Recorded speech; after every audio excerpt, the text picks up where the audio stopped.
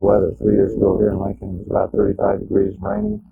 Last year out there, it was very bad, down around 0 by the end of the game. And this year, of course, it wasn't great either. There's an option by Tommy Frazier. That was 3rd down and 4, picked up 6, and now Calvin Jones bangs it into the end zone. And of course, you only have to go 15 yards. You hope you're gonna score. But I think that was a big momentum factor, this early turnover and a quick 7 points. As you said, a short drive, Coach. 15 yards, 4 plays, 7-0 Huskers. Next possession, we'll see Ty Detmer sacked by John Perella. He fumbles, but the officials overrule it, Coach, and Colorado maintains possession. We'll take a look now, coming up. Well, I did not have a good look at this one, and really this will probably be the first time I've seen it close up. I looked at a wide angle lens. I know the players thought that they got the fumble, and there you see the ball loose right away, and for some reason it was ruled that one official gave us the ball, and then somebody else decided that he was down. So, well, you're going to get a better look even here, Coach, and about the only way they could say is if this forward progress was stopped, because that ball was loose. They came over and told us that his knee was on the ground. It doesn't look like it, does it? So I think John maybe thought he had one there, and I'm sure he was quite amazed at the turnaround and the decision. What about the effort of John Perella yesterday, Coach? I thought John played a great football game. He never quits. Tremendous pass rush, great run player. It's hard to find a guy on that defensive line that can do it all. He can, and he never gives you a bad effort. Here he doesn't have to throw the ball away. They only had very good coverage, and the big issue with our defensive secondary was not to give up the deep ball. And of course, you emphasize things, and sometimes it doesn't come to pass. But in this case, they really did an excellent job of performing what we wanted to have done. Straight ahead play, we ran right at Colorado a great deal, and on that play we picked up about 7-8 yards. Tommy, on the option here, nice 15-yard run, gets some great blocks by Lewis and Malin on the play. Well, you'll notice that their outside backers did not appear a lot in the statistics, and I thought our tight ends did a great job of blocking them all day. And here the guard actually blocked them. Tommy has not blazing speed, but he has good speed, and he has good strength and good balance. And see him there taking care of the ball. And one of the best things, he's played two pretty complete ball games now, both fairly tough games. And as a freshman quarterback, has not yet turned it over, which I think is a real testimony to his ability. And here we ran a dive option, and what we did on that particular scheme was to block down with the tackle and wrap the guard around, and then block the tackle with our fullback, and it worked very well during the day. Another option, and another good gain of about 8 or 9 on that play. Now we went for a fake field goal. And we needed about 2 or 3 yards. I think Corey would have had it. He would have contacted the defensive back right where the first down was, and I think he just took his eye off the ball. The pitch is pretty good. You can see the big hole there, and all he's got to do is get to about the 10, or a little bit shy of the 10, actually, or beyond it. And so he I think would have made it, but that's one of those things you try, and sometimes they work, sometimes they don't. Coach, was that decision made before you went on the field, or is that something Mike Steedy can make as he's lining up there? Well, no, I made it before they went out there, and we don't ever give the kicker the green light to just do whatever he feels like doing. But he does have the option. He can't audible that. He can go right or left with it, and if it really looked bad, he could call timeout. So he could have gotten us out of it, but it was there, and I think it would have been a good play. Corey just probably didn't look it into his hands. Well, 7-0. The Huskers looking for more, and they'll get more in the second quarter. We'll have those highlights when we return. Quarter now with Nebraska leading 7-0. We'll pick up the action. Colorado has the football. 3rd down and 3. And on the play, it'll be Trev Alberts and Steve Farmer combining to stop Lamont and Warren. Tom, you really controlled the line of scrimmage here. For all afternoon, why were you able to do that? Well, I think we've got some good players up front, and I think that you see here, Colorado, this was the one option they tried to run during the day. And they've kind of gotten away from that style of football, and you can see there that they had a little bit of trouble executing it.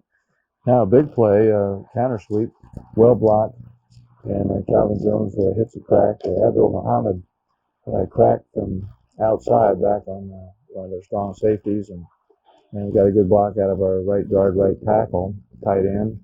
And you see again here, good job there by Will Shields. Rob Zadis was coming around here. And then once Calvin gets a crack, there's not many people going to catch him. And also, very importantly here, we had a real good block by our tight end on the right side who went down and knocked the safety off stride and our right wide receiver. And that's what really allowed the thing to go the distance. Another one of the Steve turnovers, Carver, Coach. you bet, gets another interception. Well, actually, it looked like both Tyrone Bird and Steve Carmer were in position to make the play. And I don't know what the problem there is because I can't see anything wrong with the interception. Looked like they had the receivers very well covered. But anyway, Carmer came up with the ball, and it looked like if he didn't do it, that Tyrone Bird would have. And I believe that was our second turnover of the day, and really maybe the third if you look at that one fumble. Calvin up the middle for 8. And then it'll be Tommy Frazier, option left for 15. It's a touchdown, but they call it back, Coach, because of the penalty. Our wide receiver held momentarily right down about the 2-yard line. He really didn't need to. Tommy was going to score, and so it was a correct call, but unfortunately it was something that just really didn't need to have to happen there. So now this is going to be one of the longest 21-yard drives or whatever I've ever seen because there were so many penalties. Now we get a break here, and I think it was probably a good call. The defender grabbed Tyrone Hughes early there as he was making his move, so we get a first down at the 2. And then we had a mistake here on third down. One of our there was a miscommunication in our line call, and so we had a guy come completely free, and that brought up a 4th down and 2. So unfortunately, we had to end up kicking a field goal, but we did have the ball in the end zone, and it was called out by a penalty. This kind of worry you at this point that your team was right there on the 1, 1st and goal at the 1, didn't get the touchdown, and then Colorado started to drive on you. It looked like at this point that the momentum might be shifting. Well, I think they kind of got back in the game here.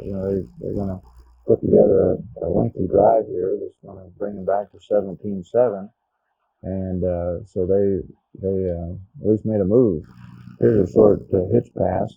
But you'll notice in this whole drive, the key thing was that we didn't give up the big play. And in this style of offense, if you make them complete 8 or 9 passes and not drop any and not have the ball knocked loose or not get your quarterback sacked, it's hard. And so you don't want to let them have the 30, 40-yard gain. And that's, of course, what we did against Missouri. And here the ball's loose, but the runner was down at that point. Now we blitzed them, we took a chance, and that opened up kind of an off-tackle seam, and they do score. And that was an 80-yard drive, and we made them go 80 about every time they had the ball. They didn't get the ball on our side of the 50. That was due partly to kicking, and partly due to the fact we just didn't have any turnovers. How key was this play here, Coach? It's 17-7. It seems like they have some momentum, and Travis gets the turnover. It was a big play because it allowed us to score here and go in 24-7 instead of maybe 17-14. This is a good job. You see, there's no way they can call that an incomplete forward pass because the ball was still in his hand, and Travis very alertly knocked it loose and picked it up, and unfortunately for us, was not able to advance it into the end zone. Well, the Huskers get the ball. Not a lot of time left here in the second quarter.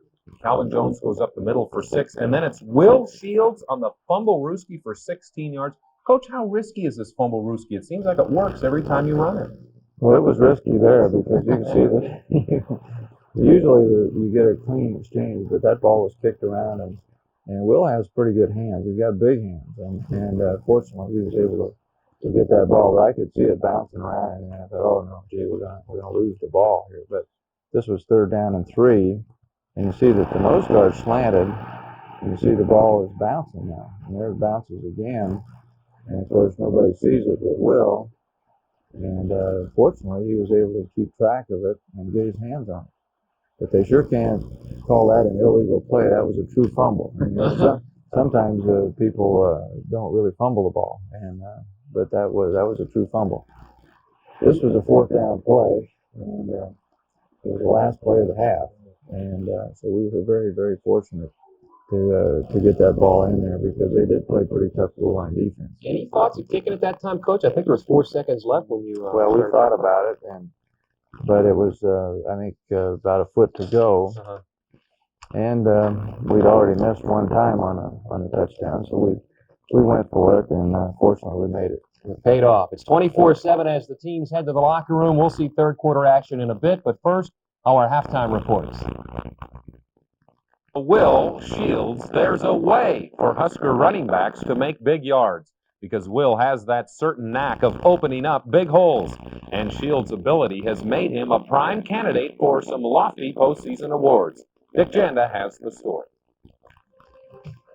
More Outland and Lombardi trophies have been won by players from the University of Nebraska than at any other school in the country. Larry Jacobson, Rich Glover, Dave Remington, and Dean Steinkuhler have combined to be recognized 8 times as the top college linemen in the nation. This year, another Cornhusker name could be added to that list in offensive guard Will Shields, number 75. The 6'1", 300-pound senior is one of 12 semifinalists for the Lombardi Award, which includes linemen and linebackers among its candidates. The Outland goes to interior linemen only. Shields certainly has the credentials. He is a 2-time All-Big 8 selection and was a second-team All-American last season. In fact, last year, Colorado coach Bill McCartney picked Shields as the Big 8 player he would choose to build a program around. As you would expect, Shields is flattered by all these accolades. It's exciting, actually. Very exciting. It's an honor, and it feels great, of course. Most offensive linemen at Nebraska need 3 or 4 years to learn the Husker system well enough to play by their 5th season. Shields lettered as a true freshman and became an All-Big 8 starter as a sophomore. He says individual awards, though, were not among his goals when he came. Brad Nessler, Gary Danielson, and Dr. Jerry Punch in Lincoln, Nebraska, where the Cornhuskers lead by 2 touchdowns with 13:26 remaining in the first half. Byron Bennett to kick. So far, T.J. Cunningham back deep has had a hard time holding onto the football on kick returns. He's got this one at the 5-yard line and then lost the handle.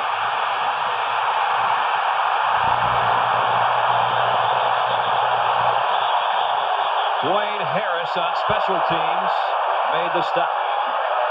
Penalty marker down as we take another look at the touchdown, Gary. Brad, this is counter Trey. Inside, they're coming this way, step for a touchdown. But the key is the blocking by the wide receiver, Muhammad, and the tight end is going to get both of the safeties from Colorado. That's what makes the play go. First, the wide receiver with the block, and then downfield, Gerald Armstrong frees him, and Jones is gone. And the only thing he really does wrong right here is right about at the goal line, he's going to drop the ball.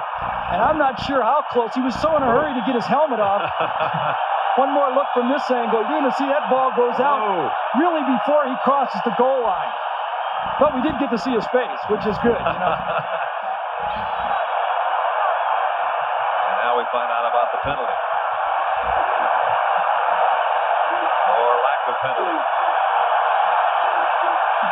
Uncalled at the 11-yard line. First down, Colorado trailing by 2 touchdowns in a 3-wide receiver group to the right of Detmer. And he almost had it intercepted. Again, Carver came flying in there from the secondary on a pass intended for Mitchell. Boy, Detmer better keep his eye on number 31. Carver's had his hands on those passes about 3 times today.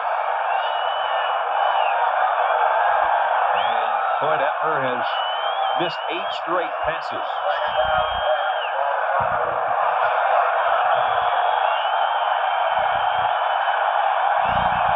Second and 10, Buffalo.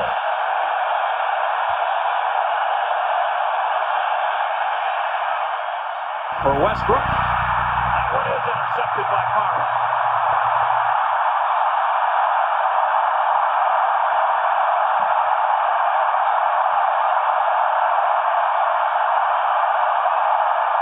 Carver is just sitting back as a free safety this time, reading Detmer's eyes. Detmer's going to look right the whole time, and that's what brings the free safety to the side to make the play. He thinks he has Westbrook man-on-man, but he forgot about the free safety in the middle of the field. You can see it, he's just laying it up. He thinks he's got his best player one-on-one, but he forgot to get that free safety out of the way. Second interception of the year for Carter. Right back to the ground game go the Cornhuskers as Lance Lewis, the fullback, takes it straight ahead for a couple.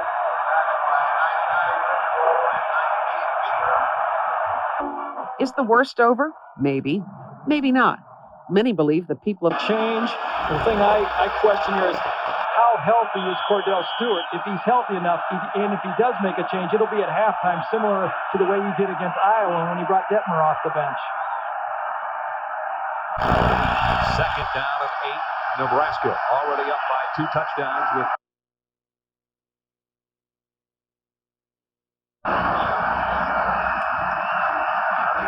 Frazier with Jones.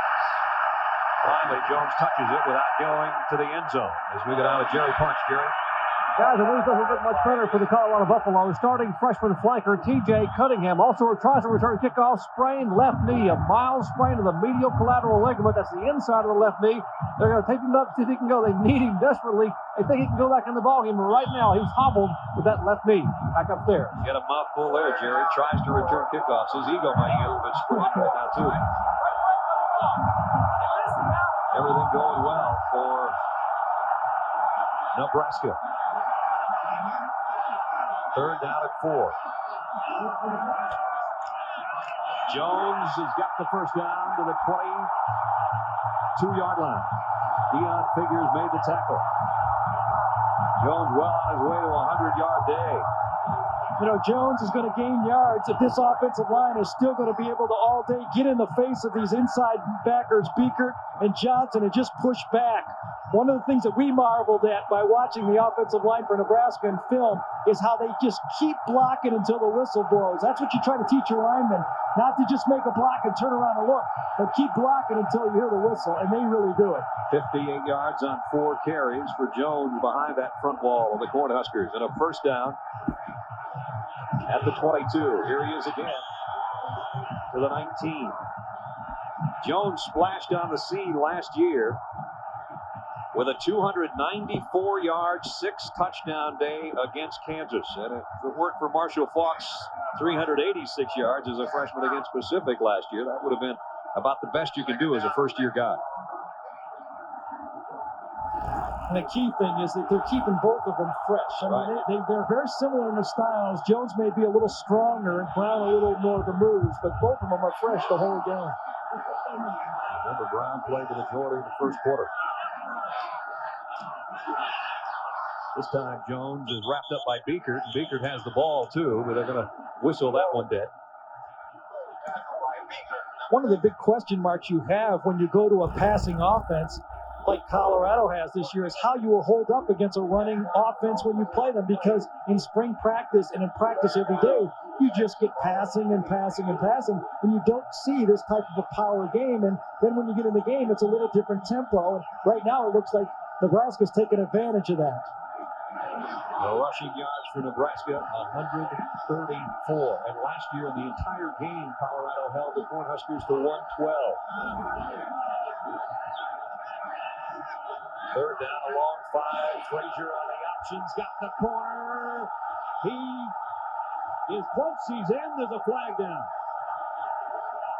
Penalty marker down.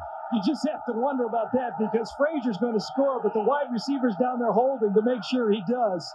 No doubt about it. He was holding right at the end of the play, and that's going to run it back. There's the call Gary's talking about. That negates Smoking Tommy Frazier's would-be touchdown run.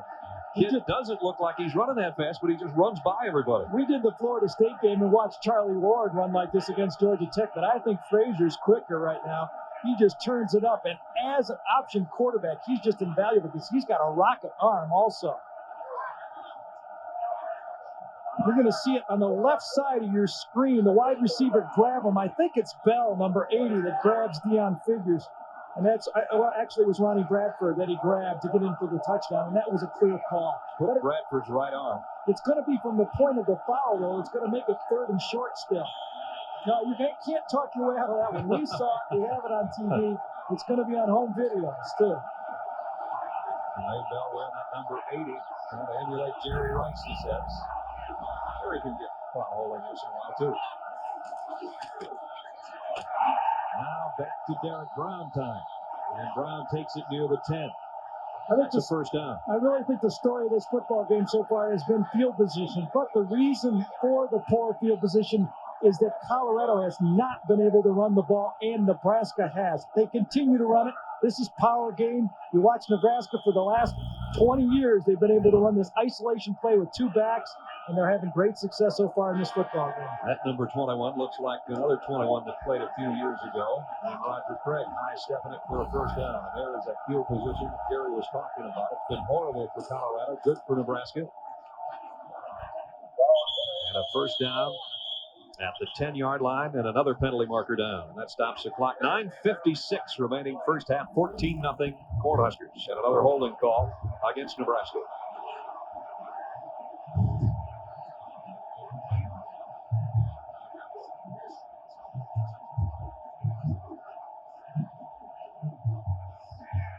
With a penalty being walked off, we're going to walk it back to Tim Brando. Tim? Georgia's offense finally coming alive. Hastings is used no more than a decoy here as a safety valve. Zaire looks him off and then finds Hassan Graham. 13-yard strike, 23-14 at the cocktail party. Under 10 minutes here, Nebraska out in front, 2 touchdowns. First and 19 coming up after the holding call. Backs the line of scrimmage to the 19-yard line.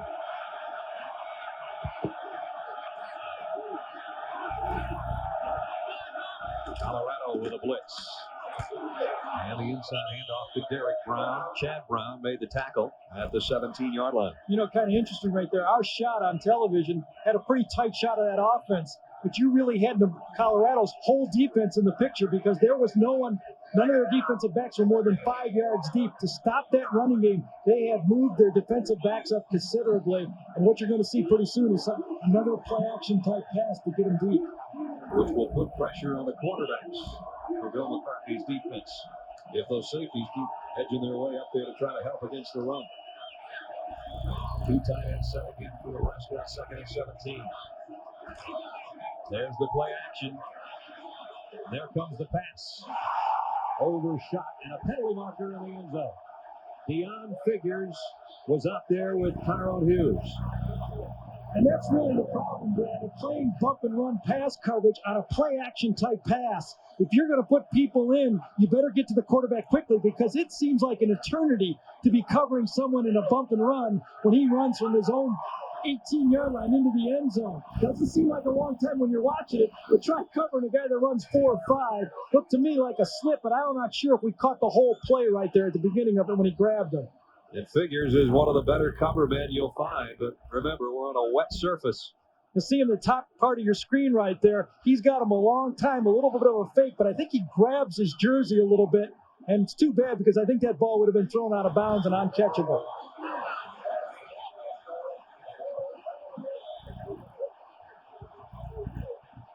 And now Nebraska at the 2-yard line. You know, you can really see the game evolve from up here. You just saw those safeties coming up, and you just knew that Nebraska was going to go to a play-action pass and test them to see if they were there. Calvin Jones has already scored the 2 Nebraska touchdowns. First and goal at the 2. Calvin Jones close to the goal line. It'll be second down. Ted Johnson and Deion Figures and a host of others for the Buffaloes make the hit. It's been an offensive line game for Nebraska so far. They've been pushing around the Colorado defense and giving room for these big Nebraska backs to hit it up in there. That's a lot of yards when you started out first and goal. Second and goal with 8:10 left first half. Frazier himself didn't get there. Went airborne and was met by Ted Johnson. A goal line stand would be exactly what Colorado needs here.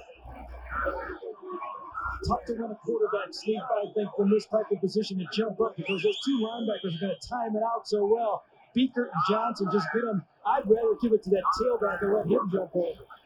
Maybe that's just a passer. Third and goal, Nebraska. Jones, and he goes down too.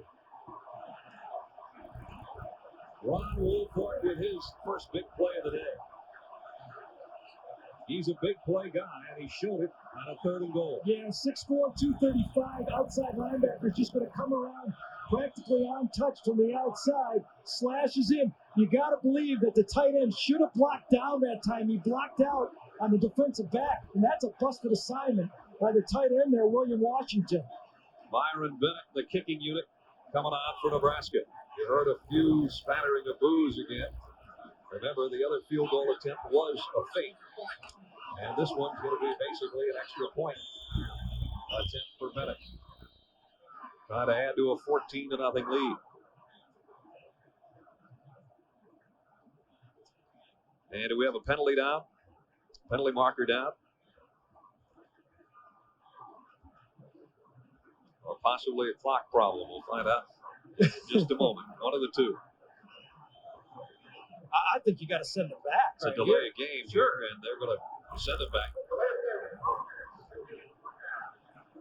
Colorado accepts, takes him out, and now it's no longer an extra point attempt, if you will, but rather a field goal of close to 24 yards. Nebraska really had a busted assignment on that play for a touchdown. And that, you wonder, whenever you've gotten the goal line, how you can make a mistake like that. Myron Bennett from 24 yards out. Getting it right through the middle.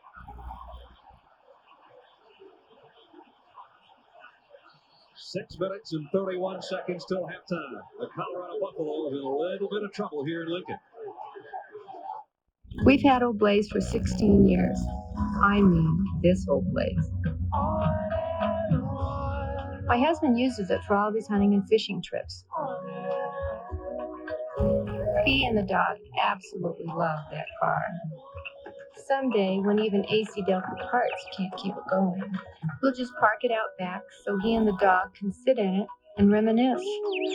AC Delco Parts. It's like buying time. You probably think the best American car value is some little econo box you have to settle for, right? Nope. It's a Buick. The luxurious Buick Park Avenue. That's according to the Complete Car Cost Guide.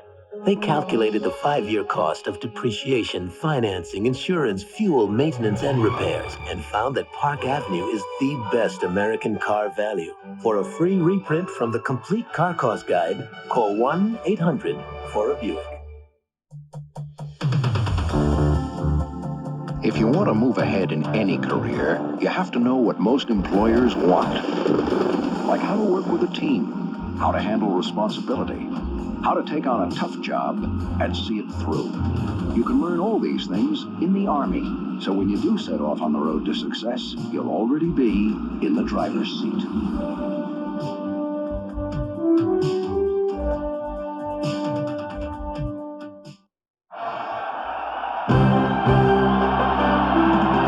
ESPN's presentation of CFA College football is brought to you by Buick and your local Buick dealers. Remember Buick, the new symbol for quality in America.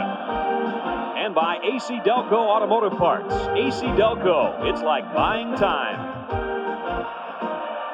6:31 our time left. First half, 17-0 Cornhuskers. Bennett to kick, a new man back deep. Eric Mitchell in there now with Cunningham out with the injury. And it's Mitchell from the 4. And still, they have a hard time getting out to the 20-yard line. The Colorado offense, again, has to work inside its own 20. Time right now for our ESPN student of the game. Jim Scott, the center, senior from Ansley, Nebraska. Business administration major. He'll graduate in December with a 3.2+. He's a academic All-Big 8 honor roll member. And there he is. He's a good one, too. Our congratulations to him. From the 19-yard line, Colorado down by 17 points. Detmer got it out to the 31 of the first down. Eric Mitchell. You can see Colorado's going to go to a no-huddle offense.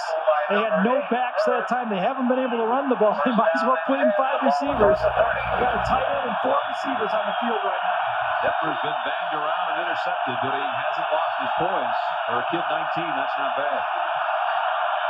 They're coming after him again. And he got this one completed across the 35. Ray Caruth, another freshman, made the catch. Mike Anderson, another stop. I'll tell you, Colorado has just not been able to handle Trev Alberts, number 34. He led the team a year ago in sacks, and he is putting pressure over the left side, the blind side to Detmer. Derek West, the left tackle over there. He's got his hands full. Again, they throw that little screen, if you will, intended for Ray Caruth. This one's incomplete. It would have been a first down, I think. Perella's down there complaining about being held again. I think that was part of the game plan, is start early complaining about holding. It's like a guy guarding your basketball. You start working the officials early, you're going to get a call. If you're going to hold Perella, you better have big hands. 3rd and 5. Boy, Detmer's number is not impressive. Penalty marker down. Detmer went down. There's a marker in the secondary and one in the backfield. Yeah, you're going to get both this time. You're going to get pass interference and roughing the passer tacked on top of it that time. I don't think you're going to ruffle Coy Detmer. He's got a lot of his brother in him, and the more you try to hit him, the more he gets into the game. I really believe it. He's got the makeup and moxie of a quarterback, and he was born with it. You remember Ty Detmer's games where one shoulder would go separated, and then another one, and then a cut on the chin, and he just kept getting back up. We talked to Bill McCartney about that yesterday. And pass interference, which would be a spot foul. Personal foul, roughing the passer is the penalty will be accepted. 15 yards and the first down. He talked with us about the Oklahoma game and the fact that the Sooners really just try to take Detmer's head off in that one. Well, really, when you start a young quarterback, that's what you try to do, a passing quarterback. You figure you can intimidate him, especially a guy that only weighs 165 pounds. But I don't think he heard of that word before. He just needs more protection from the outside. His 2 tackles are just not handling the stunts, and the pressure is coming from the 2 outside backers, Kill and Alberts. Nebraska really only has 2 down linemen in the game. They're going with a dime package. Colorado with the ball just shaded on the Nebraska side of midfield. Detmer in trouble again.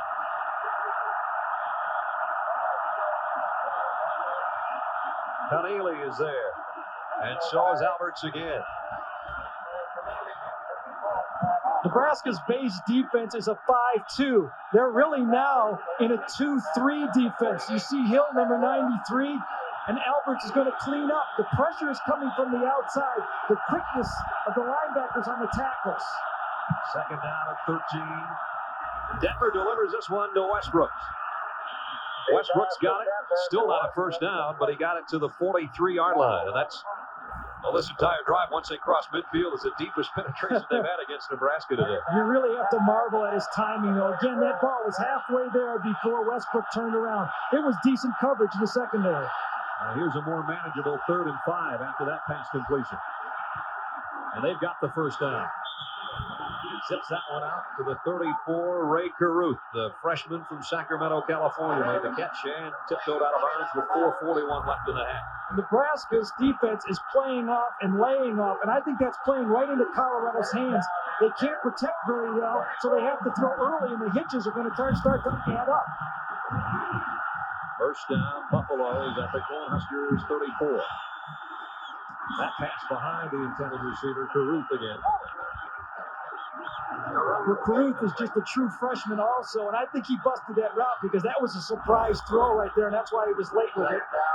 Bill McCartney told us that this kid is something special. He's going to be a great receiver before he leaves Colorado. Had his best game last week. 5 catches, 67 yards, and a touchdown. And the route over Kansas State, 54-7. There he is as he trots out to the top of your screen. 2nd and 10. Detmer hit as he threw, got it complete to the 20-yard line, Charles Johnson. And a first down. Well, I tell you, there are guys coming in his face. I'm standing up here, and you really have to marvel at his timing of throws with guys coming right at him. You see to the outside, it's man-to-man out here. This guy on this one on that one, but the pressure inside is what's really making the difference in this game. This ball is delivered to the outside and boom, right on the numbers. Good execution. I tell you what, after holding Nebraska to a field goal down on the other end, and if they should take it in and score in this direction, this would be about a 10-point swing for Colorado, even though they still trail on the scoreboard. And with 4:12 left, Boy Detmer wants to talk it over at a timeout. Buffaloes, they trail Nebraska 17-0 here at Memorial Stadium.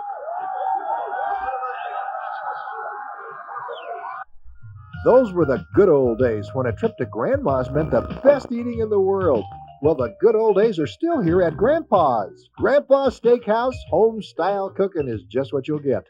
Join your friends and your family at Grandpa's Steakhouse. Have you been told you're uninsurable? Well, you better believe that more and more standard companies are dropping people for fewer and fewer violations. So what are you going to do? You better call Barney Insurance, 237-2222. In Kearney, there is only one place to turn for all your electrical, plumbing, and heating needs. Turn to the Inside Guys, Anderson Brothers. More than all the others, Anderson Brothers. Electric plumbing. Protect your home's exterior from the elements with a new siding job with Midway Insulation and Siding. Come see Sandy and Paul for professional advice from start to finish. And remember, all permanent steel and vinyl siding comes with a transferable lifetime guarantee. For a free estimate, call Midway Siding today. It's the stuff of fantasy. Great golf in paradise. Don't miss the Senior PGA Tour season finale, the Kaanapali Classic, Saturday and Sunday from Maui, only on ESPN. I'm Chris Berman. Join us Sunday at noon Eastern Time for ESPN's NFL Game Day. We'll talk the other great Barry running back, Barry Foss for the Steelers, the unknown Dallas Cowboy defense, and the science of talking tough. We'll talk tough on Sunday. With Gary Danielson and Dr. Jerry Punch, Brad Nessler with you in Lincoln, Nebraska, where it's the Cornhuskers by 17, but Colorado has taken it 6 plays and 61 yards. 1st and 10 at the Cornhusker 20. Detmer with more time this time, but incomplete intended for Johnson again. John Reese was over there covering. The Colorado coach is impressed with this young man, number 6, Reese, a junior out of Houston. Yeah, he played as a true freshman here in 1989, but lost the whole year in 1990 with knee. But he's come back, he's got his speed back, and Bill McCartney told us that he can really cover. 2nd down and 10, still plenty of time. There's what the drive has done so far. It's taken only 2.5 minutes to go from their own 19 to the Nebraska 20. Quick rhythm pass again and complete. Westbrook, great stop at the 12. You talk about putting the brakes on. How about Westbrook stopping before the sideline, and he's got it 1st and goal at the 3. You can't believe how tough of a throw this is. To get rid of this ball, you throw it about 25 yards, and it's thrown with timing. As soon as Westbrook turned around, that ball was in his stomach like a handoff, and Westbrook is just so good after he catches the ball. He turns around, boom, that ball is right there in his stomach. He almost like he's going to go out of bounds, but turns it up. It's a huge drop. Westbrook with that catch, the single season receiving leader as far as number of receptions. And on the ground, Colorado scores. James Hill for the touchdown.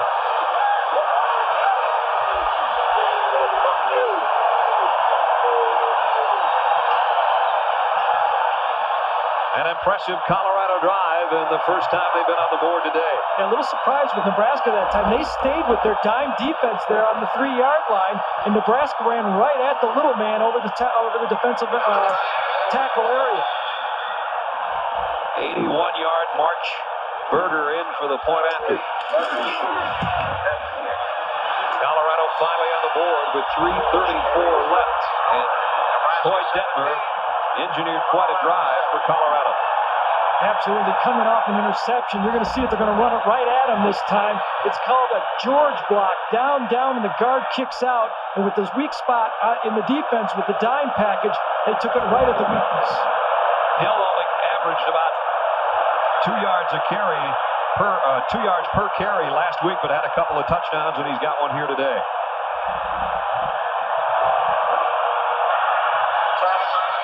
He's the one that finished it off. But, Gary, you can't say enough about the freshman Detmer on that drive. Yeah, 6 for 9, 62 yards, but he was in control the whole way. He came up. Remember, he started with a no huddle. He caught Nebraska a little off balance. They had pretty good pressure on him, too, but his accuracy of his throws are what paid off.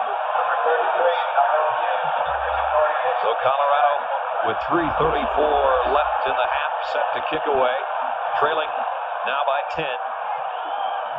The conditions, by the way, if you can't tell by watching the game, certainly haven't improved and, in fact, have deteriorated a little bit, and the wind has switched around a bit as well. Sold out Memorial Stadium in Lincoln, 187 straight sellouts. The place is packed and has been since a couple of hours before game time. It is homecoming. Nebraska has won 23 in a row at homecoming. Berger, the kick. This will be Corey Dixon at the 5-yard line. Dixon out to about the 22. One more look at the touchdown right here. You see, this is still a nickel, and this is defensive back, and that's where they're going to run the ball. They're going to block, and kick out right into the weakness of the defense. The guard comes out, kicks out, and you got a defensive back trying to make a tackle on a running back near the goal line. Very surprised Nebraska didn't go back to their 5-2 look.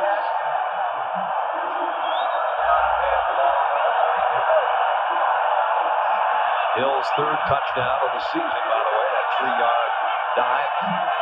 And now Nebraska with a first down at its own 22. The counter. Jones broke one tackle, but he couldn't get away from Beaker. Beaker will put some tackles on you. Gary mentioned it earlier. Came in with 383 career stops. Last year he scored 2 points on a blocked extra point attempt by Nebraska, so he was part of that 19-19 tie a year ago.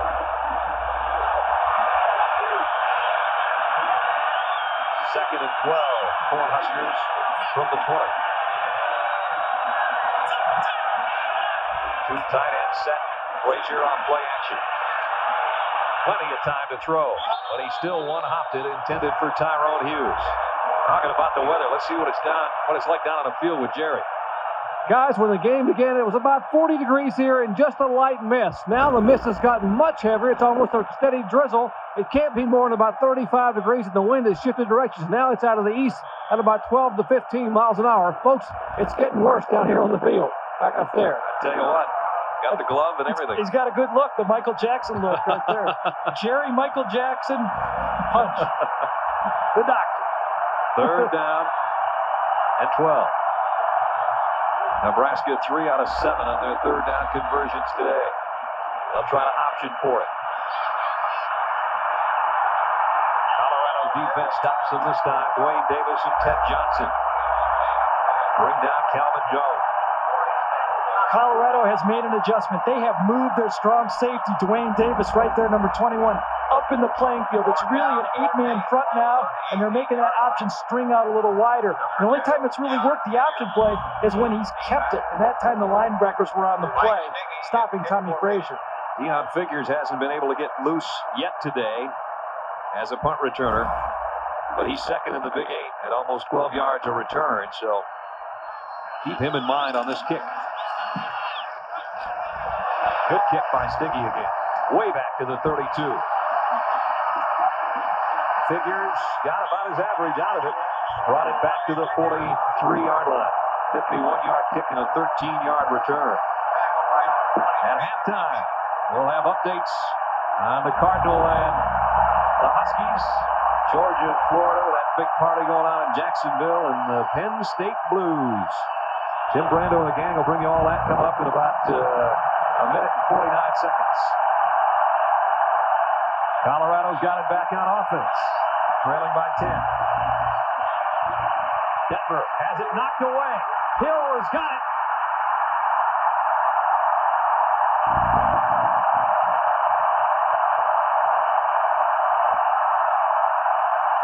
Usually a quarterback is bothered by pressure up the middle. It has been from the outside. It's been coming from Travis Hill, number 93, and Trev Alberts. This time it's Hill, the bottom of your screen. Watch as Detmer moves up in the pocket. Hill's going to pick his pocket. Takes it right away from him, and if Detmer doesn't make this tackle right here, that's going to be 6 points. You wonder why Travis Hill's up for the Butkus Award. Tried interception and a fumble recovery already today for number 93. And sets his offense up at the Colorado 27.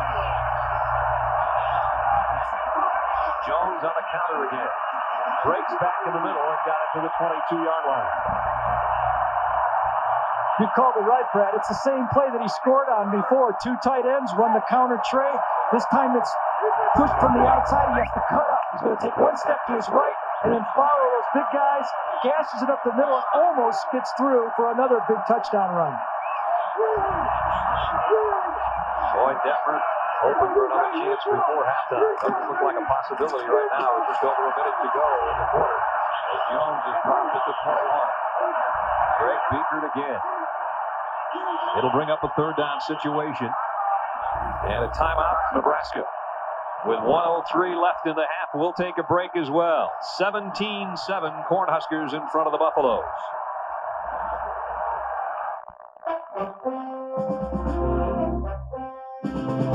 Only Delta gives you more flights from over here to over there.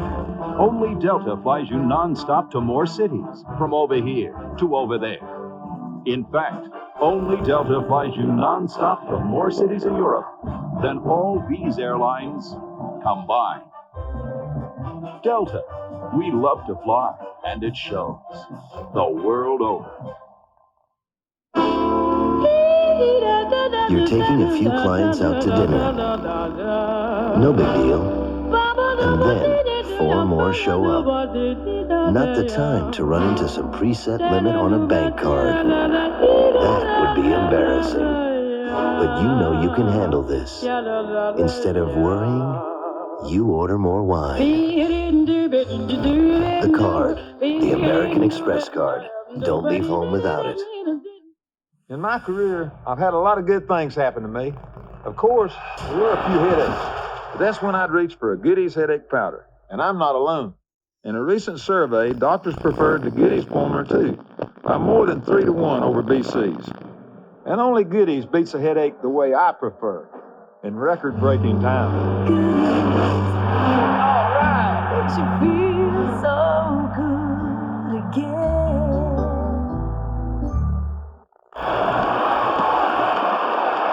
63 seconds from halftime. Nebraska by 10. A 3rd down and 4 for the Cornhuskers. 8-man front. It doesn't pay off. Will Shields has got the football. The old fumble-rooski on that play. You could have a 10-man or an 11-man front on that play because nobody expected Will Shields to get the ball. I was going to call that play. Yeah, right. They just lay it on the ground, and the big right guard is going to pick it up. You see it steady on the ground. Shields picks it up right in the middle of your screen. He's not 4'5". He's not 4'6".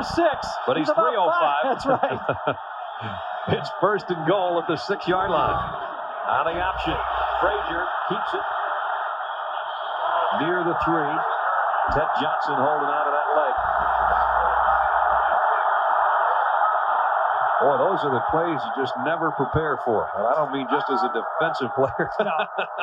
If you're willing to take that gamble on offense, and that's really the second one that Tom Osborne has done in this football game. Remember the fake field goal earlier? That's right. And that Will Shields has this little smile on his smirk on his face. He probably had it breaking the huddle that time, too. What a great football player he is. First player for the state of Oklahoma ever to play for Nebraska. 2-time All-Big 8 player. Yeah, and he was all Big 8 as a true sophomore. The first time that's been done here, too. Somebody asked Bill McCartney during the offseason who he would start a program with in the Big 8 when they got together for their Big 8 conference. He picked this guy. Yeah, I wonder if he went as a running back or a guard. Candidate for the Lombardi Award picks up a gigantic 1st down for Nebraska with 30 seconds left 2nd and goal at the 3, and Tim and the gang coming along at halftime with updates on those games and all the finals from earlier today. We'll also keep you posted on what's going on with the Kansas Jayhawks, who are in first place in the Big 8 with a perfect 3-0 mark. These two clubs trying to get near the Orange Bowl right now. Nebraska just trying to get in the Colorado end zone again. Frazier keeps it. Inside the 2. Ron Woolfolk and Ronnie Bradford stopped him. Clock ticking down to 15 seconds. They'll go without a huddle. Down to 10 seconds. Frazier. Jones airborne, didn't get there. Flag down.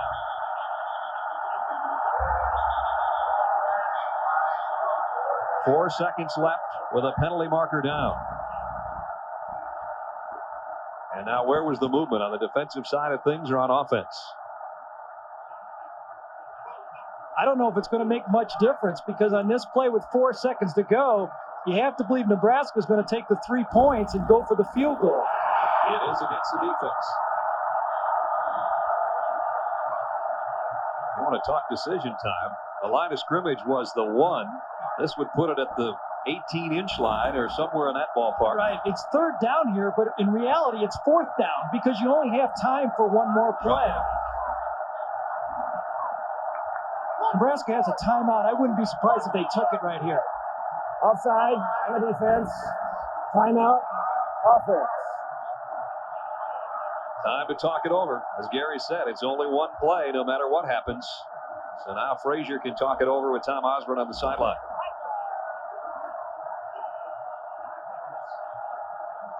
They are definitely. Nebraska's going to try to go over the top on the previous play, but he's just hit at the top of his jump and driven backwards. You can see it right here one more time. Comes to the outside and over the top. You see those linebackers just jump high enough to push him back. Tries to run out of it, but I assume the whistle had blown. You're going to see one more look at the Fumblerooski play right here. The snap to the quarterback, and he's just going to start out like an option. The ball's set on the turf, and then Will Shields, number 75, picks it up, frees it right there. That's him right here. Big guard, 305 pounds. He's got the football. The option is taking place over here, and everybody's turning their heads, and he has the football going down, driving through it. I'd like to be a DB coming up on that team. Forget it. Nebraska, the top rushing team in the country, coming in, showing why. They're going to go for it. One play till halftime. Will it be a defensive stop for Colorado or another Nebraska touchdown? We're about to find out.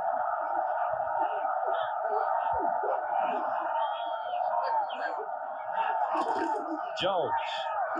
He's in.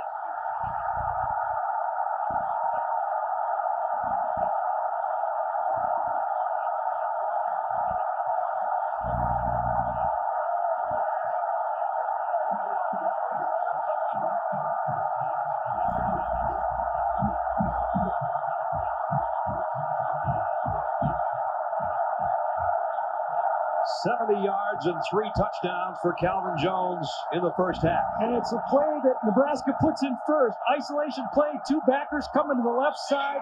This time they don't blow an assignment, and you can see he gets it into the end zone for a touchdown. And the point after by Byron Bennett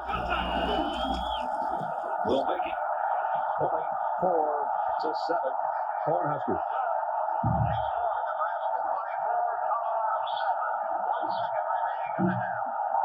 And that's a coach that's going to have to be happy heading to the locker room with what appears to be a 17-point advantage. Again, that touchdown went to the left side. And Brad, the left side of that line, Lundberg, Malin, and Scott all played 8-man high school football. 2 of them were walk-ons, and they were the ones they chose to run this ball to the left side for the touchdown. And how do you feel as a coach when you make that call, a gutsy call in the final stages of the half? It's just another day at the office. He was very calm yesterday when we visited with him. He said, we've got a great Russian football team, good backs, and Tommy Frazier adds another dimension to the football team that I haven't had with a speed quarterback in a while. And all the great linemen that Nebraska's had over the years, the Remingtons and the Steinkuhlers and that group, and Tom Osborne thinks as a group maybe this is the best front wall he's ever had. That's saying a lot, isn't it? You got to believe that. This is a team that's just been a Russian powerhouse for the last 20 years. 1 second left, so you would assume that Byron Bennett's going to squib one downfield here. And Tommy Frazier, the true freshman, making only his second start in that red uniform, and he's done a nice job today. But again, as Gary said in our open, when you've got running backs in an offensive line like he has, as long as you don't make many mistakes, you've helped the cause. Yeah, he hasn't done it really throwing, but his speed has really been something to watch in this game. Expect this one to be a line drive. Goes directly to one of the up men, Scott Phillips. He takes it to the 34-yard line of the first half has come to a close. Nebraska at homecoming. And they've got the big lead on Colorado.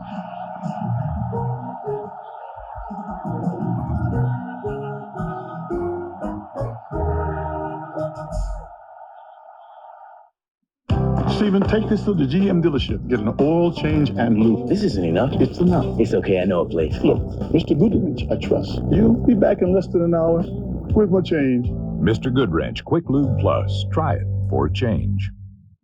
On November 13th, Budweiser will make the world rumble, rattle, and roll when two of the most devastating powers on Earth collide. Evander Holyfield, Riddick Bowe. Live on pay-per-view from the Mirage, only one will walk away the undisputed heavyweight champion of the world. Brought to you by the King of Beers.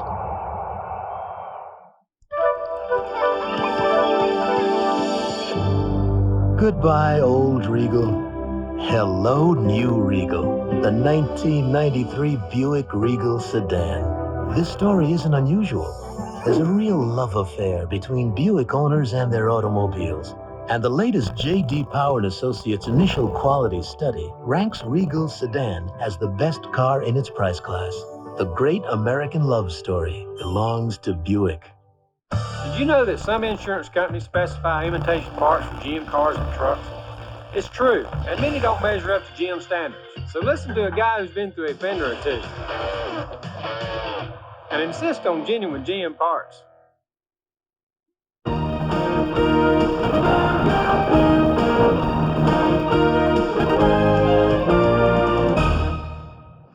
The Great Pumpkin and Lee Corso are both here with yours truly, Tim Brando, the man that coached in more homecomings at Nebraska than any other team outside of the Big 8 Conference. All right, we've got a lot of scores to bring you up to date on, including games that have concluded now in the Big 8 Conference. Kansas winning over Oklahoma State 26-18 in that ball game. 3 field goals by Eckloff. That was the key in the ball game.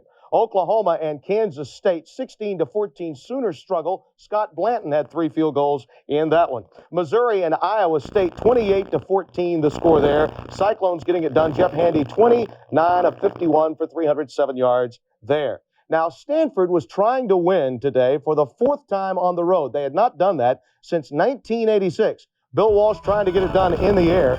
But look now, it doesn't take the Huskies long when Napoleon Kaufman gets the ball. Kaufman will field the punt.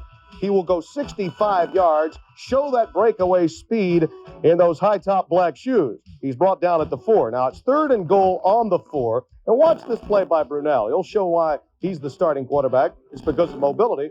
Brunell will roll to the left. He can't find anyone. He's pressured back. Finds Leif Johnson in the end zone. Touchdown, Huskies. They really haven't looked back since. That gave them a 21-7 lead at the half. And to make matters worse for Stanford, Steve Stenstrom left the game with a severely strained left arm, and that's the story there. Oregon taking on Washington State. Drew Bledsoe not out of the gates as of yet. The Ducks have scored just 13 points in the last 2 games. They have a 6-point lead. A&M and SMU, the Big Pony wouldn't be happy about this. 41-7. Greg Hill with 24 carries, 138 yards on the day. Rodney Thomas also a factor. BYU taking on Penn State. And Joe Paterno really having a rough time today, and it's largely been because of this man, Eric Dredge, on the receiving end this time of a nice pass from Ryan Hancock. Kalen Hall will then pull in from 5 yards out, 7-3 BYU. Second quarter, folks, this is bad blockbuster video for Penn State. Hancock with the pass over the middle to a streaking Tyler Anderson. He will go all the way 80 yards. That made it 27-3. You know, the Cougars really never looked back in Provo today. In fact, a late score by Penn State and a 2-point conversion. Otherwise, it would have been a 30-9 ball game. Now we take you to the old cocktail party in Jacksonville, and that means it's time for Frank Harvey. That's right, Frank Harvey, not Garrison Hurst. He's playing because Max Strong was injured, the fullback. He'll break it away, 80 yards, Dogs up 7-3. As you might expect, Steve Spurrier, recognizing that he's 19-0 in Northeast Florida, is a little bit ticked. The Gators respond, though. Larry Kennedy breaks through, blocks the punt. Ball goes out of bounds, and that would set up Eric Rett on a touchdown pass from Matthews. The Gators are now leading at 23-17, but look out, Eric Zier is beginning to warm up to Andre Hastings on several occasions. San Diego State and Colorado State. Take a look at this. Marshall Faulk runs into his lineman. You saw the few yards for Garrison Hurst so far. He had to leave the game. Did come back, 18 carries, 60 yards for him. That would force David Lowry to become a bigger player in this ballgame. As you see, he will find Shear this time, and he'll take the Aztecs down inside the 10 and into the end zone. 55 yards to strike, 20-13 the final score. San Diego State wins. Falk only 18 rushes for 60 yards, and don't give it to Garrison Hurst just yet. He's struggling. 8 carries now for 21 yards as they have begun the third quarter, but a very big game, the one between Georgia and Florida. Tim, no question. The winner of this game will go and play Alabama December the 5th because neither one of these two teams will lose another conference game.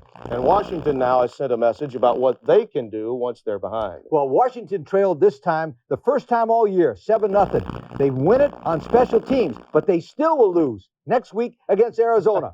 All right. You've been saying that for about a month. Stay with us. When we come back, we're going to show you why that Georgia-Florida game is so important now, given what happened to Tennessee today when they traveled to Columbia. We go to break with a look at the Ivy League.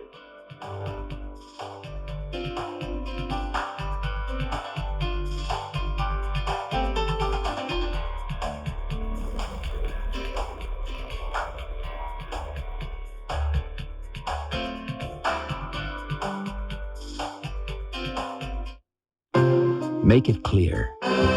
Make it colorful. Make it both. The DeskJet 550C. With DeskJet printers from Hewlett-Packard, it's easy to make it happen. This high-performance drink cleans your fuel system to help maintain peak performance. STP gas treatment, the high-performance drink for your car. Question is, can we win? Absolutely we can win because it's your country. Question is who do you want in the White House? It's that simple. Now, you got to stop letting these people tell you who to vote for. You got to stop letting these folks in the press tell you you're throwing your vote away. You got to start using your own head. On November 3rd, don't waste your vote on traditional politicians who promise you everything to get elected. Vote for Ross Perot.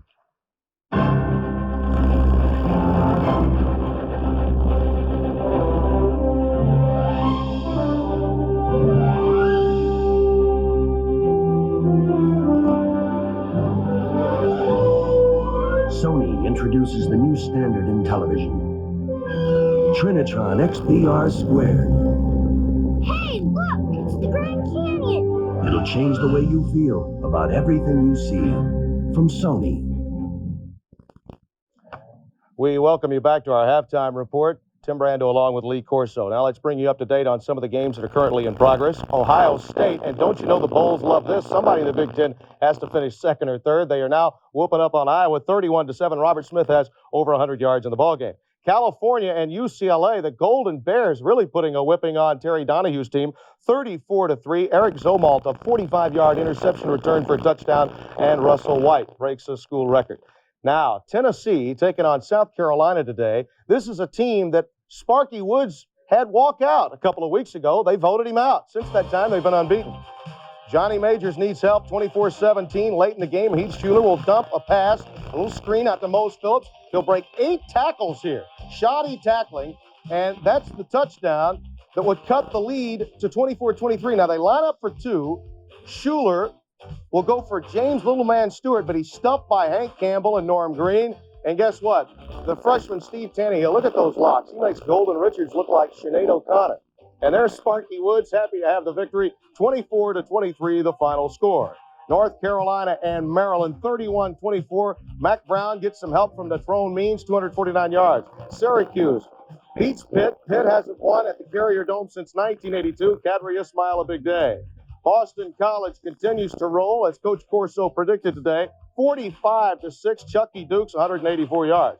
Notre Dame puts it to George Chomp's Naval Academy, 38-7, but the Middies did score. Big news. Michigan taking on Purdue. As seen earlier today on ESPN, Eric Hunter had a remarkable day. Watch, he'll roll right, and then he'll find Scott Green in the end zone. 17-7, they led at the half, but then in the third, Purdue suddenly realized Elvis was alive.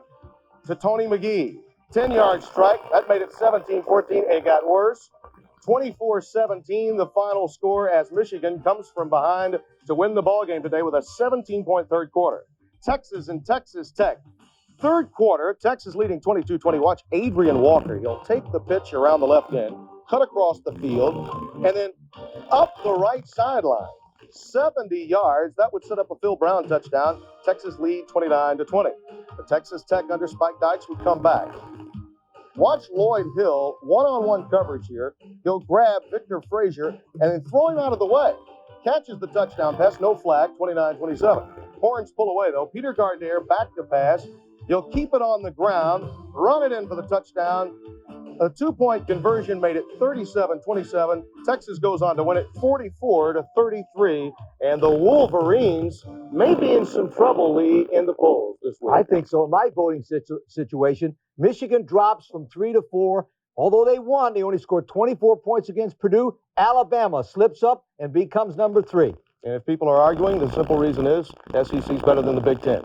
In your opinion? At this time of year, anyway. All right, stay with us. When we come back, we've got many more scores that we need to pass along. As we go to break, let's take a look at the top 20 in Division 1 2A.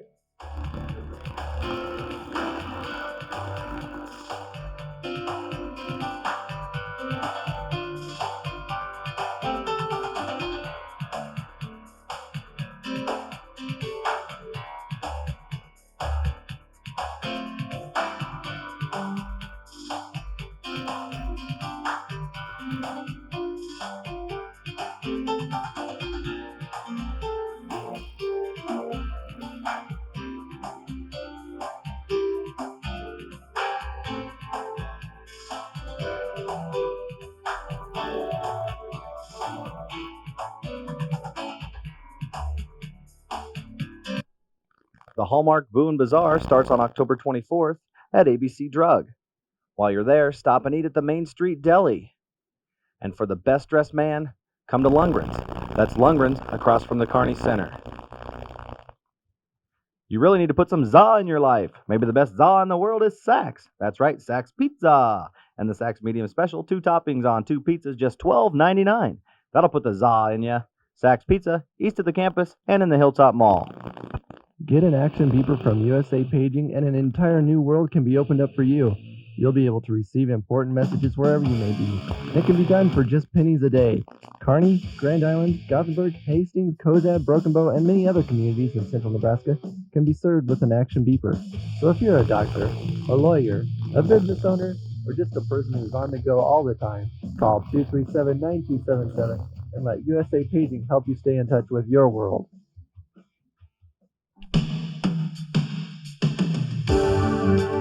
Real world experience. The Real World. Diana Romero, an undergraduate who's working on it at the University of Colorado. Where do we get started? Diana works with local leaders in Denver's 5 Points neighborhood. Grassroots. Real World. the University of Colorado. We want our students to go out with knowledge that allows them to make a difference in the world. Athletics has affected my life in positive ways. I think the concept of team can't be learned in any better way. I've seen a lot of guys who are good enough to get into college and thought they were good enough to get into pros, and so they weren't really concerned about their college education, and that's backfiring on them now. So I can't overemphasize how important your education is. There's nothing like it. This message provided by the NCAA.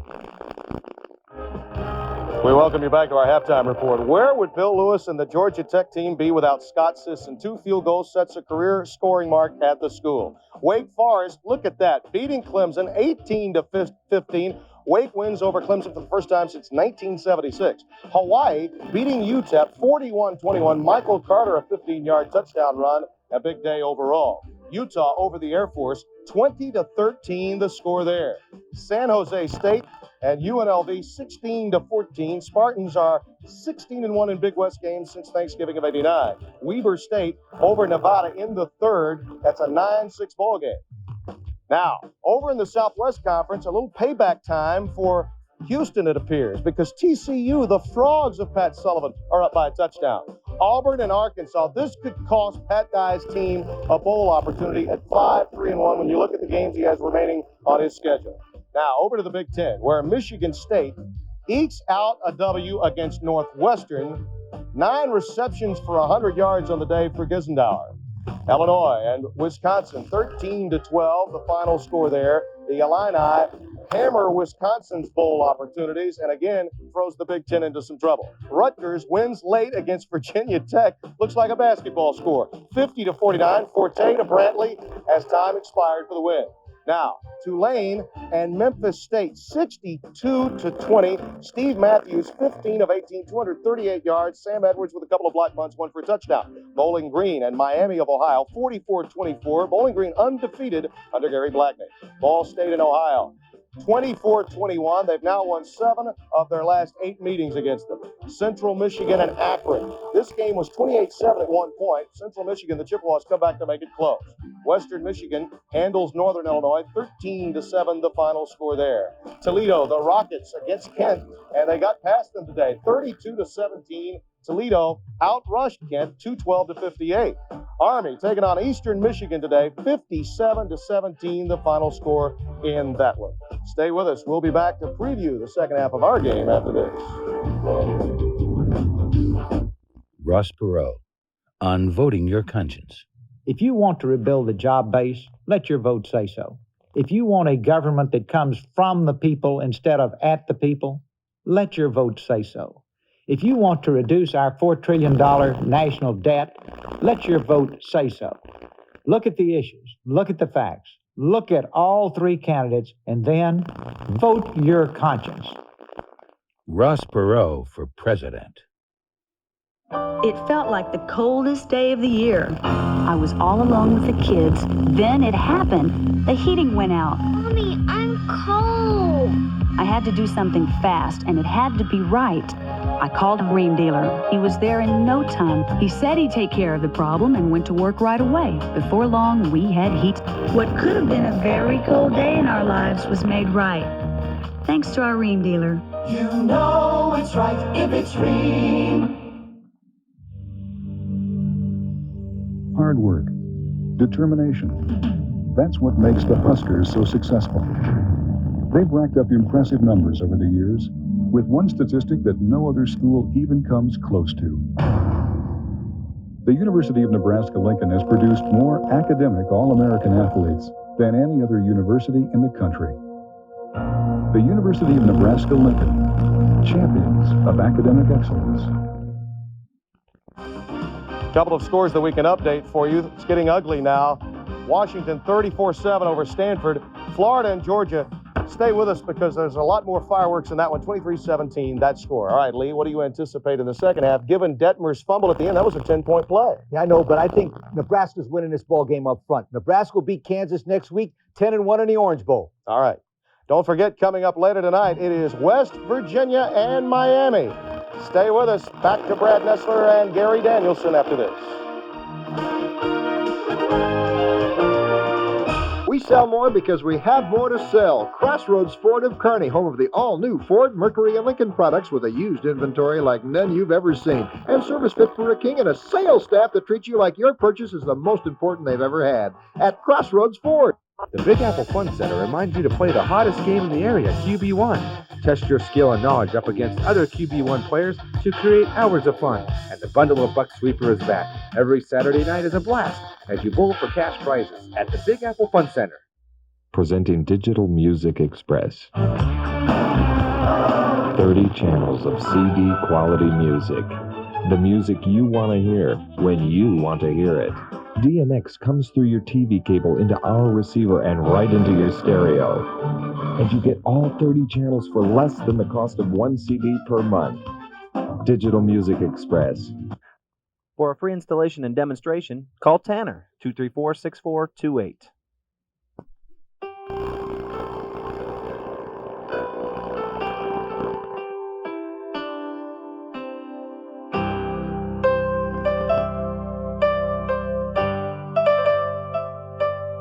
Just a reminder that kids who participate in high school sports tend to go a little farther than those who don't.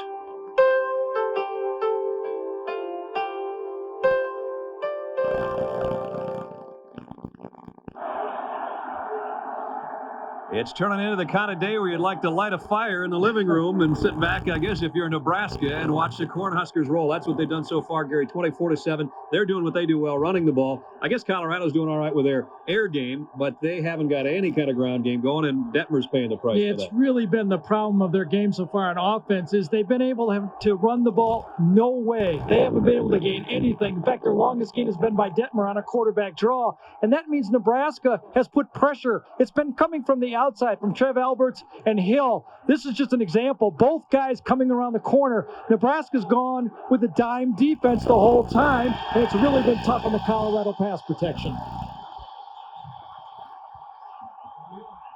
Even tougher when you're down 24-7 and you've got to give it to Nebraska to start the third quarter. Berger to kick.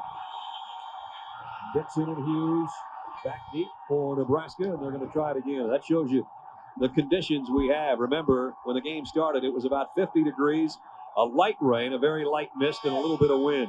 And now we've got more wind swirling around Memorial Stadium. The rain has intensified since early in the first quarter.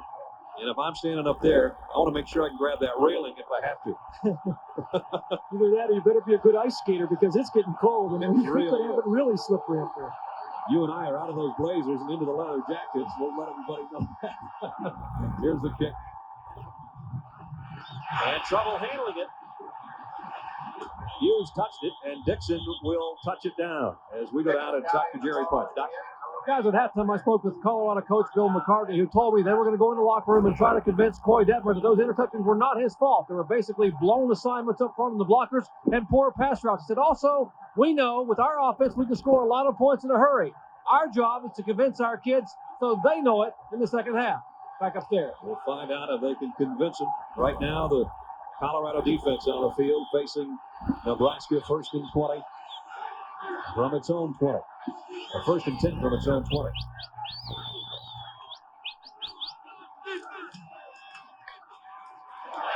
And just about the way they ended the first half, they start the second half.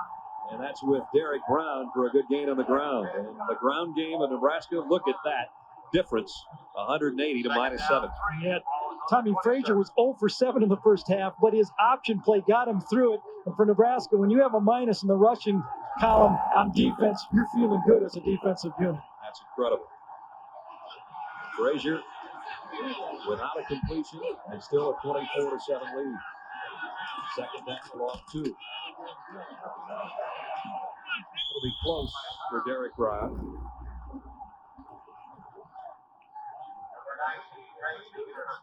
This has really been the key. I mean, it's just been choose any way you want to run this game so far. They've had equal success running it both ways. That inside left was really that big play that they had for a touchdown when Jones cracked the play and he had great blocking downfield. But they really haven't had a weakness anywhere they want to run. You can just dial a running play. They've been successful with it. Behind that front wall. Remember, they came in number 1 in the country, rushing 348 yards a game, and obviously with 180 total, they're well more than half on their way to another outing like that. And here's a first down and then some for Lewis. They don't use him much on the ground. When they do, he usually produces. Lance Lewis, first down out to the 41. Yeah, he doesn't get many carries, but with the ability to hand it off quickly in the option, you see those linebackers just to lean out to the outside, and that's just going to run right by him. And the fullback is very effective when you can run the ball wide. Cordell Stewart warming up on the Colorado sideline. And will the Buffaloes make a change at quarterback when they get the ball? I don't think so. I think Troy Detmer has done well enough. It's really not been his problem. They need to run the ball better, not change quarterbacks. Nebraska from the 41. Frazier on the option is going to keep it. And boy, did he get tagged by Chris Hudson, the free safety. That's a down goes Frazier right there.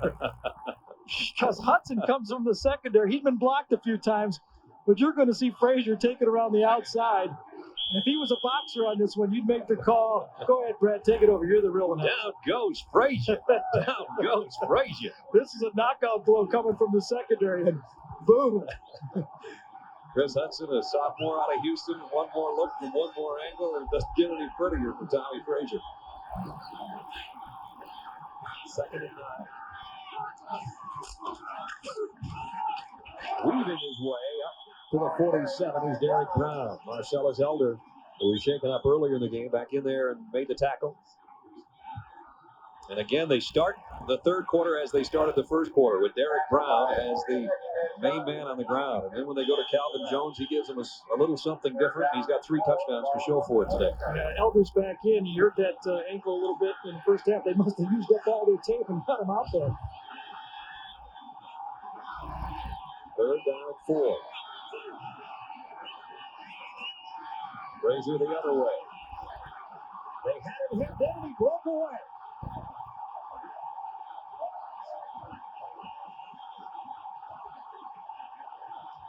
Senior and the freshman have a little chat at the end of the play, but it's the freshman that got the first down all the way to the 40-yard line. You talk about quick feet. This is quick feet. You look it up in the dictionary, you're going to see this run right here for a quarter. Remember, this kid was playing high school football last year. 1, 2, a skip there, a skip there. He's into the secondary, and he gets another handcuffed right there, but he powers through it. What a magnificent run on third down. Got 13 yards, his 4th run of 10 or more today on the option. This time he wants to throw. Complete to the 39-yard line. Vince Hawkins, the wingback. And it was Chris Hudson with another good hit defensively.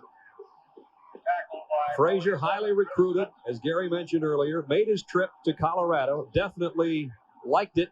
Bill McCartney thought he was going to have this young man as a quarterback. And then Coy Detmer came into the picture. And Coy Detmer's father and Bill McCartney had a little chat. And he said, we want Coy going somewhere where we know he's not going to have another true freshman quarterback he'll have to face. With that in mind, Detmer committed. They called Tommy Frazier and said, Tommy, we're full up in Colorado. He ends up in Nebraska, and he's kind of been a nightmare for him today. Derek Brown. And Elder again wrapped him up as he got it to the 35-yard line. Nebraska takes this thing the length of the field to open up the third quarter and gets another touchdown. It is going to be a long way back, and I don't care how well you throw the football. I just took the words right out of my mouth. I think this is a key drive in this football game. They go to behind 31-7. You're going to see a 2-minute drill the rest of the game, right? Because that's a lot of points to go against Nebraska's defense, especially the trouble they've had pass protecting from the outside. And of course, that Colorado group right there defensively on the field a long time today. Here's another key third down. Frazier rolls and delivers, and it's incomplete. Broken up at the 29-yard line, intended for Tremaine Bell, and Ronnie Bradford out there along with Dion Figures make the hit. Problem with that type of a pass is both the defensive backs and everybody in the stands knew the receivers were going to go just past the first down area and try to pick up the first down. So did Bradford. He played it as a first down type pass. He was right there, and he was covered pretty well. Mike Stiggy has punted extremely well today. There's his numbers. This time they won't ask him to blast one that long, but rather to put one inside the 10-yard line somewhere, which is where Dion Figures awaits. Mike Stiggy celebrating his 23rd birthday today. As we look behind him on the kick.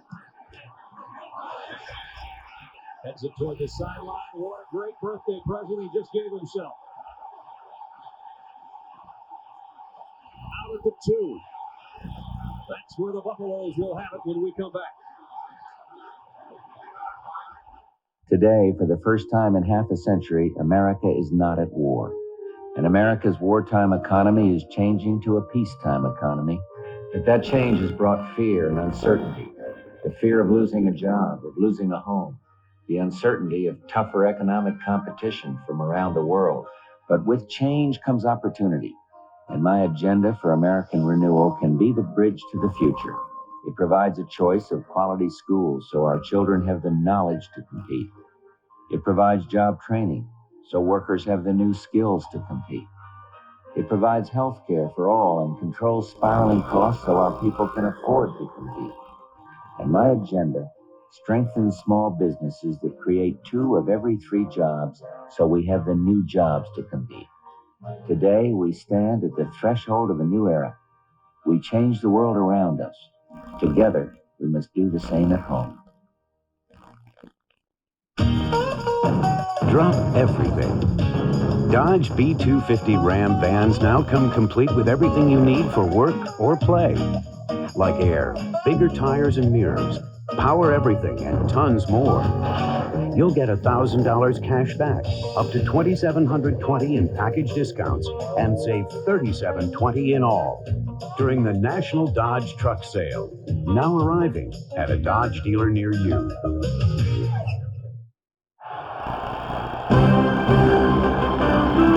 ESPN's presentation of CFA college football is brought to you by Dodge, a division of the Chrysler Corporation. And by Budweiser, the king of beers, with that fresh, pure, natural taste. Nothing beats a Bud. Brad Nessler, Gary Danielson, and Dr. Jerry Punch with you for Nebraska's 82nd homecoming. So far, a good one for them with a 24-7 lead. And Colorado has been the story the whole game with horrible field position, courtesy this time of a Stiggy punt again. Yeah, you remember they had one early in the game and they downed it on the 2-foot line. And watch this one go out like it had eyes. Great kicking job by that young man. Not young anymore, 23 years old. Time to get done punting, get a job. Maybe punting somewhere, right? Jim Hansen being helped off the field. The all Big 8 offensive lineman for Colorado. Yeah, senior goes off and a redshirt freshman, Chad Hammond, goes in. And he has to face the likes of Travis Hill. Great job, huh? 2nd and 6.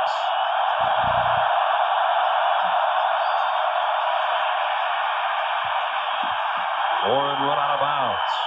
And I mean run out of bounds. Carver and Bird are over there. They have to feel a little bit for Lamont Warren. He's having a tough enough time getting it going on the ground. And as soon as he took that handoff, somebody chunked an orange from way up there in the first deck and almost hit him with it. Yeah, he's a 10-6, 100-meter sprinter, but he's having a tough time getting to the line of scrimmage so far in this football game. 4 yards on 7 carries for Lamont Warren. Yeah, the longest rushing game so far was by Clay Detmer.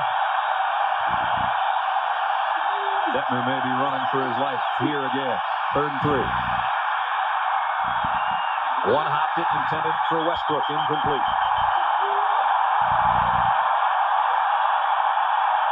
Officially, he's only been sacked a couple of times, but when you count the knockdowns and the hurries, it's been a long day for Clay Detmer. This time they try to get him out of the pocket and take some of the pressure off a young offensive line against these 2 outstanding linebackers. But it's going to be Hill again right in his face. When you're trying to throw a ball 20 yards downfield with a linebacker in your face, that's extremely difficult. Well, Mitch Berger can air one out if he can get it off. 9 men on the line of scrimmage. Dual return men in Dixon and Hughes. Back for the Cornhuskers. Line drive kick should be returnable for Hughes from the 46 to the 44 of Colorado.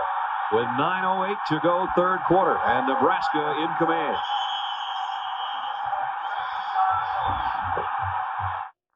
Okay, so why is it the only thing we have in common with these older guys? Give me a Budweiser. Is the beer we drink. Coincidence, perhaps? Well, perhaps there's some unseen force that binds the universe together and makes us like Bud. Or perhaps you guys could just ask them. Budweiser just isn't like other beers. Beechwood Age. It's the rice. It's the hops. Whoa, maybe we can learn something from our elders after all. A Big Mac and a Diet Coke, please. Get the extra value meal. It's only $2.99, plus you get fries. We'll just have some of yours. No, I ordered fries because I want fries. They're mine, not yours. If you want fries with dinner, get your own. Mom, could I have some of my fries? I'll just have some of your father's. No. With our $2.99 Big Mac Extra Value Meal and low-priced Happy Meals, the whole family can get exactly what they want for dinner. What you want is what you get. For a refill? I'll just have some of his.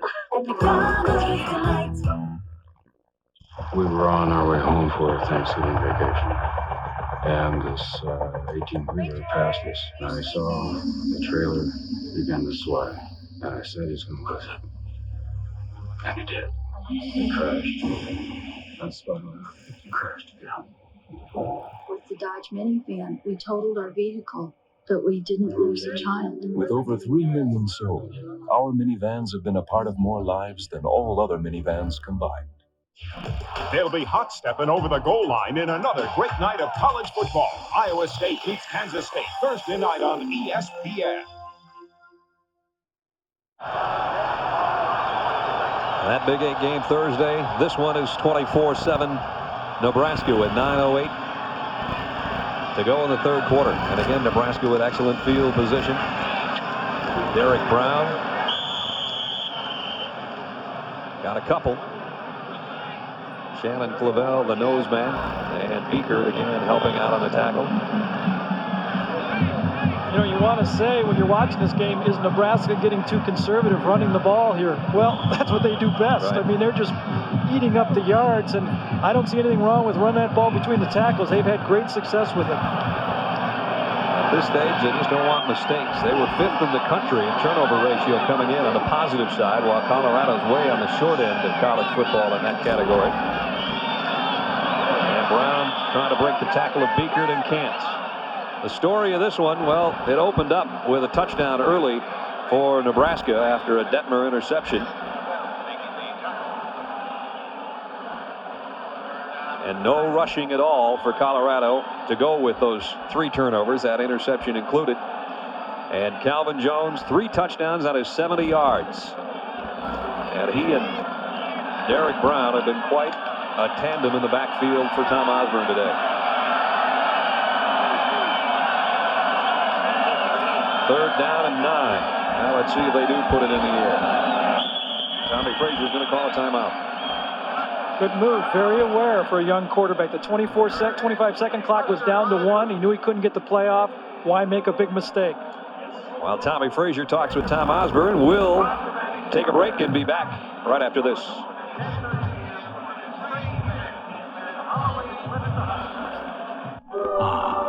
Isn't it wonderful? A tire so special, it may last as long as you own your car. The XH4. Congratulations. It's a Michelin. See LNW Service Center, Kearney. This is a waterbed from Land and Sky. It's called a soft side. Maybe you didn't know they look like a regular bed. Maybe you didn't know just how comfortable they are. Maybe it's time to come see for yourself at Mr. Waterbed in Kearney. Join all your friends at the hottest place to party in Kearney. It's the Fireside Inn. Come early and enjoy live adult entertainment. Then stay for their nightly drink specials. Get quarter draws or half-price drinks on different nights. Stay longer on Wednesdays for comedy night. The home of the good time, gang. The Fireside Inn. I'm Dr. Charles Ely. It's been my privilege to serve the Kearney area for the last 12 years. Come in and let's talk about your health problem. Using state-of-the-art rehabilitation and therapy, the Ely Chiropractic Center could be your answer to better health. It's impossible to watch all the NFL action on Sundays. Right? Wrong. See every bone-crushing hit, every big score, and every key play from every game in just 60 minutes of non-stop excitement. Football's fastest hour when you're hungry for action.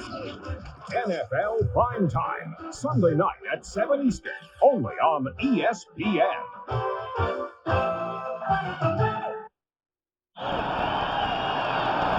Tommy Frazier, having called the timeout, brings up his Cornhuskers with a 3rd and 9. At the Colorado 42-yard line. They fake the counter. Frazier wants to throw. Man open, and he dropped it. Willie Washington, the tight end. Well executed until the end of the play. You can't get any more open than that. When I first watched the play up here, I thought it was a run all the way, and I think so did Colorado. Free safety Davis bites on it. He's got Washington wide open, but watch his feet go out from under him while he tries to stop and catch this ball. He doesn't even touch it. You see it right here. He's going to try to stop and catch this ball. His feet's going to go out from under him. And Washington doesn't even touch the ball or slow it down on that. Well, time for Mike Stiggy again. 2 inside the 5 today. This one just barely made the end zone. We talked about turnovers and how they can be key to these two teams. You talk about opposite ends of the spectrum. Colorado came in 104th out of 107 Division 1A schools, and they've added to that minus 11. Minus 14 turnover ratio. And look at Nebraska, 7th best in the country at plus 11. Yeah, they've been dodging bullets with those turnovers all year, only tying one football game, but it's bound to catch up with you. It looks like it is today so far. Here's the freshman back out there, Detmer. 1st and 10, Colorado.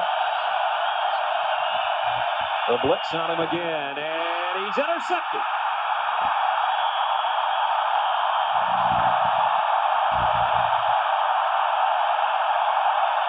Mike Anderson, and now it's minus 15.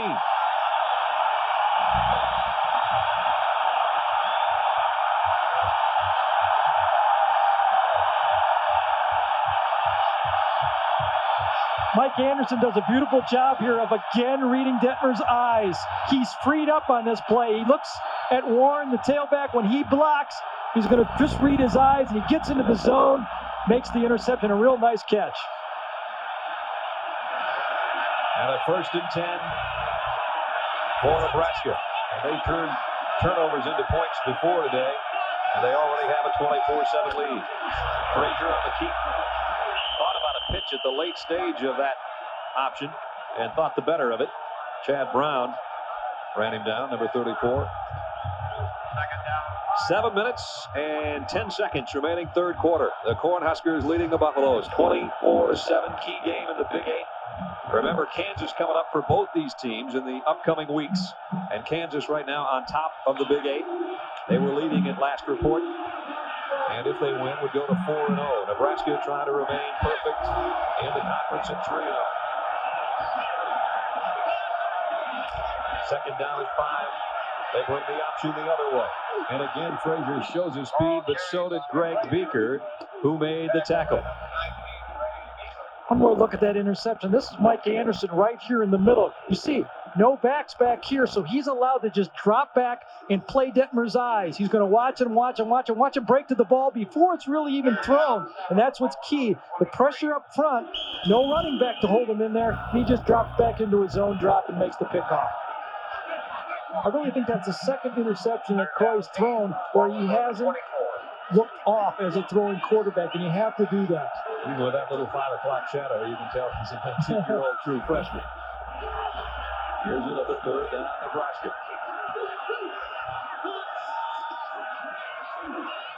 Frazier does pitch this time, and it's good for a 1st down. Ball loose at the end of the play. Nebraska still has it. Vincent Hawkins, a wingback, fell on a ball that seemed to lie there forever. I think Colorado thought it had been blown dead or whatever the case, but now the case is 1st and goal, Cornhuskers.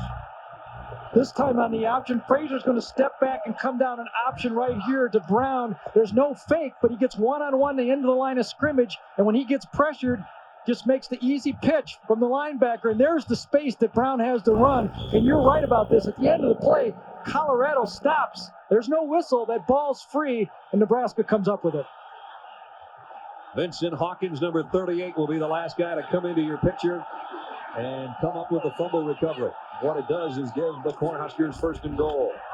The fullback, Lance Lewis, about a yard, and that's all. And all day long, the Colorado defense has been down here inside their own 5-yard line, facing Tom Osborne's big offensive line and running backs. Well, how about that score? 41-7.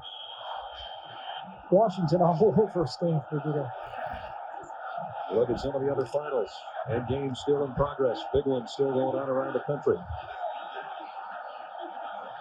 Second and goal at the 3, Nebraska. Up 24-7, trying to add to it. Here comes the option again. To the left side. And Frazier gets collared and dropped.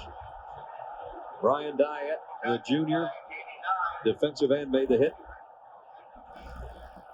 You know, Colorado's defense was looking at options in spring ball for years. Now they're looking at passes, and the option game has given them trouble so far in this game. Diet does a nice job that time of getting in on that play, but they had pursuit coming all the way down. Beaker was also there. Well, here's another big third down situation for both the Colorado defense and the Nebraska offense. About 5.5 yards away from the Buffaloes' end zone. I think Nebraska has anything like a quarterback draw right here, because if they do, I would bet they'd dial it. They'll fill up that backfield with Hawkins, the wingback, in there. Now the motion man out is Brown. Frazier throws. Touchdown.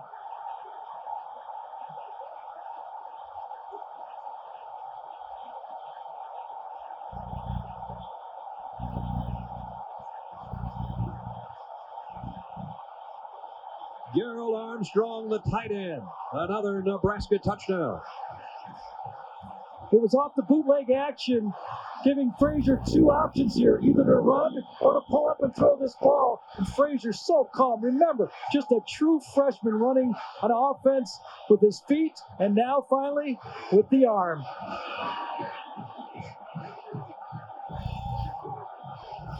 Extra point. Makes it 31-7.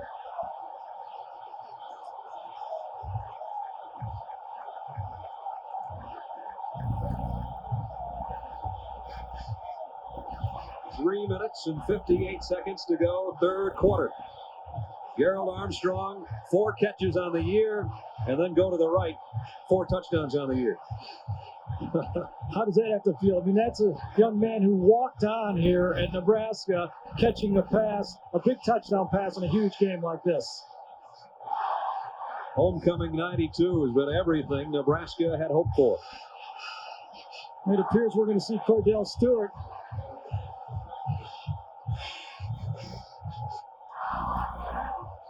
"26 yards, 6 plays was the drive, 3:28 the time. There's the man that had it in the end zone. Don't forget the top-ranked team in the country is yet to come. You know the Mountaineers are not going to be in the greatest of moods over the last couple of weeks. They've had some close games, some games that Don Nalen has questioned the officiating in, and now they take on the number 1 team in the country. That should be a dandy later.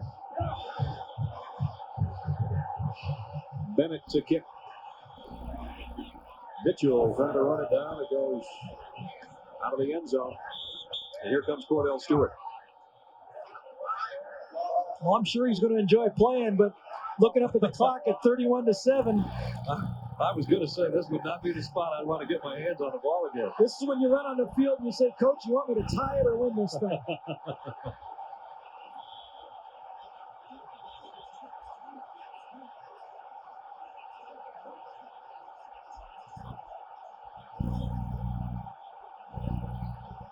And then you wonder if you can hear your own signals. Ball loose. Whistle dead. At the line of scrimmage. Travis Hill has been all over the place. Close to that one again. Hill has had a marvelous game. A senior out of Pearland, Texas. 6'2", 240. Butkus candidate. What a game he's had. He's got an interception already today and a fumble recovery. And raised a little havoc in the Colorado backfield that time. Stewart. Here comes Hill again.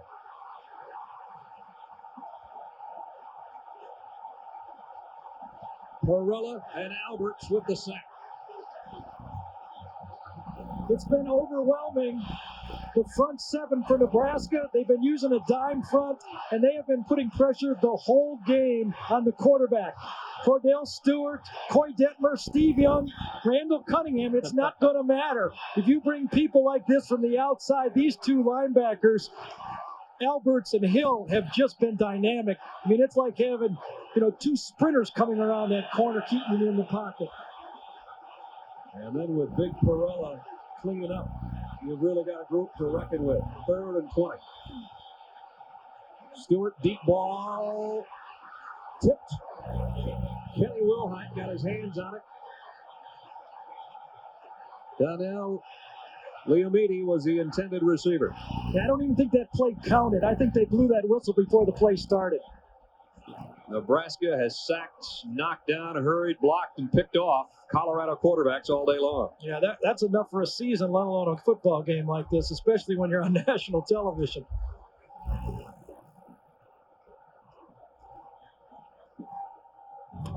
Offside. Defense.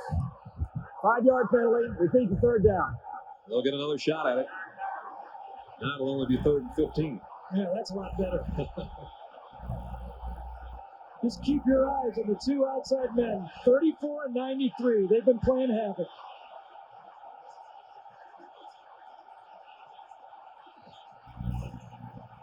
Stewart got rid of it. Penalty markers down. 34 and 93. We're back there again. That time it was Alberts who came from the backside to hit Stewart, and he was being held on the play. As you can see the signal, the whole time he's rushing. The offensive tackle was holding the best he could, but he couldn't keep him out of there. It's a bad sign, Brad, when your offensive line is holding and you're still getting pressure from the backside. You're going to see Cordell Stewart get hit just as he lets this ball go. That's why it was a one-hopper.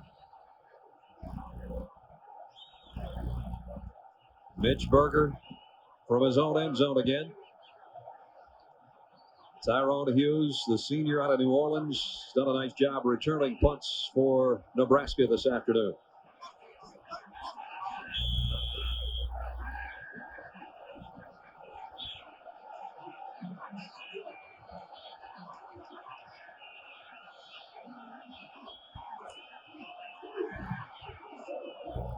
Another nice kick under pressure.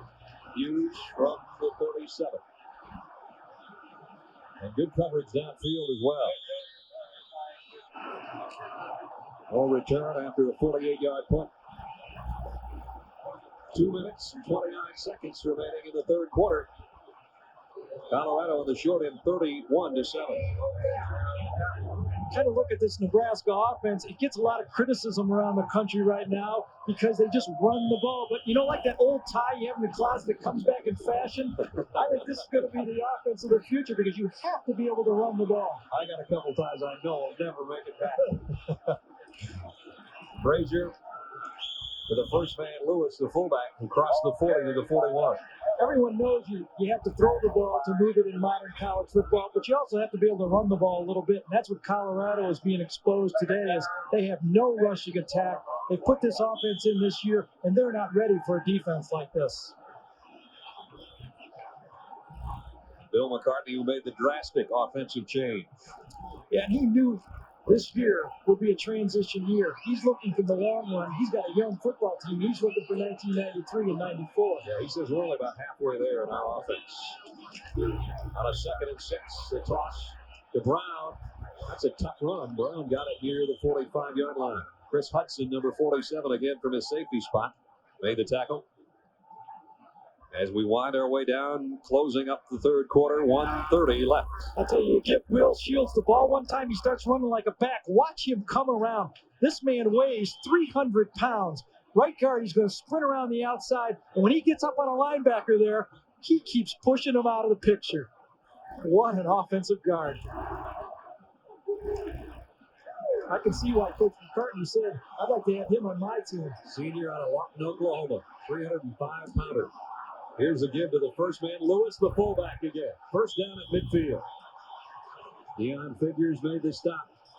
But Lance Lewis, who doesn't get a lot of publicity because of Calvin Jones and Derek Brown, has a first down, Nebraska. Let's go to Tim Brando. Tim. Brad, how's number 2 and trying harder? Well, let me show you. Billy Joe Hobart comes into the game, runs a little option. Look at him go. Stanford is getting walloped 41-7, and you know Miami knows the score. You'll see them later against West Virginia. You like that Don James quarterback problems, huh? How would you like to be on West Virginia right now going that Forget about it. Derek Brown. There's 9 more yards before Chad Brown can make the hit. Derek Brown's only a 185-pounder, but he plays bigger than that. I'll tell you, Nebraska has controlled this game with their front people all game, and it's not going to end the rest of this football game. Their offensive line, their fullback that time, Lewis comes in and fits on somebody, and with these backs slashing up in there and gaining confidence with every run, you're going to see it for the rest of the game. 75 yards on the ground for Derek Brown now. So both Jones and Brown over 70 yards rushing. Second, and just a yard to go, and Brown will try to do it again, and he has the first down to the 34. Darius Holland, the nose tackle, made the stop, but not before Brown has a first down to end the third quarter.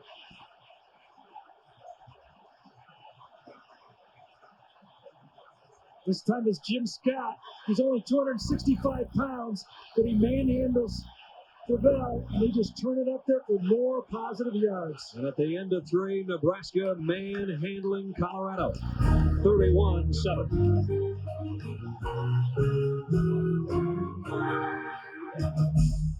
Okay, let's begin. You know how to recognize Federal Express. You may not know how to recognize Conica. There, now you do. What you know about Federal Express, what Federal Express knows about Conica. Why you use Federal Express, why Federal Express uses Conica. So if you know this company, you should know this company. Because Conica delivers for Federal Express. Class dismissed. I can't tell you how it feels when you're way out there on your own tracking the bad guys. How it feels leading a skilled team that's the eyes and ears of the whole outfit. When all your training is coming alive. And finding those tanks and telling the air cavalry right where to hit them. I can tell you exactly how that feels. I don't need some fancy aftershave to tell me I'm a man. And I don't need some expensive cologne to make time with the ladies. I use Skin Bracer. It smells great. It also cools my skin, tones it up, and takes care of it after a good close shave. I don't need anything more. Confidence is very sexy, don't you think? Skin Bracer Aftershave, more than a great scent. By Menon. Drop by your Dodge dealer and you can pick up $500 cash back on any new Dodge Dakota in stock. Dakota Club cabs are also available with a 4-speed automatic and air conditioning at no extra charge. And even all dressed up Dakota Sports now drop under 10 grand. It's the National Dodge Truck Sale. Now arriving at a Dodge dealer near you. Ooh, darling, I need you so. Never ever gonna let you go. 'Cause I'm the one for you. Hey, I'm the one. Capture the ones you love without missing out on the fun yourself with a Sony Handycam, America's most popular camcorder. Brad Nessler, Gary Danielson, and a frozen Dr. Jerry punch. Memorial Stadium in Lincoln, Nebraska, with a Cornhuskers lead heading into the fourth quarter, 31-7. Here's Lance Lewis, the fullback. He's going to score.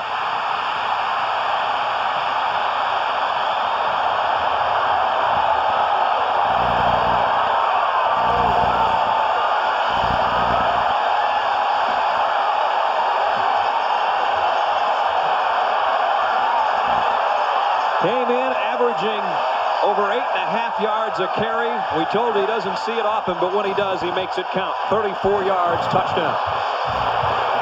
Lewis is like a Tom Rathman, a guy you never heard of, but he's going to be a player on Sunday, one of these guys. In high school, listen to this, he won the state 100, 200, and the shot put. Nice combination. That sounds like a fullback to me. It has not been a pleasant day for Bill McCartney. Extra point, Byron Bennett up and in. It's 38-7, Nebraska. Colorado safeties were cheated up and wide looking for the option, and when they split it up front right here with this great offensive line blocking, this man is gone. Lance Lewis, number 26, you're not going to catch him. If that doesn't look reminiscent of a Tom Rathman, I don't know what does. It's one of those backs here at Nebraska where they just kind of get blended in because they don't get a lot of opportunities. He also has good hands. He won the Big 8 shot put championship kind of as a hobby this year, too. Just goofing around. You and I were talking during the break, Gary, about the fact that Nebraska, depending on how many times they get the ball remaining in this game, might have 3 guys go over 100 yards rushing. Lewis just jumped in the picture. You never know how many guys he'll have. Frazier's got 86, Brown 81, and Jones 70. All of a sudden you give it to the fullback and he gashes you for a touchdown. Oh, yeah, and Will Shields has 7 yards on 1 carry. Yeah, and put a lot of those yards right in front of him, too, because he is really blocking in this football game. Well, the folks are having some kind of fun at homecoming. They've never lost on Halloween, and they're certainly well on their way to keeping that record intact. 38-7, 1 play into the 4th quarter. And Colorado about ready to get it back on offense. And this time a year ago, they could do virtually nothing against Nebraska in the 4th quarter. They were held to a season low of 140 total yards, and they're well under that right now. So if this is Colorado's big rivalry, the rival's getting the better of it today. Eric Mitchell will down it. And Colorado will have to work from its own 20-yard line again. Michigan and Northwestern. That's where Gary and I'll be next week. Number 3 team in the country against Northwestern. And then it'll be Kansas, the top team in the Big 8, against the team chasing them now, Nebraska. 7:30 on the road to the Orange Bowl will continue right here on ESPN. Kansas, by the way, has won their game, so they're 4-0 in the Big 8. Stewart, down he goes, it's Perella again.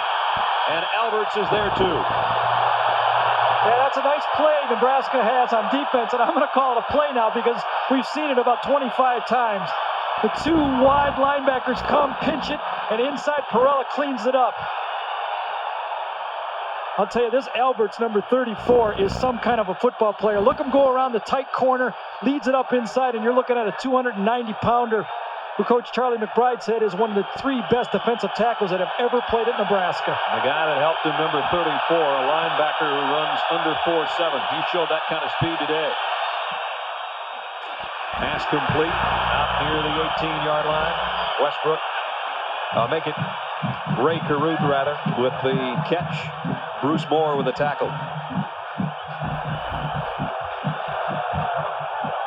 You know, you wonder, a team like Missouri tosses up 424 yards passing a week ago. You come into a game like this, and Colorado looks like they just can't get it back from the line of scrimmage. Stewart got hammered as he let go of the ball. Guess who? Trev Alberts. We'll say it in stereo because this guy is some linebacker. Speech communications major. I'd imagine he's talked to both Stewart and Detmer today in that backfield. I'll tell you, even if he can't speak at all, he runs a 4.68 40, a 37-inch vertical jump, and for a tackle, that is tough to handle a man like that coming around the corner. Tremendous job on defense by Nebraska today, forcing again a Mitch Berger punt.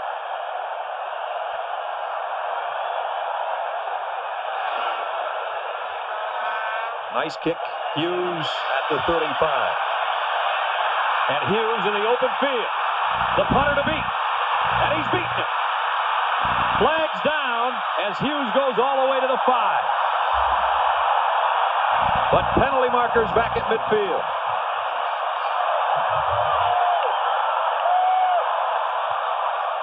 I'll tell you, Baron Miles had a tough play on this one.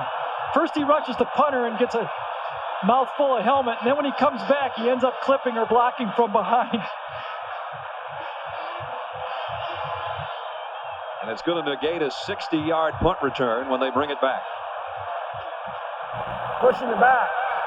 On the return, 10-yard penalty. First down. Tyrone Hughes showing his punt return capability. Yeah, coming from behind, it was Baron Miles, number 14, who got it, but Hughes really showed on this play that he has the speed to take it all the way on any punt. Last year, he was a wide receiver, then broke his wrist, and they switched him to defensive back. Today, he's played a little bit of both, and that doesn't even count the return game. Great run to watch again, even though they brought it all the way back to the 40 with the illegal block.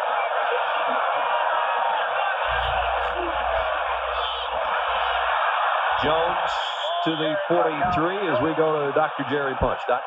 Guys, it began 31 years ago with a win over Colorado. What's that? We're talking about sellouts here at Memorial Stadium, 73,650. And folks, today, the 188th consecutive sellout.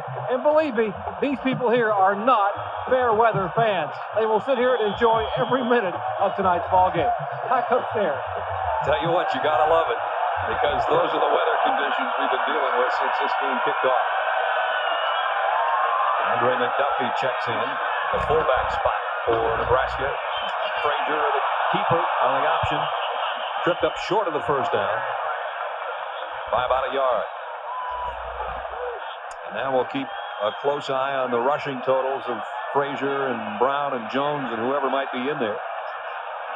The standings in the Big Eight, we showed you what it looked like coming in. Kansas has won. The Jayhawks with a brilliant season so far, a winner today, so they're 4-0. They're atop the heap. Nebraska on its way to a 3-0 match, 3-0 record, and the matchup with Kansas only a week away. And you will see it right here next week. Looks to be a first down for Calvin Jones. Wayne Davis made the tackle, but Calvin Jones with 3 touchdowns on the day has a first down here. How about Kansas and Nebraska next Saturday night? Is that going to be a beauty? I'll tell you, if Kansas can stop this running game, I got to take my hat off to them, because this is as powerful a running game as I've ever seen. And I've watched Michigan play a few times, but they've got 2 tailbacks as good as anyone playing college football.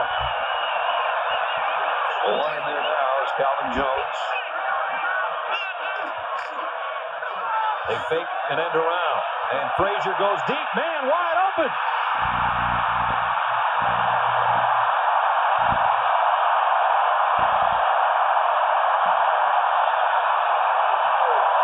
Corey Dixon, number 2, all the way inside the 2. 48 yards, and that's what you can do when you can run it so well. Yeah, you got it exactly right. First they fake it to Jones, then they fake the reverse, and there's a guy going to be about 25 yards in the open, and Frazier puts it right on it. Easy catch for Dixon, and this is an offense that is running on all cylinders right now.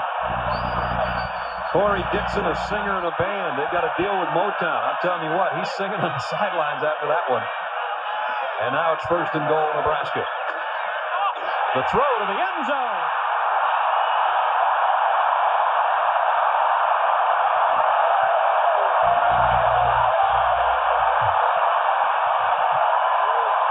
And now both Nebraska tight ends have a touchdown.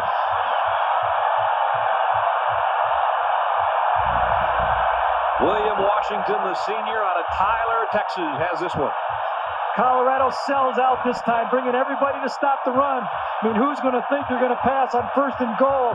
But this is 1990 football. And I'll tell you, I've been impressed with what I've seen with Tom Osborne today. He's pulled out all the stops. He's faked field goals. He's thrown on first and goal in close. And now he's got 44 points to show for it. 45 points to show for it. With 11:23 to go in the game. Upon learning Little Caesars is offering 2 pizzas for $5.99, the mind enters 5 stages.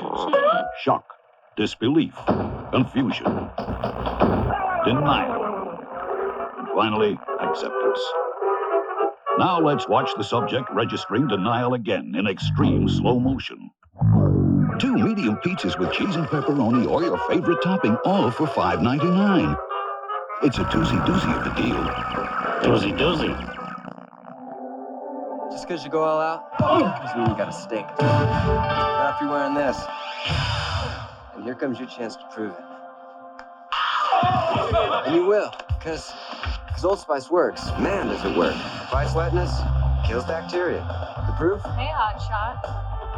You're looking at her. Old Spice antiperspirant for great odor protection. You demand proof, not promises.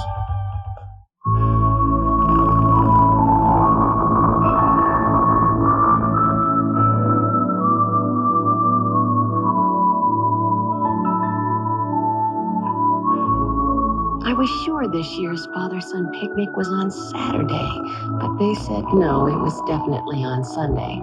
And you know, they never listen to me. Here's to wise men, wiser women, and comfortable blue jeans. Wrangler.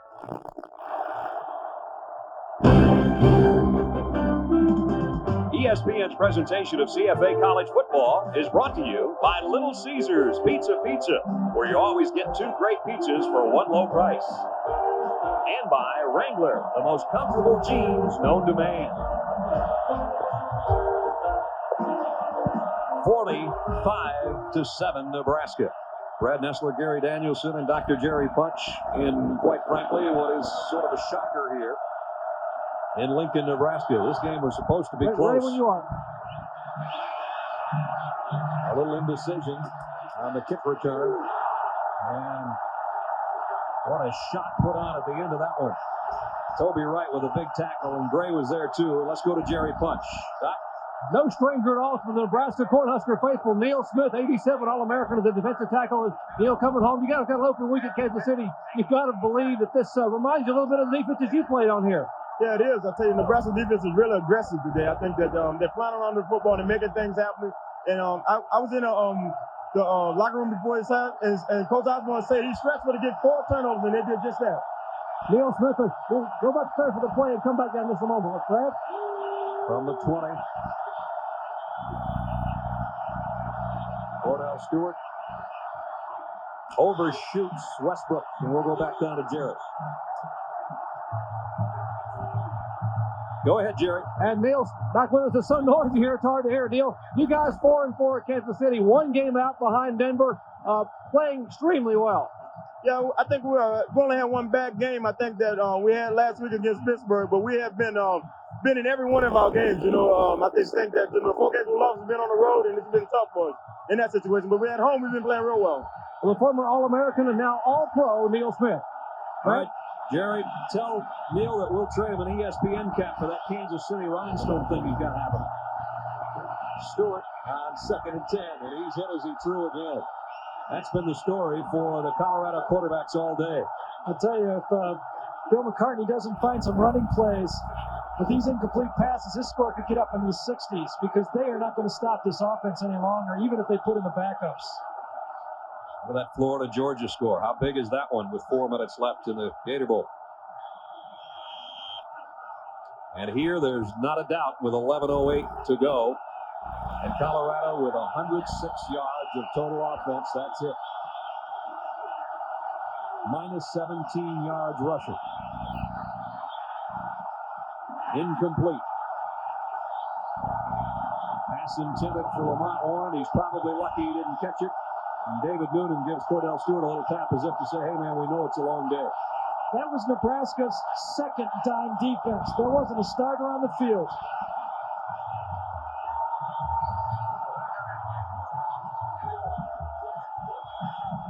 Eight punts for Mitch Berger. Tells the story in itself. Tyrone Hughes went 60 yards before a penalty negated his last return. He's back there with Corey Dixon. Somebody will have to field this on the hop. It's Hughes.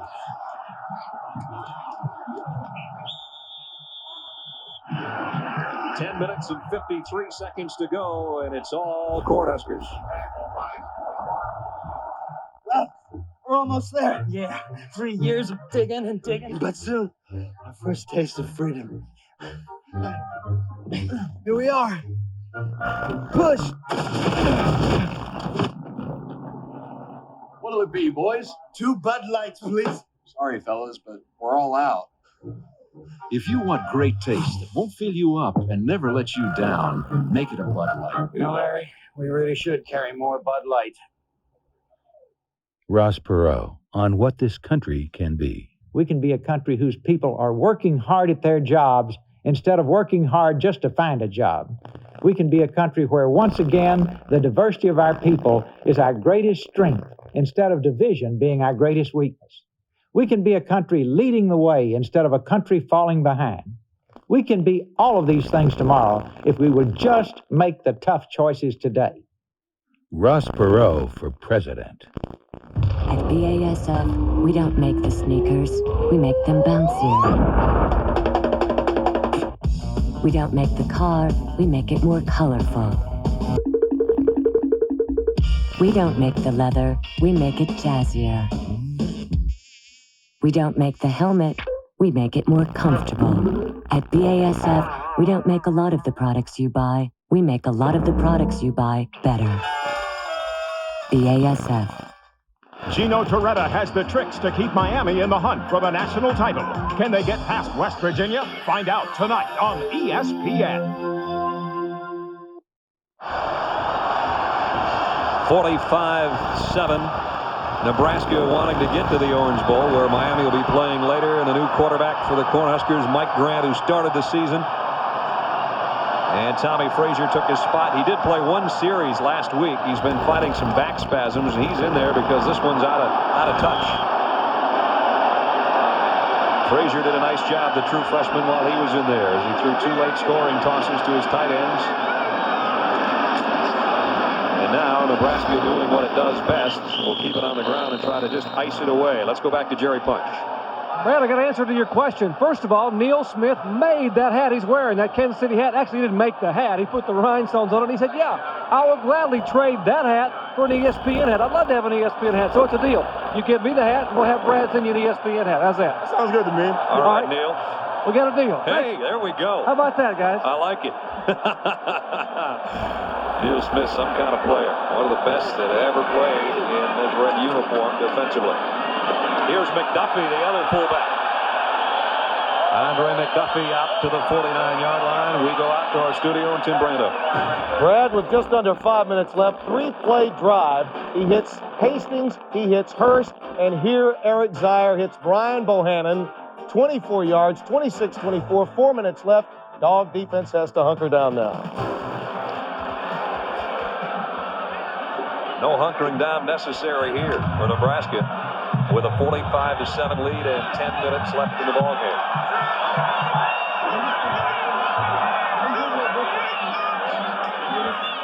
Grant wants to throw. Incomplete, intended for Jermaine Bell. Don't forget, more action coming up. As first, we'll bring you the Residents In College Scoreboard Show. All the scores and highlights from today's action, and then the Mountaineers in the Orange Bowl against the #1 team in the country.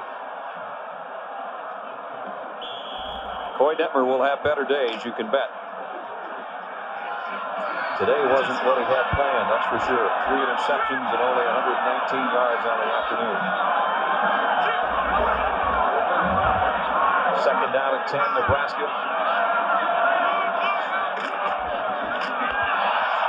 Jones. 14 more yards. Chris Hudson knocked him out of bounds. These two guys are fun to watch out of the backfield. That's 93 yards now on the day for Jones. Takes Jones about a half a step to get the full speed catching that ball. You should look at Derek Brown, number 21 right there. The other half of the wee backs. And, you know, I've seen a lot of tandems. Washington's got a couple guys. Michigan has 3 of them. And I don't know if you have 2 better tailbacks like this on one team. The newcomer of the year last season, Calvin Jones. Here he comes again. To the 35-yard line. Picked up a couple more. He set a Nebraska freshman record last year with 900 yards on the ground. One of the more sought-after high school players. In fact, a lot of people will tell you the most sought-after high school running back to come out of the state of Nebraska since Gale Sayers back in '61. And they came out of the same hometown.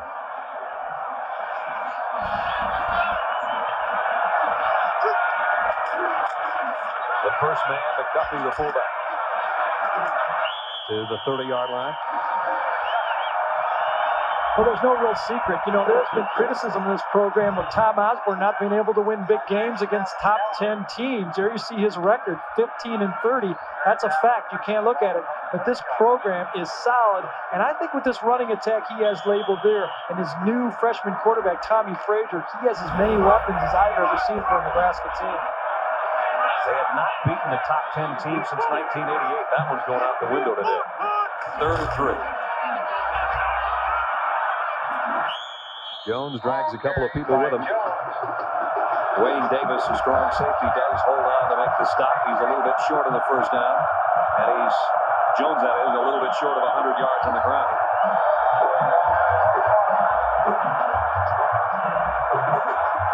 No, you have to be able to run the ball and be balanced, I think, to win in any league. But in the Big 8, the last 46 years, Brad, no team has won the Big 8 championship when they led the team in passing. In fact, in the last 46 years, 38 of the teams that finished first led the league in rushing. You look at the stats for Nebraska rushing, 352 yards. And they've won 45 straight. This will be 46 when they have that many yards on the ground. It's 4th down and less than 1. McDuffie's got the first down. Near the 20-yard line. Beekert and Brown, the two starting linebackers for Colorado, make the hit. They've made a lot of stops today, and they have been on the field a lot. At this point in the game on defense, you can only kind of smile and say, you know, what do we got to do to stop these guys? They got S's underneath their jerseys because, you know, you have a good defense, you have a lot of pride, you have a returning defense as good as anyone in the country, but you can't even slow them down. You saw Beekert smiling there.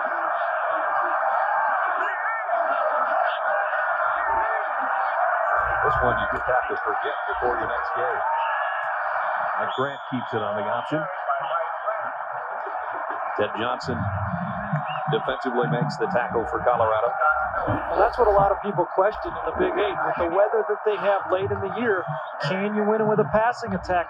Nebraska believes you have to be able to run the ball solidly. I think Bill McCartney believes that also. But at this point, his one-back running attack is not up to the standards that he needs to win in this conference. Well, Bill certainly knew there were going to be days like this and worse. Worse wind, more snow, all of that with a passing offense. Jones trying to reach that 100-yard mark. And that might put him right about there. Or awfully close to it. We're under 7 minutes. It's 45-7 Cornhuskers.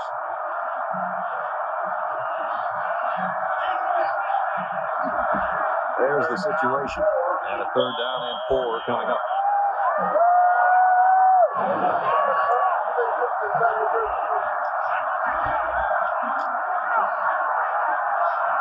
Don't forget Miami and West Virginia yet to come tonight here on ESPN.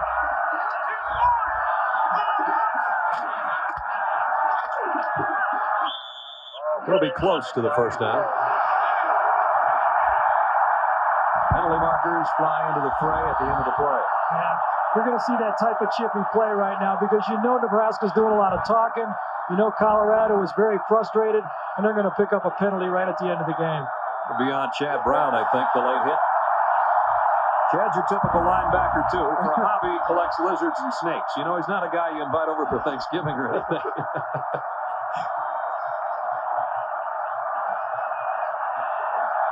Well, the penalty will make it a first down. Nebraska at the Colorado 5-yard line.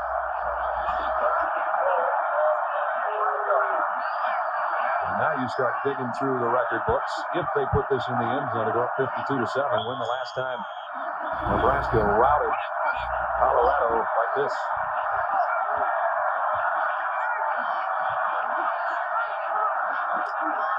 Schlesinger, the fullback, touchdown.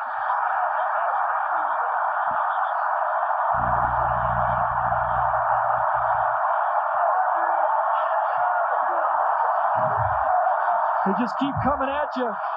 Third string fullback, Schlesinger, going to get this one empowered in. Remember, this is the guy who dropped the fake field goal earlier on the shovel pass. Well, I don't think it matters much right now, but they broke the half-century mark with a run towards the end of the game. Both hands around the football forward, and was not to be denied. Tom Sealer in for the point after. 6:05 to go in the ball game. Oh, what a homecoming.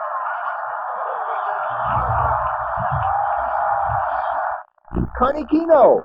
Keno is fun, exciting, and easy to play, where a $1 wager can win up to $25,000. It can happen to you. Relax and enjoy your favorite beverage at the Carney Keno Lounge, home of Nebraska's largest pickle payoff. Carney Keno. The Captain's Table in the Ramada Inn Kearney offers the treasures of the sea right here at home. The Captain's Table, striving to bring you the best in seafood with their Sunday through Thursday all-you-can-eat crab leg special, just $13.95. Today is our 10th anniversary, and now her magnificent national award-winning diamond necklace is complete. Diamond Adelink, the elegant, affordable way to celebrate life's special moments. Shop for that special someone at Hoover's, Hilltop Mall, Kearney. Have you been watching all the businesses who have been using Cable West advertising as their connection with the consumer? From A to Z, the list continues to grow. For more information on how your business can get on this list and start reaching consumers, call 234-6428. Hey, Warren, where do the stars come out on Sunday nights? In your face. In your face. In your face. In your face. In your face. In your face. In your face. When the stars come out, ESPN is in your face. ESPN Sunday Night NFL. It starts November 8th. The Bengals and Bears are in your face.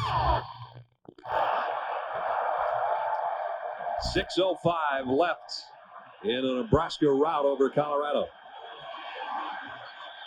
Sealer to punt. Eric Mitchell back.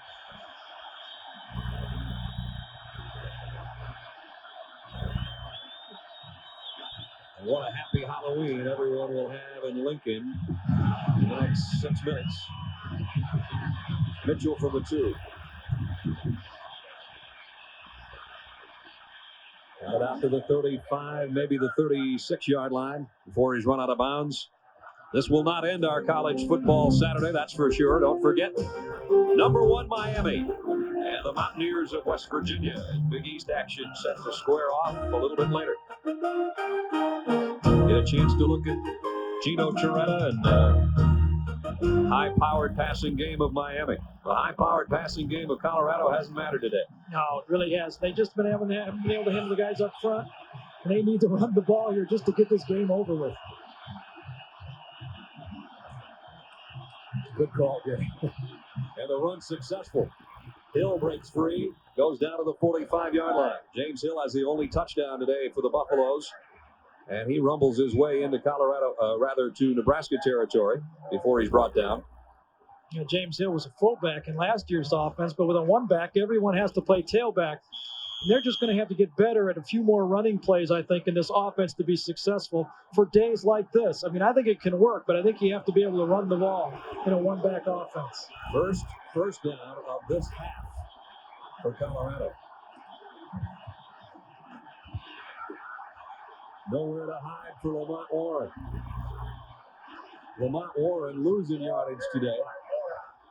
Nearly every time he touches the football. Shit, here we go again. Want to play quarterback?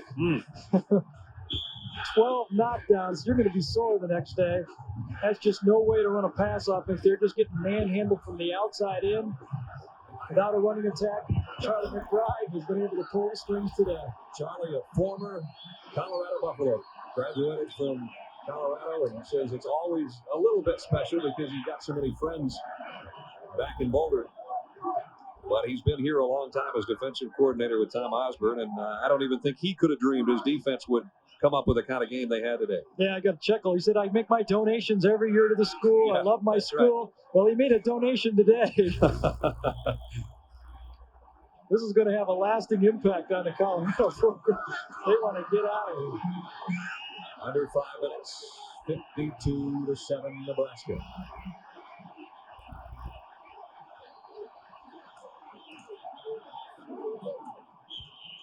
And that pass is complete for a first down at the 34 as we go to Jerry Punch. Doc? Guys, the news goes from bad to worse for the Colorado Buffaloes. Their defensive right tackle, Brian Diet, 260-pounder, was carried off a moment ago in a cart. He apparently got a contusion, the left lower leg a bruise. They thought it might be a fracture. They're going to take him in and get an x-ray. Boys, just not good news on this sideline.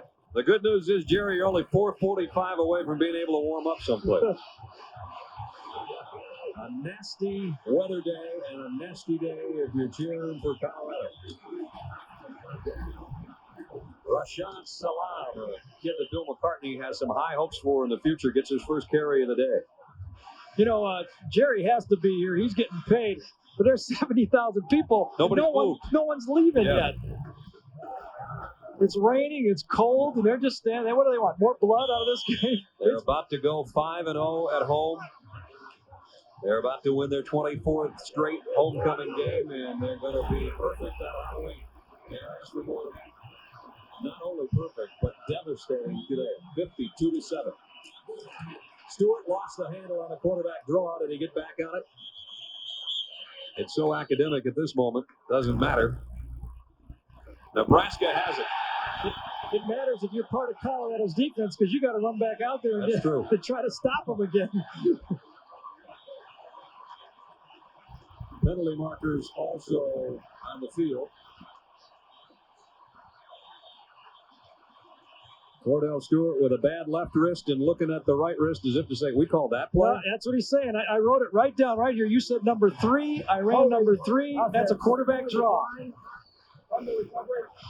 Drops back 2 steps. You see it's a planned quarterback draw. It's knocked right out of his hand. Boy, another turnover for Colorado. Tony Veland in, the third quarterback of the day for Nebraska. He drops the first snap from center. You don't suppose that was a fumblerooski again? I hope not. That would really fall under pile it on. You know it. Residents in College Scoreboard show will bring you up to date on all the big games from around the country, and then West Virginia and the Hurricanes. There's Tony, freshman out of Omaha. And again, the Oranges start flying onto the turf here at Memorial Stadium.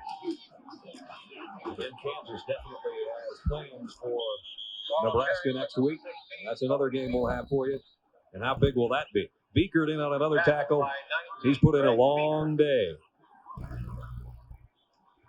Last year, Nebraska 9-2-1. The 2 losses were to Miami in the Orange Bowl and to Washington. They would like to get back there. When you lose to Miami and Washington as your only 2 losses, that's not a bad season at all. And of course, their only loss this season also to the Huskies. And with oranges in mind, let's go down to Jerry Punch. Jerry? Now, at the beginning of the game, Brad, they were throwing oranges, thinking about the Orange Bowl, but hey, the way things have changed here, now they're throwing frozen concentrate. It has gotten cold down here. And by the way, I know Gary's going trick-or-treating, but Brad, I'm buying the hot chocolate when this one's over. You got a deal.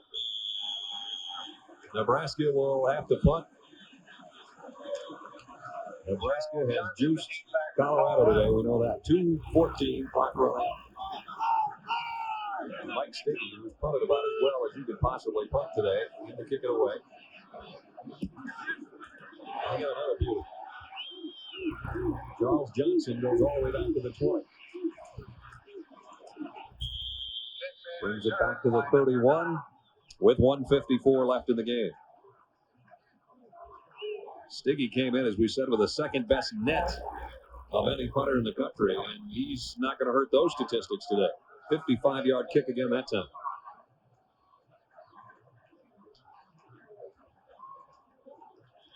Now you start wondering where Nebraska fits into the hierarchy of college football. You know, you look at the top teams, the Miamis, the Washingtons, and Michigan had to work against your old club, your alma mater today, to get their win. Nebraska's looked as dominating as anybody we've seen. Absolutely, but I just don't know how Nebraska passes up teams that, haven't lost a game or with one tie. That's their problem. Another Nebraska fumble recovery. Troy Branch has got this one. That kind of day. Let's go to Tim Brando. Tim. Brad, I've got a Heisman update for you, and the front runners had bad days. Marshall Faulk, 18 carries for 60 yards, had an injured quad in the game, but they do win against Colorado State. Garrison Hurst, even worse day, 14 carries for 41 yards. Gators win at 26-24. What does all this mean? It means that Gino Torretta can step up against West Virginia tonight at 7:30. Back to you guys. Lee Corso has been saying that all season, hasn't it? There's Nebraska on offense again as if they need it. Jeff Makovica on the carry this time. And we are in the 3-deep area of the running backs for Nebraska. Coy Detmer, the freshman who started this ball game.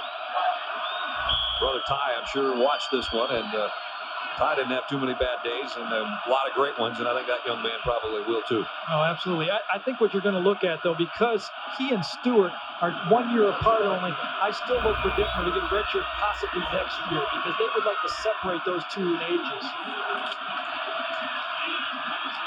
Thielen, the third Nebraska quarterback, brought down by Holland and Rogers. And we're down to a minute to play. The fans gearing up on the far side of the field. They don't want to just say this is a nice homecoming win. They'd like to go out there and show their appreciation. No, I think they're waiting in line to get in the game because he's put everyone else in. At the 35, it's third down and 11, by the way. 3,000 more guys that want to go out there and run the ball behind that line. And Brooke Behringer, the fourth quarterback, runs this one out. Now look at this. All these guys want the ball. And you want to be one of these Nebraska security people, huh? With the orange caps on? I don't think so. 82nd homecoming game, 23 straight, about to go to 24 in a row in the next 31 seconds.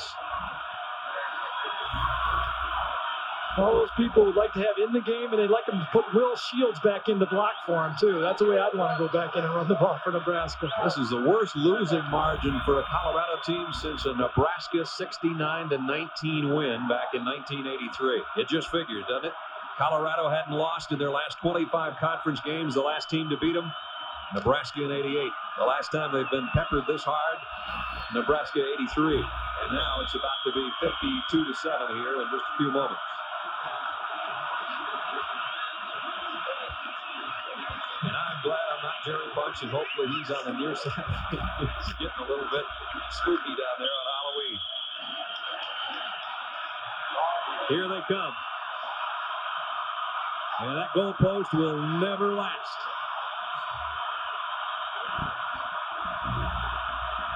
Nebraska stays unbeaten in the Big Eight. Final, Cornhuskers 52.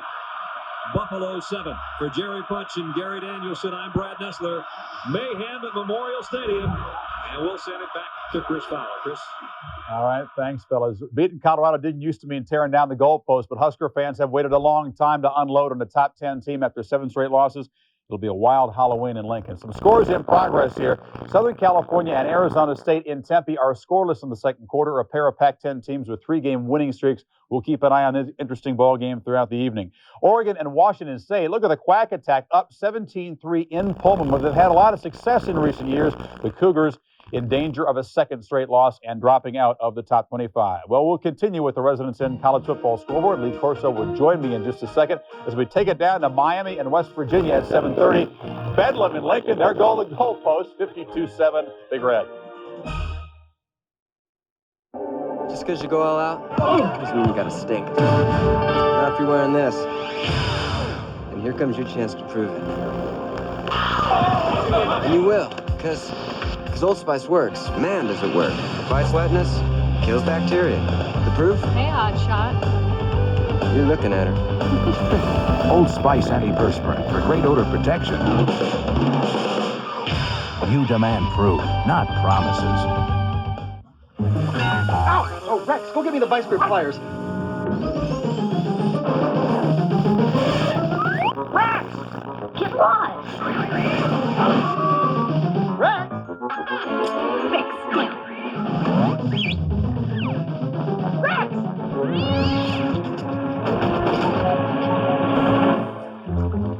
Rex? Vice grip locking pliers, the handyman's best friend.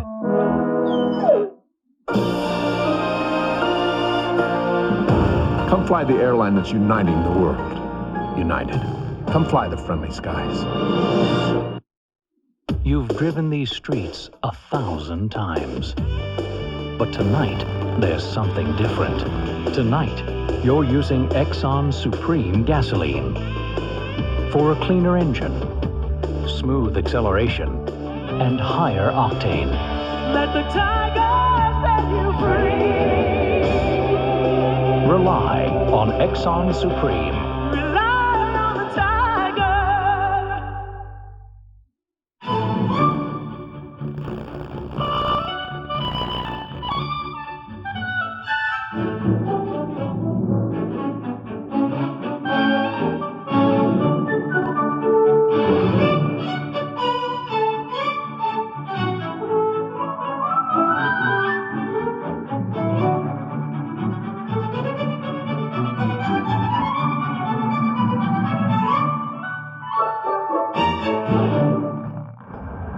Here. There. Everywhere. The DeskJet Portable. DeskJet printers from Hewlett-Packard. Make it happen.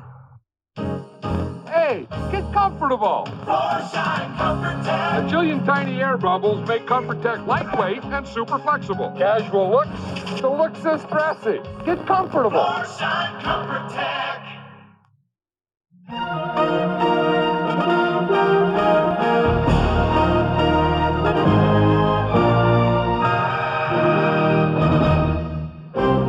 It's the Hurricanes and the Mountaineers in about 15 minutes, and Gino Torretta warming up down in the Orange Bowl, very much back in the Heisman race. In the meantime, welcome to the Residence Inn College Football Scoreboard. I'm Chris Fowler along with Lee Corso. Lee knew he was in the race all along. We'll talk about that. We'll also talk about some possible changes at the top of the poll, and one reason why Miami needs to make a statement tonight. Number 2, Washington, the new number 2. They dropped just a point behind the Hurricanes in the AP poll. Took on Stanford today at Husky Stadium, and they delivered an emphatic message. Napoleon Kaufman on the receiving end of this punt right here. It's 7-zip Stanford. First time the Huskies had trailed all year. Kaufman takes care of that. He puts Washington in position to score, takes the punt return down inside the 5-yard line with that great speed. It would score on a Brunell run. Brunell here scrambles, goes to the left, comes back to the near side of the field. And Leif Johnson breaks open in the end zone. Brunell finds him his second touchdown catch of the year. Washington led 21-7 on halftime. They rolled it up on the Cardinals, 41-7 to go to 8-0. They are at Arizona next week. Georgia, Florida, the cocktail party, huge implications for the SEC East. Frank Harvey was the story, not Garrison Hurst for the Dogs on the ground today. Harvey breaks through the Gator defense, 80 yards to the end zone, 7-3 Dogs. Spurrier's offense effective through the air in the first half. Spurrier livid about his defense at that point, but they would play a much better ball game than a lot of us expected. Matthews to Willie Jackson for a touchdown, 23-17 Gators at halftime. It's 26-17 before Eric Zier rallied the Dogs in a 3-play drive. Brian Bohannon, the nice diving catch. It's 26-24. But on 3rd and 13, the Gators trying to play keep away and run out the clock. Matthews finds Harris and Houston.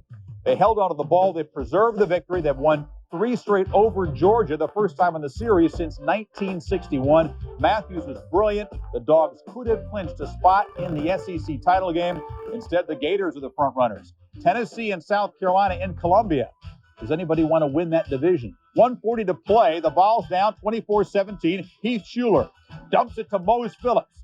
Some incredibly bad tackling by the Gamecocks. 8 guys had a shot at Phillips. They didn't get him. Gets in the end zone, 24-23. Minute 40 to play. They line up for 2 and the win. Schuler, James Littleman Stewart, but Hank Campbell, the walk-on linebacker, the former state wrestling champion, gets him in a bear hug. Steve Tannehill, Sparky Woods, a big victory. They've won 3 in a row since the player vote. They scored on drives of 90, 80, and 79 yards. Meanwhile, the Vols have lost 3 straight. Look at this score. Penn State, they've lost 3 of 4. They got hammered in Provo. The game not as close as that score indicates. Kansas survived over Oklahoma State on 4 Dan Eichhoff field goals, so a battle of Big 8 unbeatens when they take on Nebraska next week on ESPN. Michigan and Purdue in the Big Ten. The Wolverines pushed to the limit by the Boilermakers on this day. Eric Hunter back to pass. Pressure. Rolls right. Finds Scott Green in the end zone. 17-7, the biggest halftime deficit for the Wolverines in almost 4 years. But back they came in the third quarter. Elvis Gerback to Tony McGee, the tight end, made it 17-14. Michigan ahead 24-17. Hunter, in desperation, is picked off by Pat Maloney. The Wolverines get a huge scare, but they hang on and win it 24-17. Jesse Big House Johnson ran for 124 yards, but Purdue outgained Michigan 412 to 376. Still an 18th straight Big Ten win, a new record for Michigan. A&M was tied with SMU 7-7. Then they rolled it up 41-7 to go to 8-0 in the conference, and or 8-0 overall, rather, still unbeaten in the conference course. Notre Dame and Navy 38-7. The Irish scored in 5 of their first 6 possessions. They've made it 29 straight over the midshipmen. Boston College clobbered Temple. They're next up for the Irish in South Bend. 45-6 was the final. 7-0-1 now for the Eagles as Chucky Dukes ran for 184 yards, his 7th straight 100-yard game. In the Dome, Syracuse beat Pittsburgh 41-10. Alex Van Pelt knocked out of the game. The nation's total offense leader left with a concussion in the second quarter. Marvin Graves ran for 1 and threw for 1. North Carolina got a Randall Felton run, a reverse with 4:03 to play for the win over Maryland. Natrone Means, 249 yards to go over 1,000 on the season. In the Southwest Conference, Texas and Texas Tech. Adrian Walker for the Longhorns takes the pitch, goes around the left side, cuts across the field. Eventually, we get to the far sideline. 70-yard touchdown run. It would set up a Phil Brown touchdown, rather. Texas went up 29-20. A wild offensive display, seesaw ball game, and love it. Then watch Lloyd Hill. Gets one-on-one coverage. Hill throws the defender, Victor Frazier, out of the way. One of 3 touchdown catches. Made it 29-27. But the Horns would pull away. Gardere, back to pass, keeps it on the ground, gets in the end zone. Texas, after losing their first 2 ball games, they've now won 5 in a row, 44-43 in a wild one. All right, Lee, back now to the SEC. Georgia's narrow loss to Florida, coupled with Tennessee's loss at South Carolina. All of a sudden, the picture in the SEC East, Gators. And Gators, Steve Spurrier. Steve Spurrier is 20-0 in the state of Florida in the northeast part. He's doing a great job. Another point, Florida will win the rest of their SEC games. They'll play Alabama December the 5th. And an interesting note here, the last team to beat Alabama, you're right, 17 games ago, it was Florida. So that ought to be a great game. Let's go back to Stanford and Washington now. The Huskies' own writer votes Miami number 1, drops them to number 2. A big statement today against Stanford. Boy, they look great. They hit the quarterback from Stanford. They sacked him 7 times, knocked him down 17 times. I still think, as good as they look, they'll lose next week in Tucson to Arizona. I disagree after this week. Another thing, Sparky Woods should keep his job. It's a joke if they fire him now after winning 3 straight and the player walk out. They are very, very close at South Carolina to really turn in the corner. The Mountaineers and the Hurricanes coming up at the bottom of the hour from the Orange Bowl. 49 straight at home for Miami. Jake Kelchner is not down in Miami. He didn't make the trip for the Mountaineers, so Studstill gets the start for West Virginia.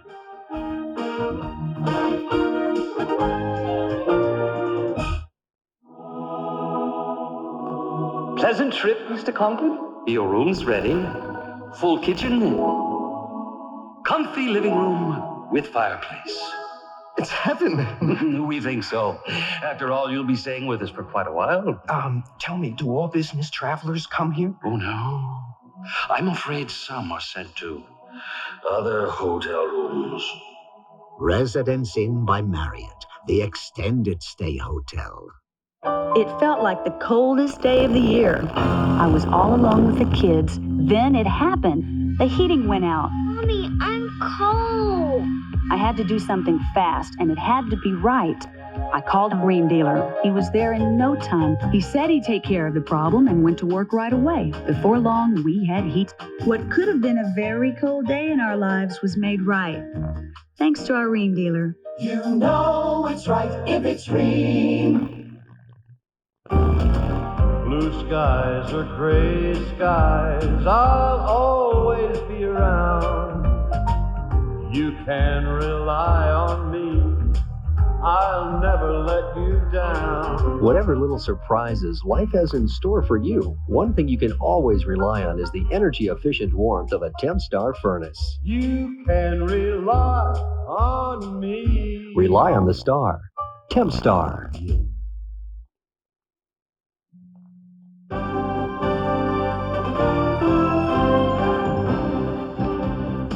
This college football scoreboard is presented by Residence Inn by Marriott, the extended stay motel.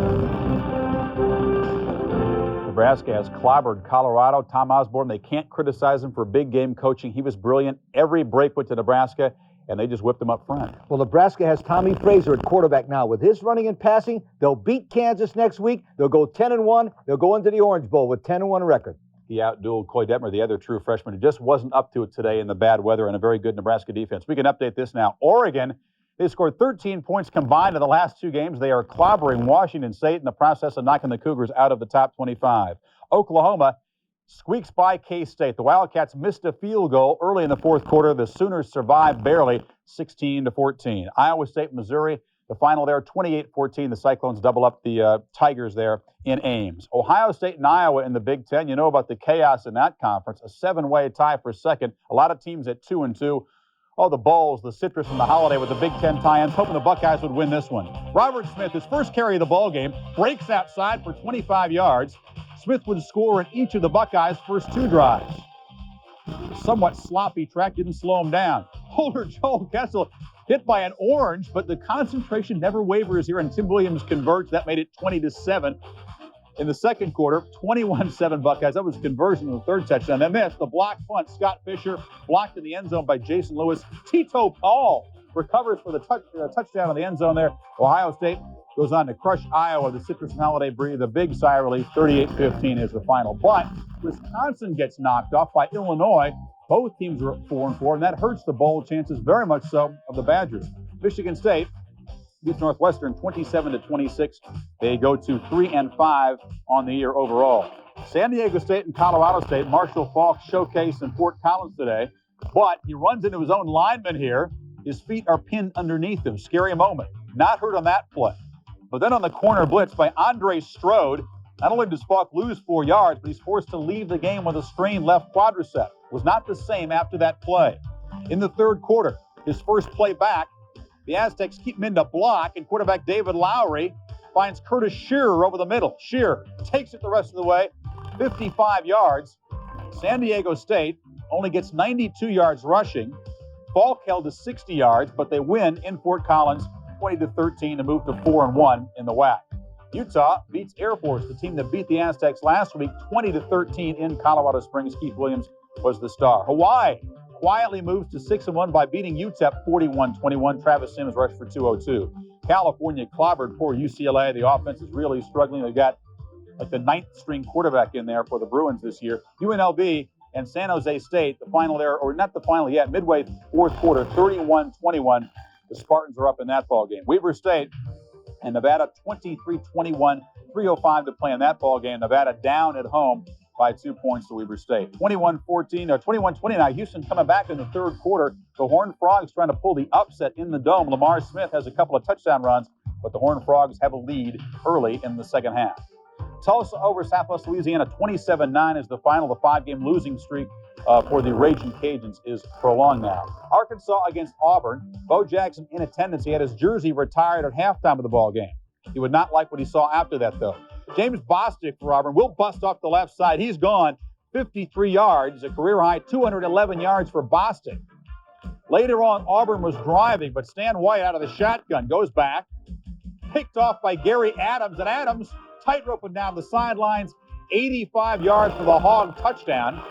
The game went in a 24-all tie. 4 field goals for Todd Wright, 3 field goals for Scott Etheridge, including the game-tying 27-yarder with 3:12 to go. Auburn's bowl chances, they're in deep trouble. They have to win the last 2 to have any bowl chance. Clemson, Wake Forest.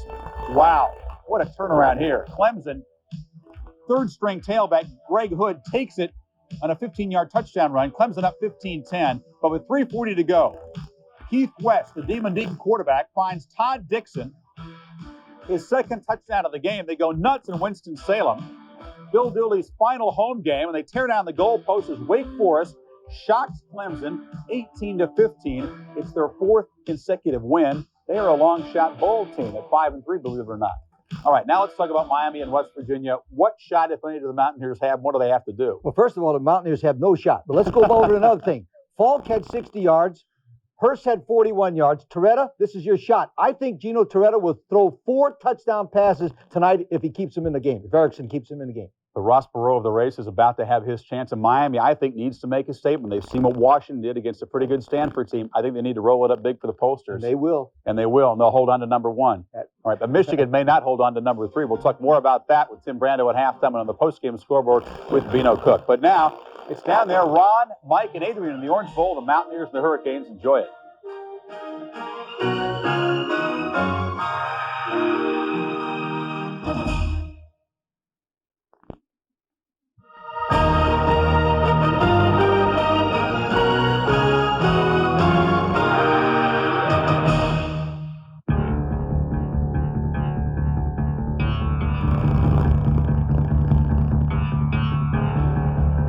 The Orange Bowl, Miami, Florida, home to the nation's #1 team, the Miami Hurricanes.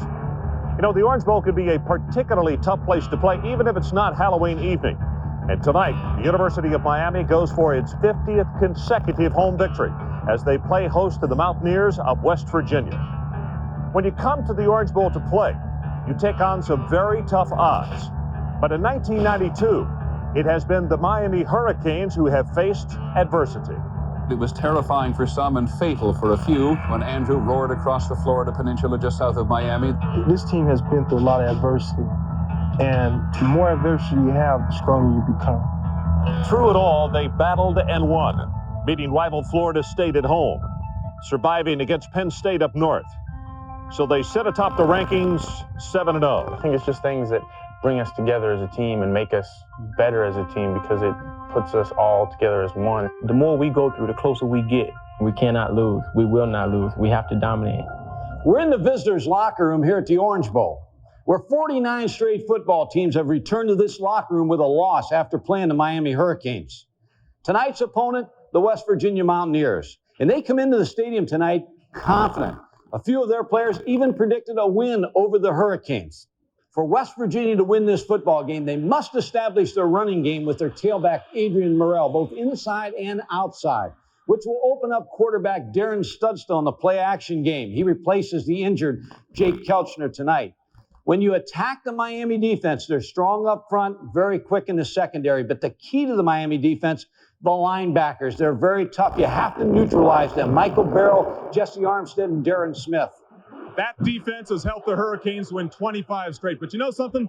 Undefeated streaks being named #1 is not enough anymore. Now the team of the 80s wants to be known as the team of all time.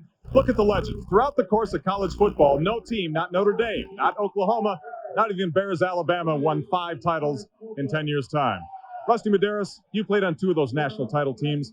Put this in perspective for us. Well, I think you can put us on the top of that mighty list right there, because we've done it with the pressure of voters, of the media, and a worldwide audience. And you can tell in the college football because everybody wants to try to imitate the Hurricanes. But there's one thing that won't change. Nobody plays with more emotion than the University of Miami.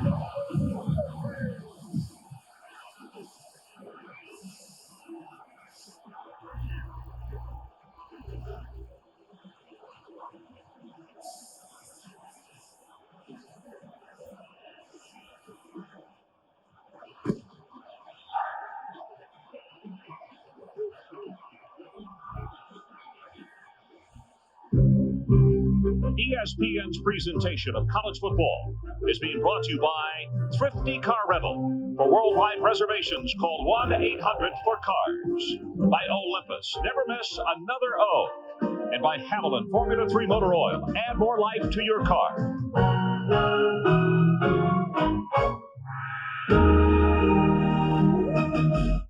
At Thrifty Car Rental, we know renting a car for business has its good points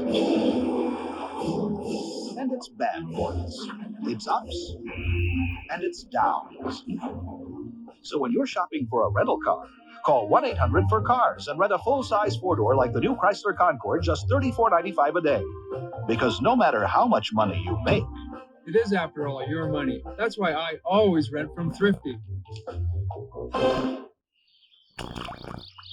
When you've got a bad headache and you take a Goody's headache powder, you're in good company, because doctors in a recent survey prefer the Goody's formula too, by more than 3-to-1 over BC's, which is why you'll find Goody's in so many tackle boxes, desks, glove compartments, and medicine chests. all over the South. Goodies. Right. Makes you feel so good again. Well, a great aerial view on a beautiful night. Actually kind of warm and muggy. The Orange Bowl in Miami, Florida. And tonight's combatants, West Virginia, in town to take on the Miami Hurricanes. Don Nehlen, 13th season at West Virginia, 90 wins, 53 losses, and 4 ties. And of course, Dennis Erickson, 40-3. Had an unbelievable record since he's been here. 93% the winning percentage. 50 straight. That's what the Hurricanes try to make it here tonight.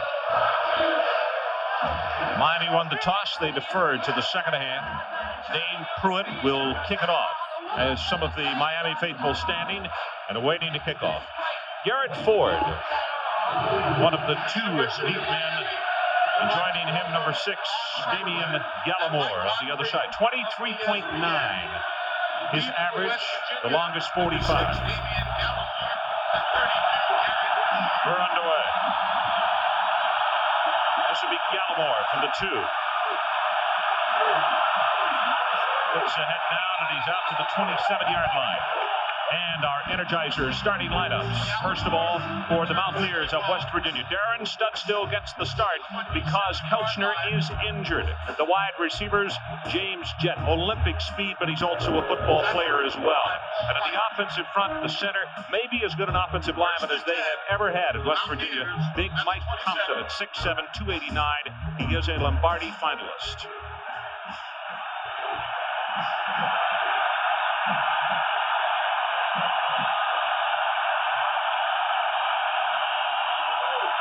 Burrell on first down, has 5 yards, and he slides for 7.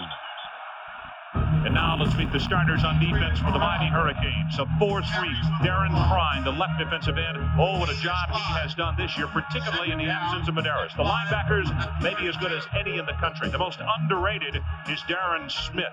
And in the secondary, watch for number 47, Ryan McNeil. Scouts say he probably will be the first quarterback taken in next year's draft.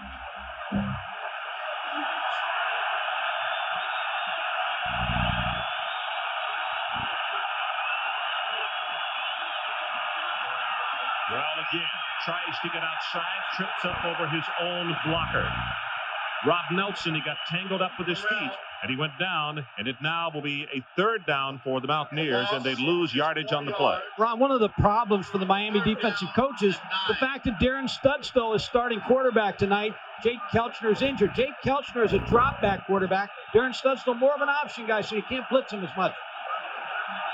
The numbers that will be missing tonight. Jake with an elbow injury. They had to cut on it yesterday. Pressure from the outside. Swings it out of the backfield. That's Freeman up the sideline, and he'll have the first down, plus 4 more out to the 42-yard line. Greer pushes him out. One thing that Miami likes to do on defense, they like to set the tone of the game right away. So on 3rd down, they did bring a blitz. West Virginia picked it up. Darren Studstill with a nice throw to Jim Freeman out of the backfield, number 29. Tight end goes out of the ball game. John Kappa, and West Virginia will go with 3 wide receivers, 2 to the top of your screen. Studstill play action under pressure. He's going to be sacked, and that's Mark Caesar, the senior out of Newark. When you play Miami, you have to be ready for the 4-3 defense and 2 deep coverage. But if you notice right here tonight against this particular formation where West Virginia has 3 wide receivers, Miami's in a 3 deep secondary. Then the pressure comes from Mark Caesar, number 99. So they changed a little bit of their defensive philosophy tonight against West Virginia. 2nd down with the loss, we'll call it 15. As you look at number 91, Darren Prine, the junior from Aurora, Colorado. Morrell, and he loses his footing again. Mike, that's a couple of times that he has tried to make the quick cut and has just gone down. He's going to lose yardage again. We talked about the fact that Miami had to make some adjustments. Usually when you prepare your game plan, you plan it for the first team quarterback. And they planned a lot of different adjustments for Jake Kelchler. They had to scratch them for Darren Studstill tonight, so they were making adjustments the day at the hotel on changes to be made. Studstill, 6'2", 185, and a junior out of Riviera Beach, Florida.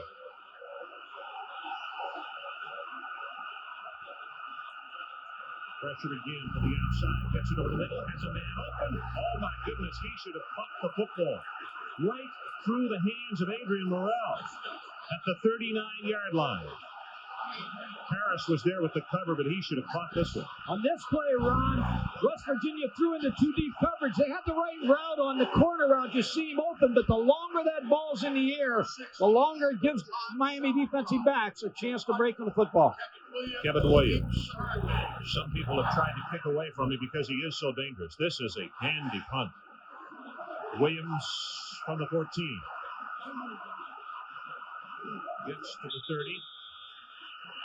49 yards in the kick and 16 on the return. And let's meet the starters for the Hurricanes on offense tonight. Gino Torretta.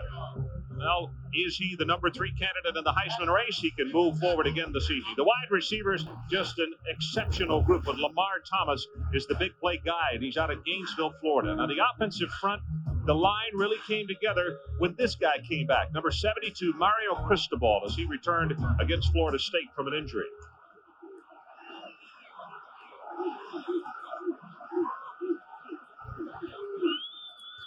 Then the setback pass is thrown, and it's Williams out of the backfield, close to the 40. And Kevin will be wrestled out of bounds at about the 39. You're seeing it, Kevin Williams. Now the defensive starters, the best pass rusher on that down 4 is Tom Briggs out of Liverpool, New York. Now the linebackers, Puppy Wright did a lot of talking this week, and we're going to find out if Puppy is the big dog or not. And in the secondary, well, it's a very good group. But Kwame Smith, the veteran out of right here in Miami, will have his hands full tonight with this receiving core.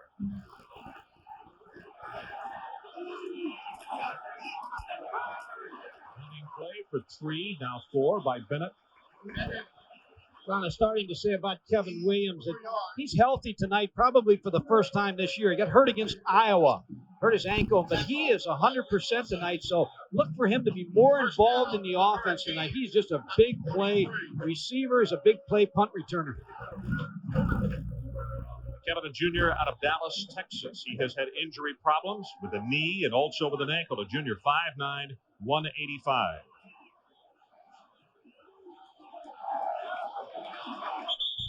Gino wants a timeout. Comes right out from under center, so we'll take it with him. 11:29 left to play. Opening quarter. Canes and West Virginia, no score. Clap on, clap off, clap on, clap off, the clapper. Still going. Nothing outlasts the Energizer battery. It keeps going and going and going. Oldsmobile redefines quality. Here's proof. Call 1-800-THE-TEST to get independent test results from a 100,000-mile real-world test of the new Oldsmobile Achieva against Honda Accord and Toyota Camry. Learn how Achieva outperformed Accord and Camry in total cost, which includes maintenance, repair, and operating costs. You'll even get a free video documenting the test. Achieva, quality redefined, from the company that went far enough to prove it. Oldsmobile, the power of intelligent engineering.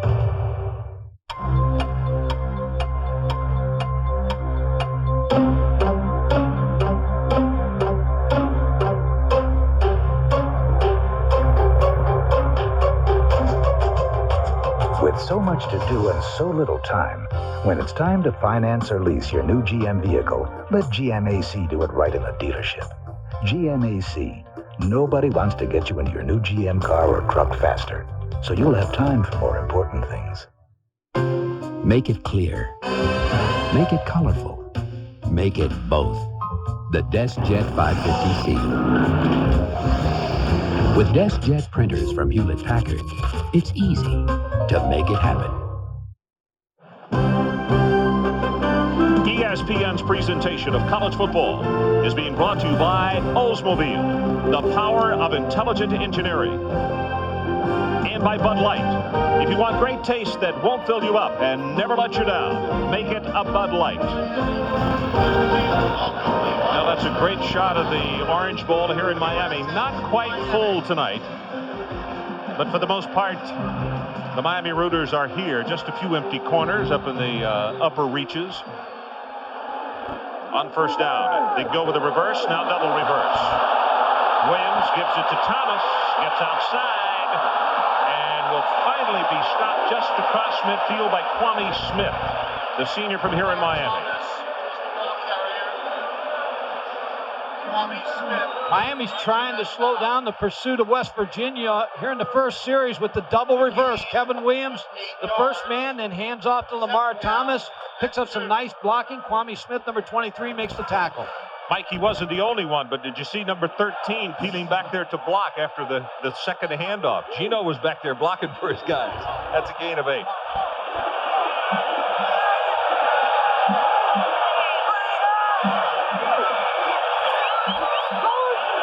Blitz is on, pass is complete. Darrell Spencer breaks away. Inside the 30-yard line to the 29, Leroy Exum finally put a stopper on him, but it's a gain of 16. Ron, when you have a veteran quarterback like Gino Torretta, you better disguise your blitzes. Now, West Virginia tipped off the blitz. Gino Torretta read it very easily, moved his back up, threw the quick out, big yardage. Miami quickly back to the line of scrimmage. West Virginia had the opening series. They had to punt it away, and the first time that we've seen the Canes tonight on offense. Puts it on a hit. Oh, wide open on the near sideline at the 20-yard line. 17, Coleman Bell, the senior from Tampa, who lines up at tight end. 6'2", 225. They just slid him out away from the trip set to the top of the screen. Mike, what about this young man? He gets started getting more attention the last couple of weeks. A lot of people say he's number 3 right now. Well, I don't think so. I think he comes into tonight's game after what happened today, number 1. Well, he's got a shot at moving up. I don't think there's any question about that. Senior out of Pinole, California. They'll go with the running play. 2, 3, 4 yards for Donnell Bennett. They're going to mark him down at around the 16-yard line. I got to do something before we go any further. I promised Torretta that his family has an establishment in Pinole called Antlers Tavern, and they're having a special barbecue tonight. And he said, make sure that we say hey to the home folks back in Pinole. So might earn you a free meal out there when you get out there. Next time I go to Pinole. Yeah. Hello to Antlers.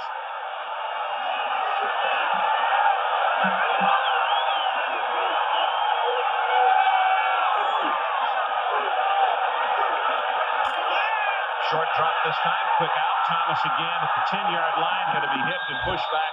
Again, it's Kwame Smith who draws the coverage, and that's a tough assignment on Thomas. Well, it is a tough assignment, but what you can't measure in a quarterback, you see statistics all the time, but you can't measure decisions.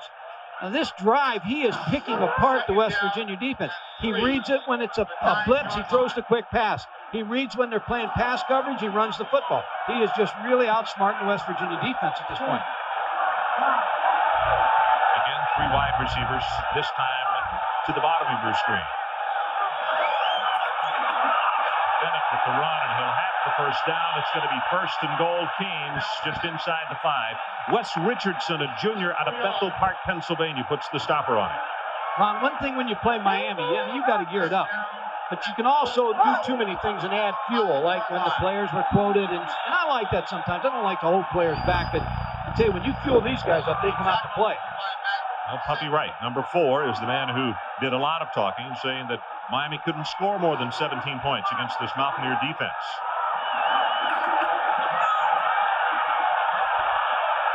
Brown and Richardson stepping up to make the hit. Bennett goes into the pile.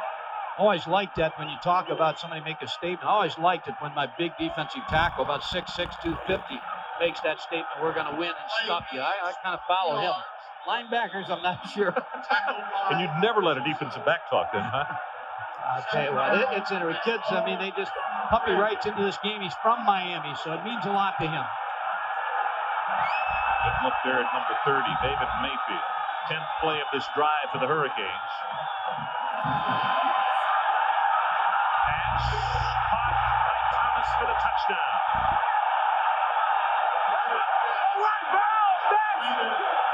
Flag is down in the corner of the end zone where the pass was caught. Ron, he even interfered with him, and he still made the catch. Pass interference on the defense. Touchdown.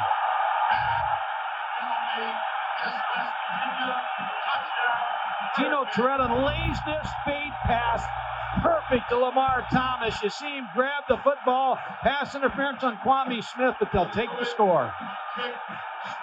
Dane Pruitt tries to put the Hurricanes on top 7-0.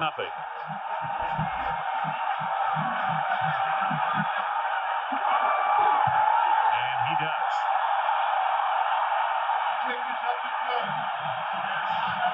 So the touchdown, 7:59 left to play in his opening quarter.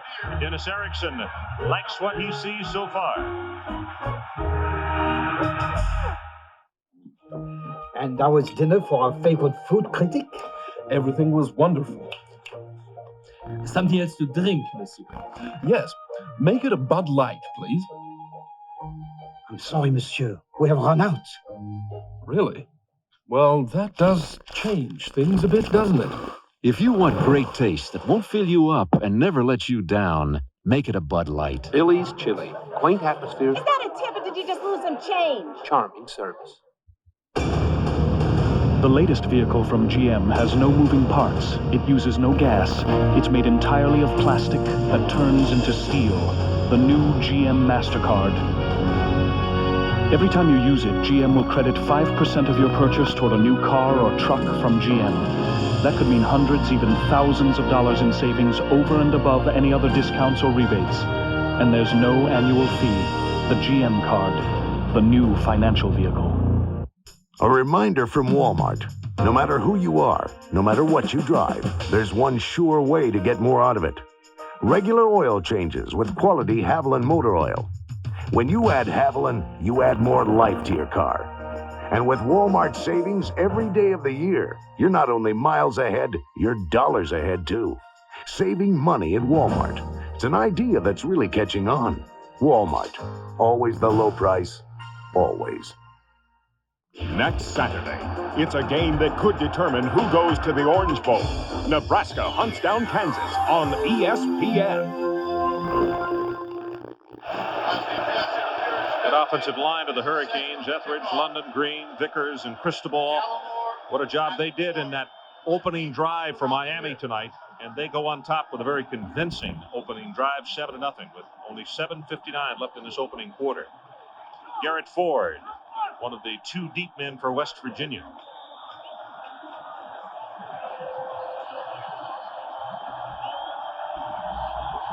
Pruitt's kick from the 50, and of course, the reason for that we should explain because of the penalty on the touchdown in the end zone, and that's the reason that he moved it up 15 yards forward.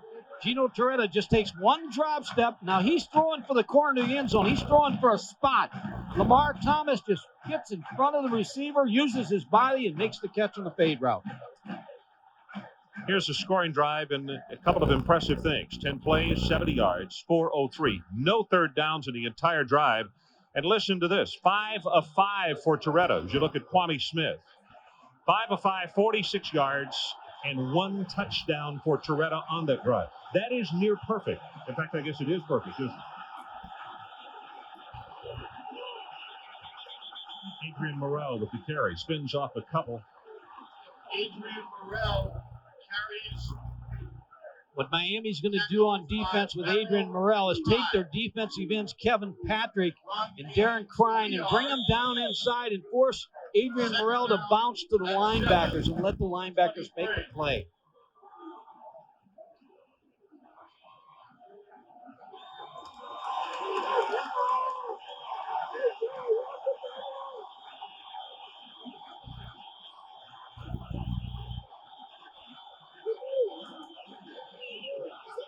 Pitch to Morrell.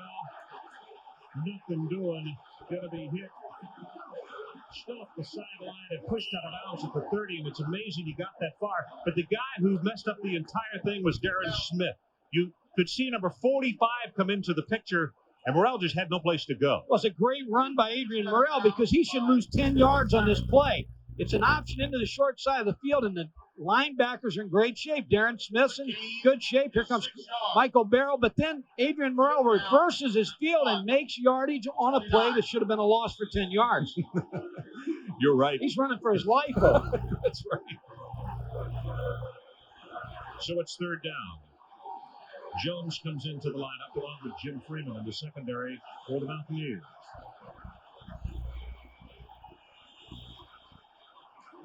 Safety valve pass goes to Hill, and he will have the first down, plus about 10 out to the 40. Michael Barrow put the stop on it.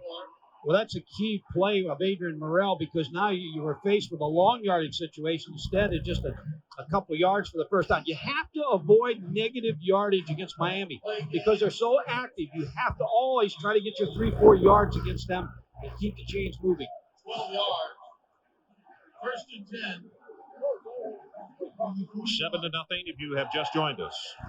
We're just under the midway point of this opening quarter. Miami on top.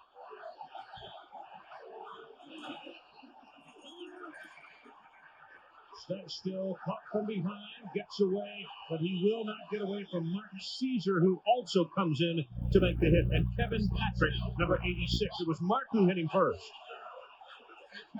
Brown have always felt the strength of the Miami team is their front four. The Cortez Kennedys, the Jerome Browns, the great players that have played here. Mark Caesar, number 99. Kevin Patrick, number 86. Pressure, Darren Studstone taking him to the ground. And Big Mike Compton, the All-American center for West Virginia, with a bit of a scare on that one, as you could see the defensive player come rolling up the back of his leg, but Compton is okay.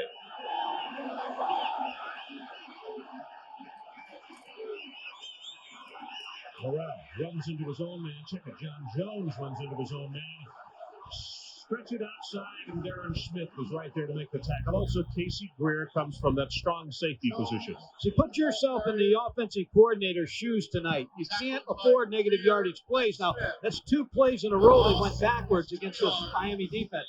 Don Nehlen's team has to be the aggressor and keep the Miami defense off balance. You got to throw when they think you're going to run when they think you're going to throw. Even then, I'm not sure. This is a great defensive football team. Well, to show you how much confidence they have in the backups, Kenny Lopez and Warren Sapp have come in, the reserves and defensive tackle. Morrell going to be hit and knocked down for negative yardage again and get through. Darren Smith. The other two get so much credit, Michael Barrow and Jesse Armstead, but Smith is the one. Tom Tuberville, the linebacker coach for the University of Miami, told me that Darren Smith has everything you'd want in a football player linebacker. Size, speed. Watch him come in, make the tackle on Adrian Morrell. Effort is there. Maybe the best linebacker they've ever had, Tommy Tuberville feels. Second punt of the night by West Virginia. Williams, the deep man, this time from the 23. Into the 30. Very good open field tackle. That's 48 yards in the punt and 7 on the return. Robert Walker makes the stop. Well, be sure to join Mike, Adrian, and myself next Saturday night for a huge one for the Big 8 Conference. It's the 18th ranked Kansas Jayhawks traveling to Lincoln, Nebraska to take on the Cornhuskers, who had a huge win today at a game that could decide the league championship. Next Saturday, 7:30, right here on ESPN. Boy, did the Huskers ever have a big one today. The kids got tired of hearing they couldn't win a big one, Mike. They've poured it on a good Colorado team. Solid win for Tom Osborne. Larry Jones right up the middle. 10, 15, 20. We got a track lead. Breaks off another tackle, and he will score from 70 yards out.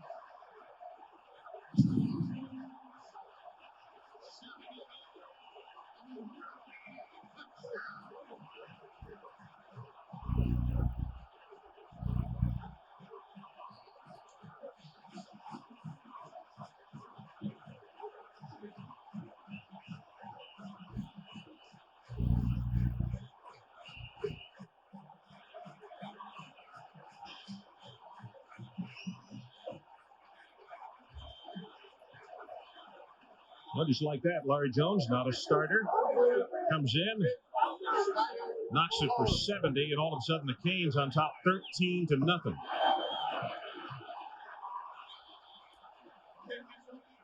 Pruitt knocks it home, And with 4:17 left in this opening quarter, like lightning, the Hurricanes have become very spooky early on.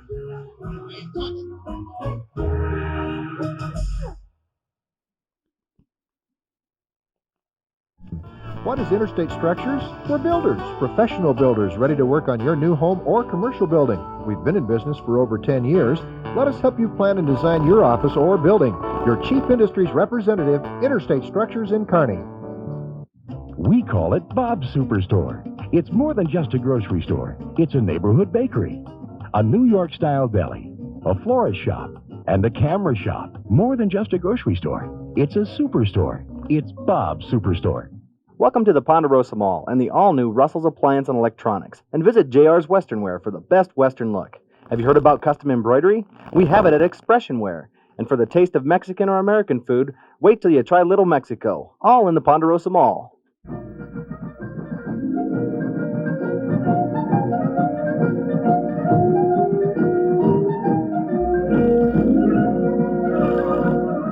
Catch a taste of the Irish. Patty O'Malley's in the downtown Kearney Center. The NASCAR championship is up for grabs in the last race, and I'm going for it. You're forgetting something. It's my last race, and I'm going out a winner. We'll see about that, Richard. Hey, where you going? Richard, you'll always be a winner to us. The Hooters 500, Sunday afternoon, November 15th at 12:30 Eastern, live on ESPN. No wonder they call him the king. Puppy Wright on the sideline, and he had a hand on the ball carrier, but that's about all he got on him. We'll show you in just a moment. Flag is down as Miami is off on the kickoff offside. Gallimore, and oh, does he get ripped. Ball is loose.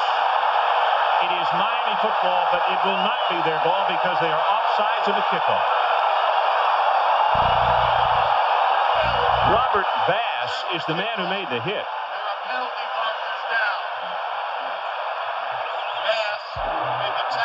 Offsides on the kicking team.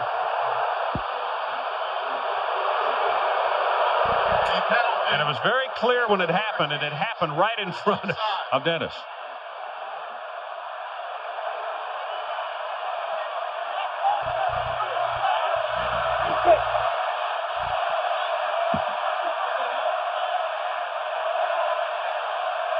There's the offsides right there. Bottom of your screen at the 35-yard line. Ball is not yet kicked. There it is.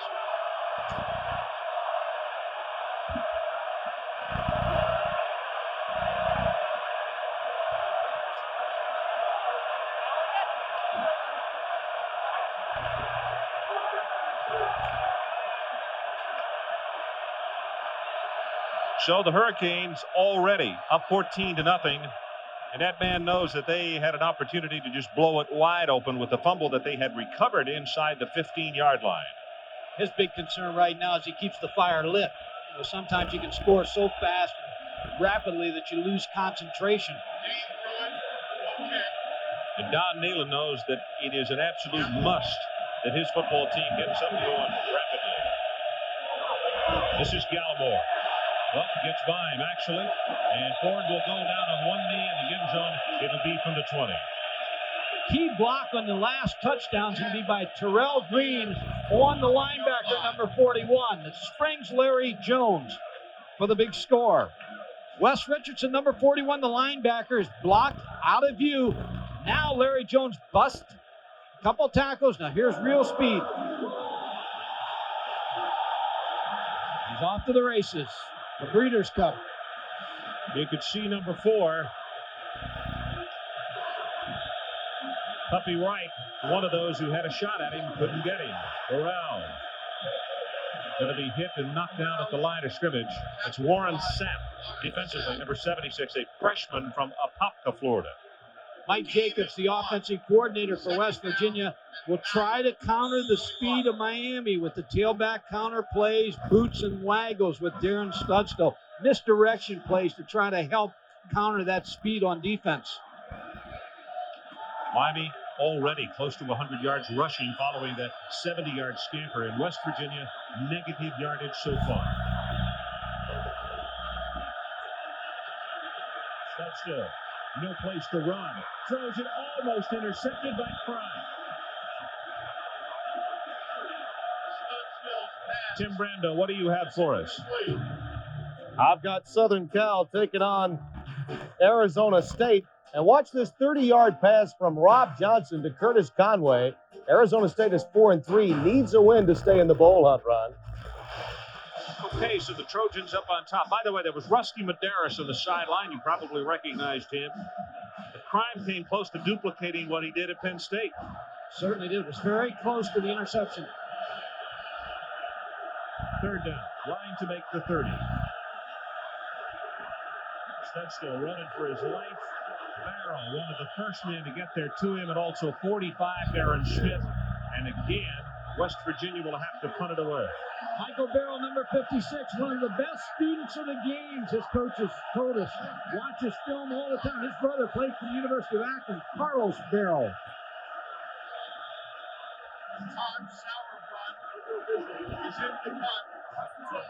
Todd Sauerbrunn to kick again, his third kick of the night. He has done an outstanding job.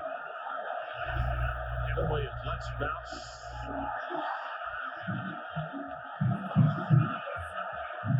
Flag comes in across the way, and Kevin will be denied the 35. Ron, there's a holding at the line of scrimmage on Miami. That's the first penalty. Well, we got a flag at the 23, one at the 33, and then across midfield at the 36-yard line. First one was a hold on the interior line of Miami.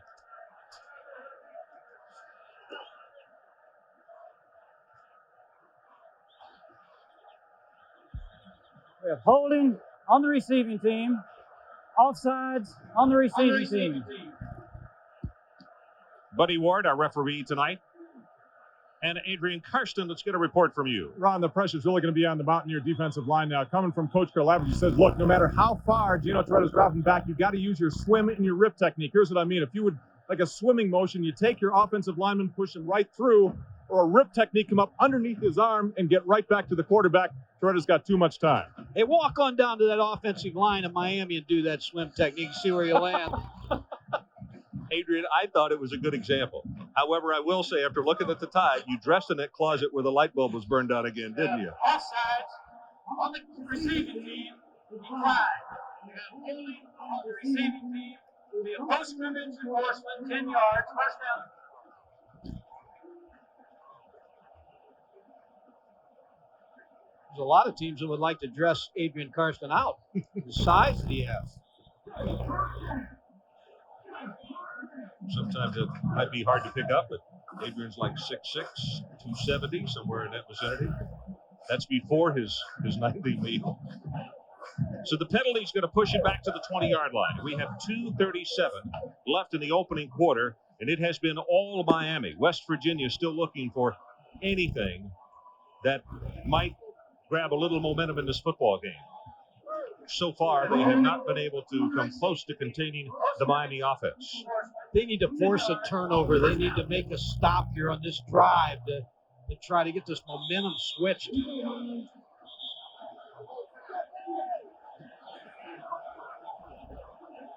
Well, Gino, as we mentioned on that opening drive, was absolutely perfect. And he didn't have to do anything on the last one, but hand it off and he got a 70-yard touchdown run.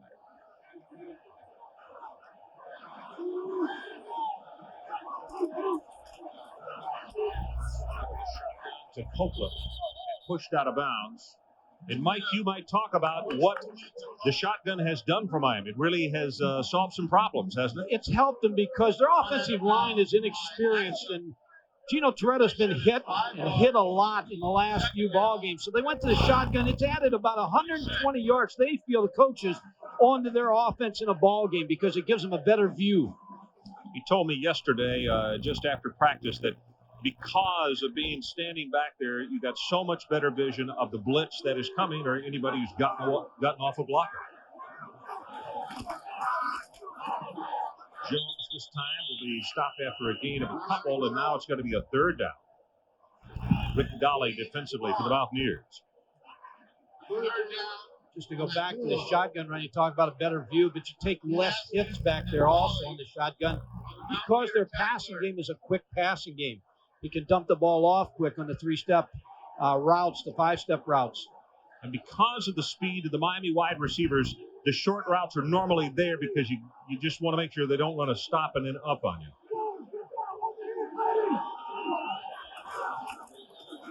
That's what I'm talking about right there. Lamar Thomas has the first down. Tommy Orr is there to make the hit. They've been so successful with the shotgun. If they go back to it, look for him to screen or try to run the ball off the shotgun to try to establish that as an entire offense for themselves. Gino Toretta is making a statement. I think he's trying to move out of that Ross Perot position, huh? Oh, I'm not so sure about that. I think Ross is doing all right, too. He's projected as the number 3 candidate right now. Gino steps up, drills the ball, and what a catch close to the first down by Lamar Thomas. Now they're going to say he did not catch the ball, that he secured it off the ground. I think the replay will bear this out. The shotgun again gives Gino Toretta the chance to move around. Here's the pass, and a great call by the officials. Yeah, good call. Well, here are his records entering tonight. 850 attempts. See the passing yardage, almost 6,500. We saw this youngster in his first start against Florida State back when. Jones is going to be collared, and now more than collared, maybe face mask. As the markers come down, Steve Perkins along with Tim Brown making the hit for West Virginia. Face mask on the defense. Ron, I think it was 1982. I played Miami here when I was at the University of Cincinnati. I was talking to Howard Snellenberg before the game. Jim Kelly was his starting quarterback. He was hurt. And he had 2 big, tall, gangly freshmen over there warming up. Then he tested Bernie Kosar. So he had a wealth of quarterbacks back then, and that is just duplicated because in recruiting, quarterbacks want to come to the University of Miami. Boy, that goes without saying. By the way, some great blimp shots there. The Goodyear Stars and Stripes out of Pompano Beach, Florida. With us tonight at the controls, Captain Jim Maloney from Vienna, Virginia. Play action, puts it right on the numbers of Coleman Bell, gets a block, and he's off to the races, pushed out of bounds at the 39 by Mike Collins. The pass is complete to Coleman Bell. 24 yards. Coleman Bell, the tight end, has to become a little bit of an actor here because he's going to block, and then he's going to shoot out in the flat. Gino Toretta is going to fake and roll this way to counter the run action. Coleman Bell slips out in the flat. Now he picks up a block by number 35, Darrell Spencer, for more yardage.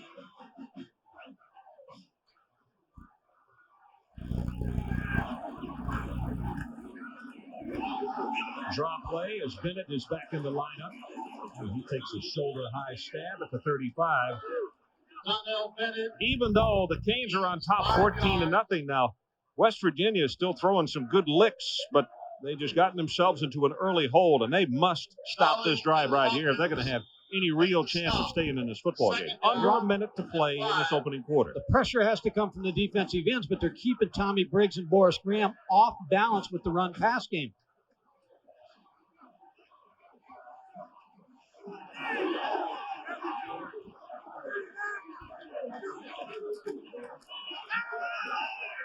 Drills it. Knocked down and a nice defensive play by Kwame Smith, and they're going to call pass interference. Well, I don't know. I'll be anxious to see this one on instant replay. I think they're going to call that he came through the back of the receiver. Pass interference on the defense. Boris Copeland runs a deep curl pass. Gino Toretta is going to see him wide open, throws the football. Kwame Smith, number 23, comes from behind, and there's the call. You making that noise for any particular reason? No, I'm not. Don Nealon, one of the really nice guys in coaching. And he's probably over there going, he's probably going a little more than, I mean, has a lot of self-control. First and 10 at the 22. I have a feeling that Don probably did say,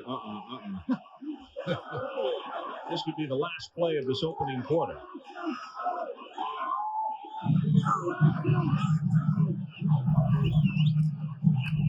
Bennett off the right side. Breaks off the tackle of right, and he's down to the 19. Scott Gaskins also comes up to finish him off along with David Mayfield. Sometimes when you're coaching in a game like this and you're just it's a one-sided game in the first quarter, you can't mutter words. Just sounds come out because you're in shock of how well Miami's playing, and your team's playing good football, but Miami's just playing on a cloud right now. They really are. That's the end of the first quarter. So let's take a timeout. Miami 14, West Virginia nothing.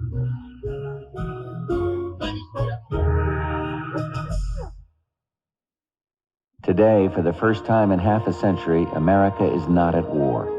And America's wartime economy is changing to a peacetime economy. But that change has brought fear and uncertainty. The fear of losing a job, of losing a home. The uncertainty of tougher economic competition from around the world. But with change comes opportunity. And my agenda for American renewal can be the bridge to the future. It provides a choice of quality schools so our children have the knowledge to compete. It provides job training so workers have the new skills to compete. It provides health care for all and controls spiraling costs so our people can afford to compete. And my agenda strengthens small businesses that create 2 of every 3 jobs so we have the new jobs to compete. Today, we stand at the threshold of a new era. We change the world around us. Together, we must do the same at home. Happy birthday to you. If you'd spent the last 95 years selling cars, you'd make a big deal out of it too. It's Oldsmobile's 95th birthday celebration, and your local dealer has great deals on every model. Like this Achieva. Lease it for only $209 a month and get automatic transmission, anti-lock brakes, air, power door locks, AM/FM stereo with cassette, and more. Check it out. Oldsmobile's 95th birthday celebration. It's a big deal. Not long ago, the fellas over at the country club gave Ed Hansel a little party. You see, in over 40 years, Ed never missed a day at the club. Every afternoon, just after 3, like clockwork, there's Ed. A banker by trade, is a master at knowing just how to fill all that leisure time. Unfortunately, banker's hours may not be your hours when buying a car. So finance your new vehicle with GMAC right at your GM dealership. Nobody knows more about auto financing and leasing. And we don't keep banker's hours. It seems Europeans have a passion for certain things, American. And one of them happens to be the reliable, efficient delivery of a certain American delivery company, UPS. Fact is, we've built the most comprehensive delivery network in Europe. So next time you need something shipped there, use the outfit Europeans find, well, so fashionable. UPS. We run the tightest ship in Europe. Welcome back to Miami, Florida. Ron Franklin with Mike Gottfried and Adrian Karsten. And as we open the second quarter, for the Hurricanes, a second down. The line to make is the 12-yard line. This is the 10th play of this drive. Terrific. Going for the end zone. Got him there, and Lamar Thomas saw it sail over his head. Gino had him open for a moment, but was not able to get it away in time. Well, he was trying to go to Kevin Williams all the way over here on the right side, and Kevin Williams just was covered. And then he tried to go back to the backside to Lamar Thomas, but just ran out of real estate. Good protection again. Etheridge, London, Green, Vickers, and Cristobal, as the Mountaineers have had a tough time penetrating that offensive front for the Hurricanes.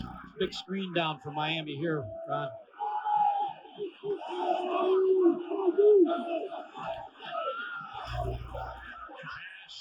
Complete to Bell at the 10-yard line.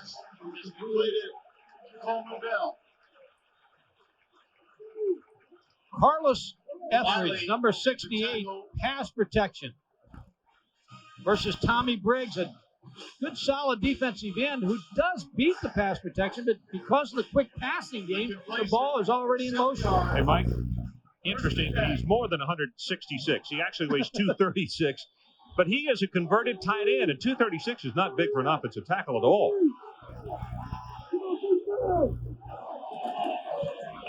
Straight ahead with a running play.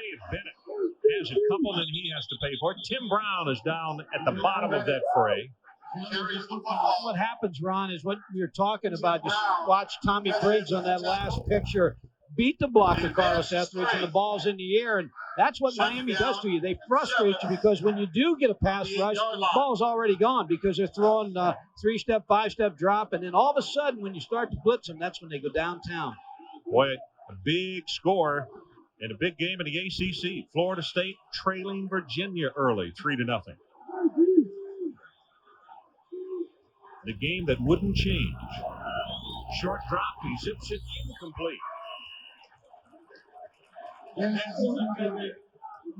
Chris Jones is the man he wanted. I think he wanted him to round out that route a little bit back toward him. Jones kind of took it straight.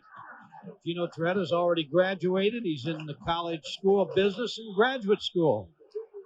So Coach Erickson sending plays into a graduate school student.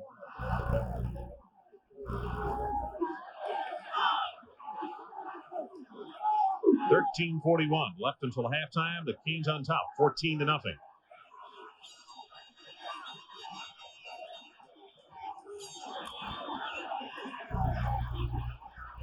This time they get pressure, drills it in the end zone and knocked down. Nice defensive play by Leroy Axel. That's what the Mountaineers have been needing, some kind of stopper, and they're going to force Miami to go for the Hurricane. Leroy Axel, number one, the defensive back. First of all, both receivers are covered. Gino Torretta now tries to scramble to the left, throws across his body, doesn't get enough strength on the ball because he's rolling to the left and really didn't get set. That was Rick Dolly who was putting the pressure on. This is a 24-yard attempt. Kick is up, and he is no good. Off to the right and no good.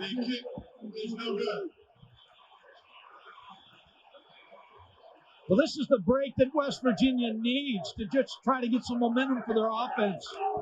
They're able to hold Miami. They fail on the field goal. Here's the hold. Paul Snyder. Like a good hold. Sure did. Had some great shots, guys, down in the truck. And, of course, he wants to say that it's good, but the official standing right underneath the goalpost said, no, sir, no way. So a 12-play drive goes awry. I've never seen a kicker yet that missed. They all think they make it. Jim Freeman for a couple. Here's the problem when you play Miami on offense, and when the offense of Miami gets you a 14-point lead, they just turn it loose now. They crank it up. So you have to be patient if you're Don Nalen in West Virginia because you got to try to slowly get back in this thing offensively. Because also Miami's just like any other club. If things come too easily, you can lose your concentration for a stretch, can't you? What we talked about, that's the main worry of Dennis Erickson right now.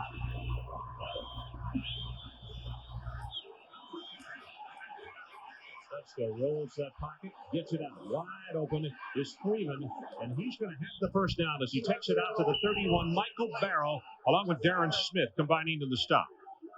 See, the game changes with Darren Studstill in the ball game as opposed to Jake Kelchner because Jake Kelchner is a drop-back quarterback, the starter who is back in Morgantown. Darren Studstill gives you a little extra time as he rolls there, buys some time for the receiver Jim Freeman to come open. 12:30 remaining until halftime. 14-0 Miami. Morrell cuts it back inside. Good cut, and he'll have 5 yards as Darren Smith is holding on to his arm.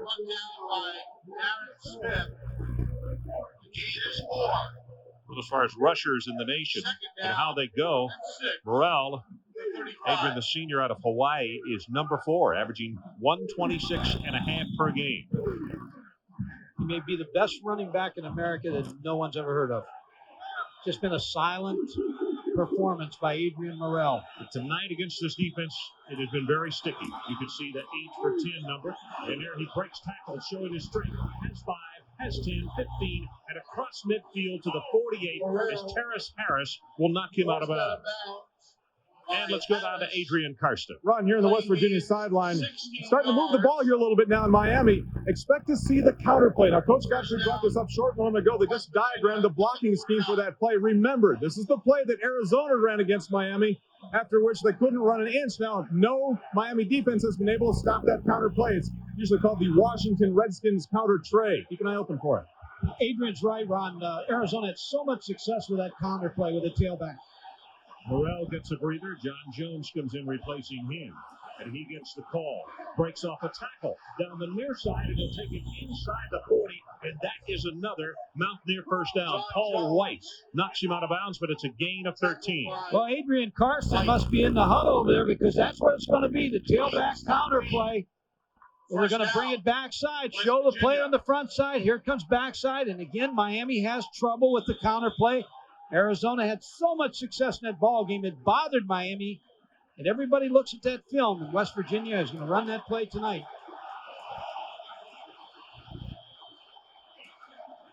This time they take it to the right side. And another first down for the Mountaineers inside the 25 and down to the 21-yard line is John Jones. Same play again to the other side. Here comes the tailback counter now to the right.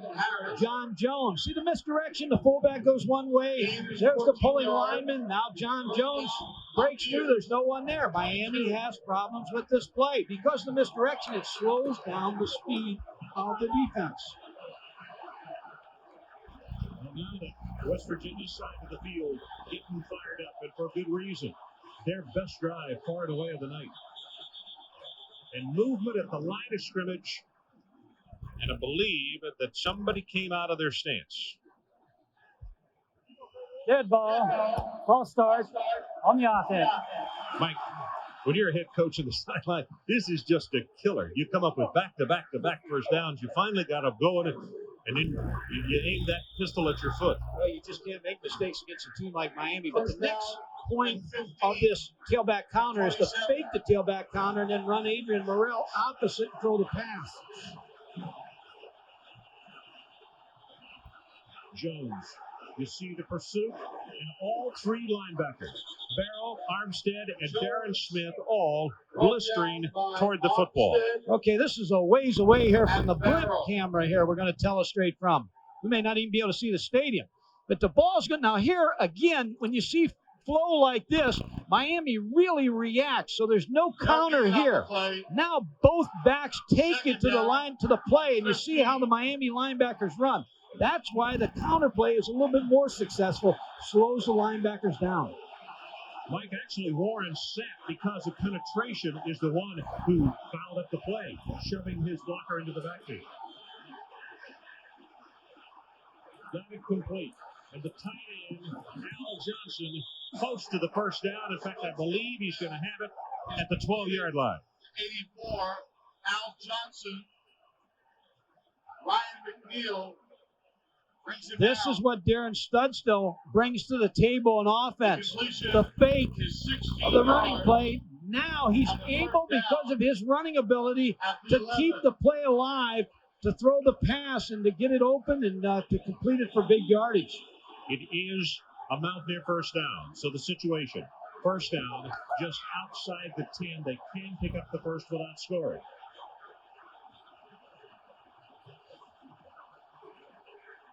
Running play with Woodard, and you see what he was greeted with. 9 different Miami Hurricanes. Michael Barrows, the man who led the attack. Number 28. You have to run some plays where it's full flow and not counters, believe me, because you have to keep them honest.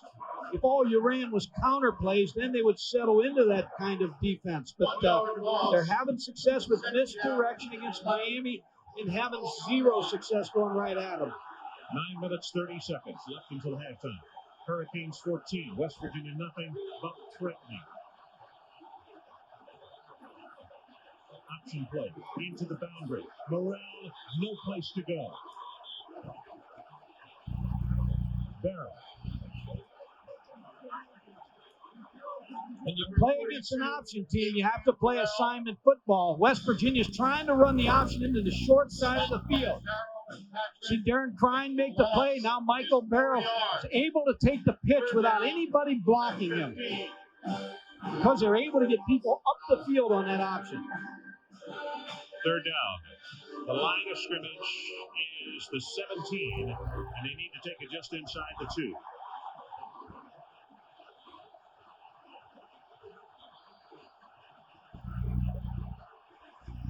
Pass is caught by Jet, and a good open field tackle denied him inside the 5. Terrace Harris, the sophomore out of Memphis, is the man that took him on defensively. Ron, if West Virginia's to have any chance to win this football game tonight, James Jett, number 15, has to be a major part of the offense. He has the speed to break the plays. He has the speed to break the little curl routes and can be a big-time deep threat because he has great speed. Vanderjack comes in to attempt the field goal, and they're going to place this one down at the 13-yard line. A 22-yard attempt.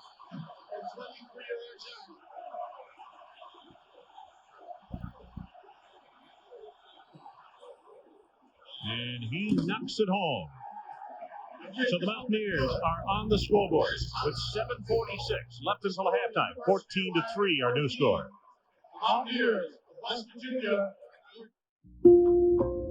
Far from Bourbon Street, in its own little corner of the Garden District, is the most fabled house in New Orleans, the Maple Street Children's Bookshop, where the folks who write the books also read them.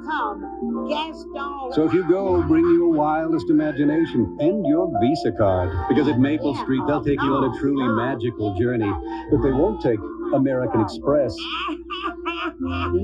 Visa, it's everywhere you want to be. Ford trucks, the best, never rest. You're right. Ford does build in toughness. But we also build in things that help you drive safely. 4-wheel anti-lock brakes are standard on Explorer and Bronco. Built-in child seats are available on Aerostar, and both Aerostar and Clubwagon offer driver-side airbags. Ford builds tough trucks, but we also build long-term relationships. The best-built, best-selling American trucks are built Ford tough. Good morning, America! Good morning. Good morning. Wake up, you sleepyhead. Good morning to you. And you, and you. Get out of bed. Every morning all across America, over 50 million people come to life with Delta faucets. Good morning, good morning. Delta, the way water is brought to life. ESPN's presentation of college football is being brought to you by Ford and your Ford dealer. Have you driven a Ford lately? And by Rockport, you should be in our shoes. Utah 20, Air Force 13. Well, what a beautiful night in Miami, Florida. 14-3 our score. Things are a little brighter for the Mountaineers as you look at Kevin Williams. Absolutely one of the most dangerous kick return guys in the country. Let's take a look at this coverage from up top. This will be somewhat like the coach's video, but to give you an idea of where the lanes are. And they knocked the kick out of the end zone, so we'll try it again next time to give you that same look. ESPN continues its exclusive coverage of Thursday night CFA games this week, beginning with the kickoff show at 7:45. And then Iowa State travels to Manhattan, Kansas to take on the K-State Wildcats. It's at 8 o'clock. So be sure and join Mike, Jerry Punch, and me next Thursday right here on ESPN. You don't think it'll be cold in Manhattan, do you? I'll make a noise. No, you're making noises. Gino Torretta. Don't and forget for the your sweater. a couple. Stephen McGuire's coming to the ball game at running back. Toretta's pass is caught on the run by Copeland. Across the 40 to the 43, and Axum is right there to make the hit, but it's good for 23. Here's a point for Gino Torretta. Now he's throwing the quick game with success. Now he throws the ball down the field. But you see the little move where he stepped up into the pocket? That's a veteran quarterback to avoid the rush, step up a yard in the pocket, drill the football to Lamar Thomas.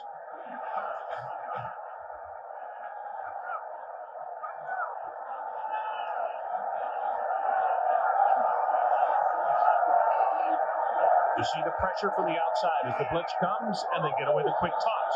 Copeland has it, and a flag comes down. Oh, there comes another one. It could be face masking against West Virginia. Tommy Orr. Orr made the tackle. Face mask on the defense. Now, that was a perfect example of what Mike Gottfried's been talking about. The blitz came from the outside, and he threw the quick route. Boy, he's smart, Ron. He's a veteran. He understands the offense. He has a new coach this year, Rich Olson, who is his new quarterback coach. On the defense, 5 yards, first down. He works with the wide receivers. Rich Olson was former secondary coach at Arkansas, so he understands defenses, but he has Gino Toretta really coached up. There you see the face mask by Tommy Orr, number 24.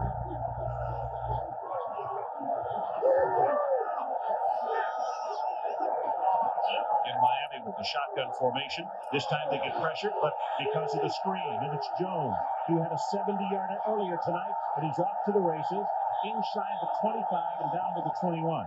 Tim Brown finally puts a stopper on it. 20 yards in the play. We talked about screen downs for Miami. Gino Toretta feels the rush of West Virginia, calls the screen to Larry Jones, opens up. Great block by Terrell Green.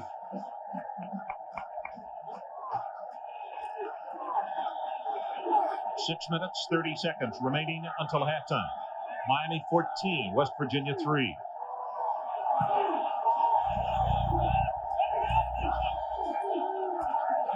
Pass goes to McGuire.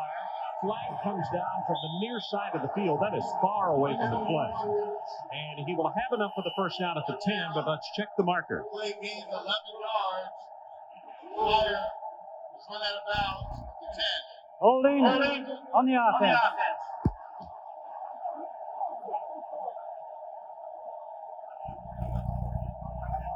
And let's go back to Tim Brando for an update. Timmy. Well, when you've got the Hurricanes on, you want a Seminole update. That's for sure. Here's Charlie Ward. This is typical, right? He can't run the half-court offense, but put him in a press, and he can hit Tamarick Vanover. That's Charlie Ward doing what Charlie Ward does best. First down. So the Seminoles go back on top after go on top for the first time, actually. Tim Brando, there'll be a lot of teams put that play in after they see the results of that little fumble there and then throw the ball. Well, they're beginning to run together, but we saw an intentional play like that where the quarterback took the ball and banged the center again like he had fumbled it and then picked up and threw. First time we've seen that one this year. Pass to Thomas, right over the middle. Axum will hit him just short of the 25-yard line. A couple weeks ago when Penn State played against Miami, they actually kept the defensive lineman inside when the pass developed to look for the middle screen of Miami. They're so concerned about it. SDS representative to the press box.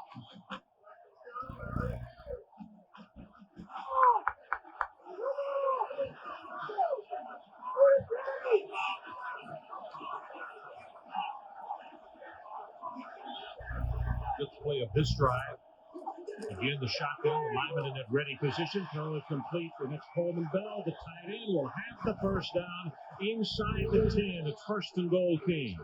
Mayfield bumped him out. It's kind of interesting here. Gino Toretta out of the shotgun will lift his leg up to show the center that he's ready for the snap. Now the center can take his head up to look who he blocks. You see the center's head's up now, and he centers when he's ready, not the quarterback. Kind of interesting there how they do that.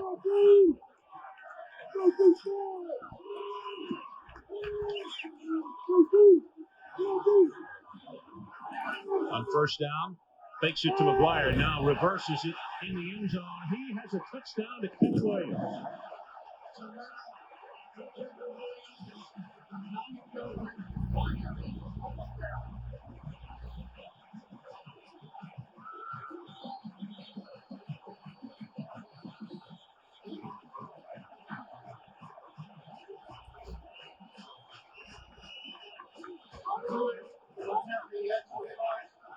Boy, like a fine surgeon. Gino Toretta is having some kind of night against West Virginia. 6 straight completions on that drive, and the extra point by Swift is good. So let's take a look at Toretta's reaction as we head to commercial. 21-3, the Canes on top. But Toretta, 6 straight. And here's the culmination, a touchdown to Williams.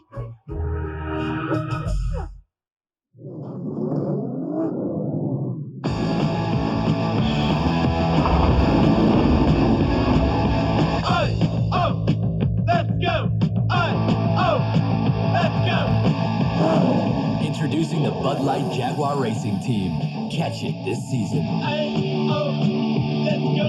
All revved up and ready to go. How do we get the truck back? Throw it in reverse. Let's go. You're about to see a side of Ranger you never expected. Now, all that famous Ford Ranger muscle comes in a body no one can resist. Introducing the 93 Ford Ranger. Ford trucks, the best, never rest. Ranger is how tough looks today.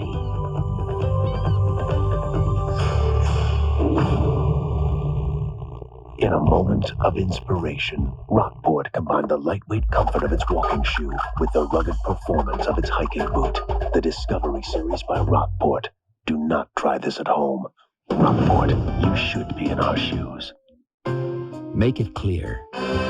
Make it colorful. Make it both. The DeskJet 550C. With DeskJet printers from Hewlett-Packard, it's easy to make it happen. They'll be hot stepping over the goal line in another great night of college football. Iowa State beats Kansas State Thursday night on ESPN. Well, it's Halloween night, and a lot of spooks and goblins in attendance tonight.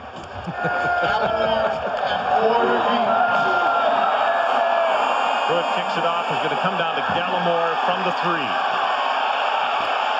Ward with a good block, and Gallimore will take it to the 21-yard line. Ron, here's what misdirection does to linebackers. Here's going to be the fake by Gino Toretta. Then he's going to come out the backside and hit the pass in the end zone. Watch the linebackers move with the fake. Now they can't recover. They're out of position. Kevin Williams sits behind him for the touchdown. A reverse angle look. You're on defense against Gino Toretta at home.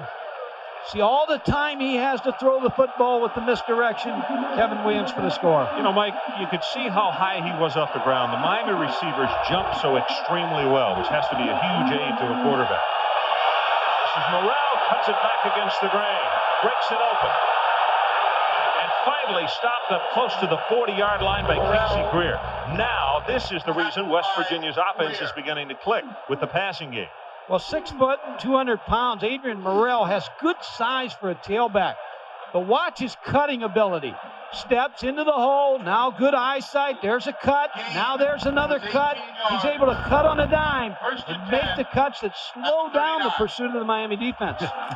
Boy, not many people do that against a speedy Miami defense, and Morrell tonight has ripped off a couple of really good ones. Finally on the positive side. Oh. Darren Smith with the hit, and speaking of hits, here's Mr. Brando. Right. Pull it off the top 40 survey here. A 5-yard smash for Dwight McFadden, giving SC its 7th rushing touchdown in as many games. Trojans lead Arizona State in Tempe 14-0. Ron, you think Tim Brando's old enough to remember American Bandstand, Dick Clark? Oh, hey. He's spinning he those still hits. has copies of that. He's spinning those hits out of Philadelphia.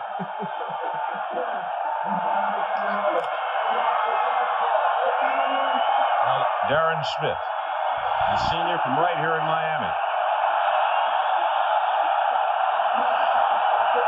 Short drop and a quick throw, and he's got it complete to Jet. James, an Olympic sprinter, senior out of Shenandoah Junction, West Virginia. Darren Studstill, we talk about the decisions made by Gino Toretta. Darren Studstill's making some good decisions. Again to James Jett, the speedy receiver, because you get him one-on-one on the outside, James Jett, Very difficult to cover him. 6 for 8 for Darren Studstill for 67 yards.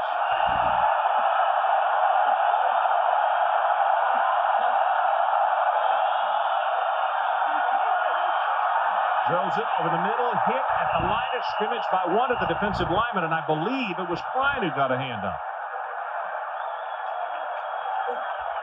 Studstill's pass. Darren Klein's very active in the defensive line.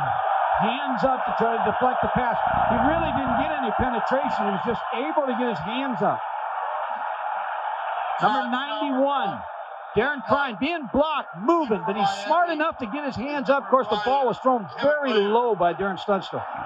If Compton had a good block on him, it passed just thrown really low. Well, here's another dandy punt. Williams runs away from it, and it takes a Miami bounce. So let's call timeout. Sarburns kick, good for 54 yards. We'll be right back.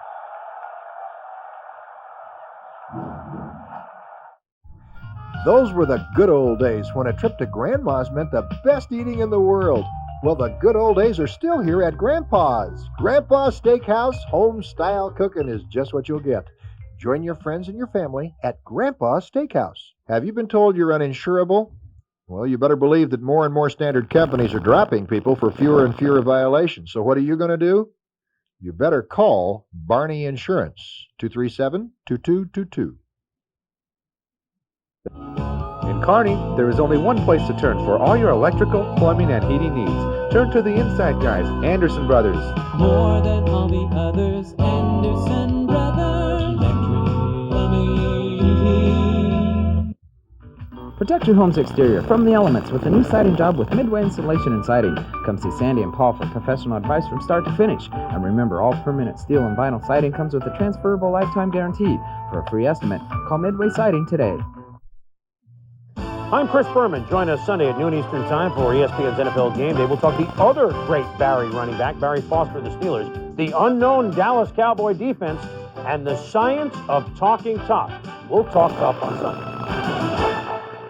ESPN brings you a new way to look at sports when you can't get to your TV. The ESPN Radio Network. Watch for us this weekend on the radio. Sports Radio, ESPN.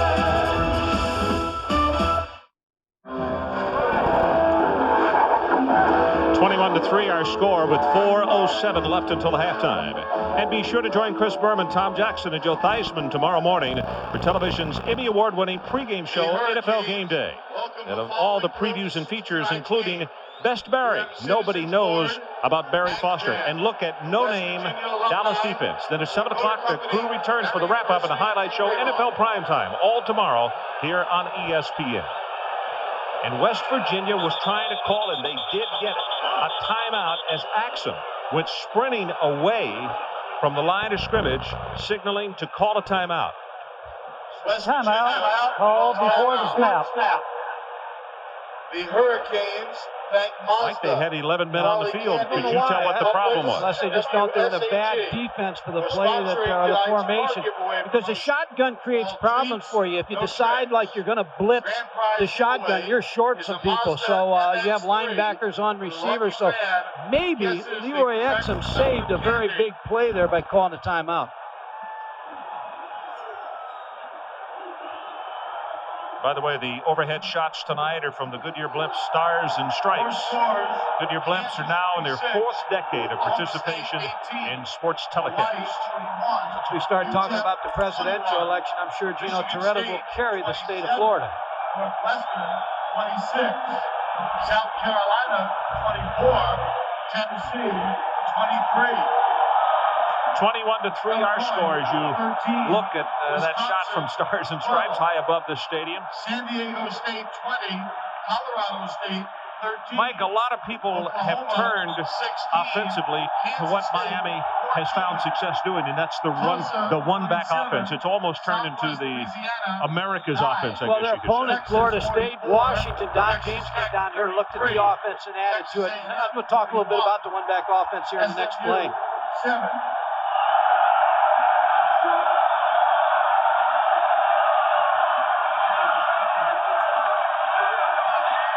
Pressure on Toretto, going to go long, looking for Thomas, battles for it, and he got it. took it away from Axum. Leroy Axum may have feared that play. That's why he called timeout. But Lamar Thomas on the takeoff route. Leroy Axum couldn't be in any better position. Now you're going to see Lamar Thomas break inside the two deep coverage. Now Leroy Axum's in pretty good shape. Lamar Thomas just takes the football away. You can see Leroy got turned around for just a moment, and that was enough for Lamar Thomas to have the concentration to grab it away from him. This is McGuire. Talking about the one-back offense, what it allows you to do, just a couple quick things. It allows you to go into a game with a very simple game plan. You just build on because you have very few runs and very few passes, so you're forced to keep the game plan simple. Second thing is you spread the defense out with a one-back. You open up your running game, you allow your passing game to develop, and it's very difficult to blitz a one-back team. About to go under 3 minutes left until halftime. The Hurricanes on top, 21-3. Blitz coming straight up the middle. Pass is caught by Bell, the tight end, at the 26-yard line. And Tim Brando, what do you have for us? Arizona State is 5-1 in its last 6 home games.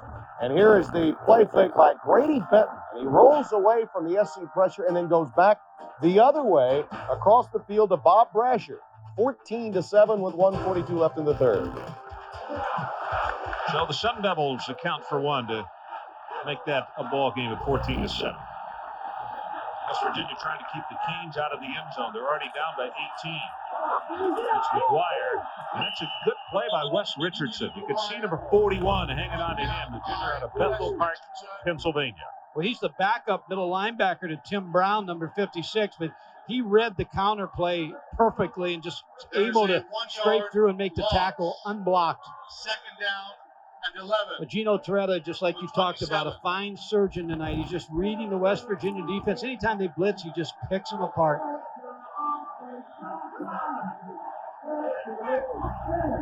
9 straight completions for Gino Toretta. Look at that night, 17 of 21. Outside pressure, and he will be sacked. First time tonight that the Mountaineers have gotten to him, and it's Scott Gaskins along with Tom Briggs. Scott Gaskins. First time that West Virginia's able to get to Gino Toretta. Missed block by number 72, Christoffel. Tom Briggs in, Scott Gaskins, good pressure, big sack. Third down and 24. 1:37 on the clock before halftime. Well, that may have been just what Don Nealon ordered right there with the third down, and what they need to pick up is the 16-yard line for the first.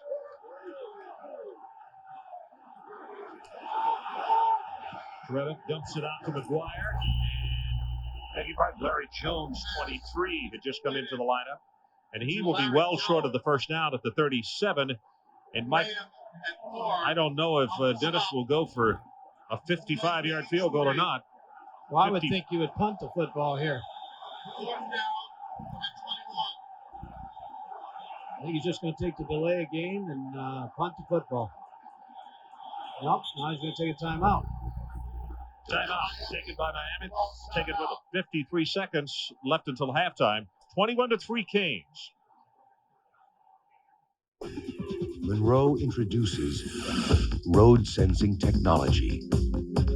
A new breed of Monroe shocks and struts that give you added control.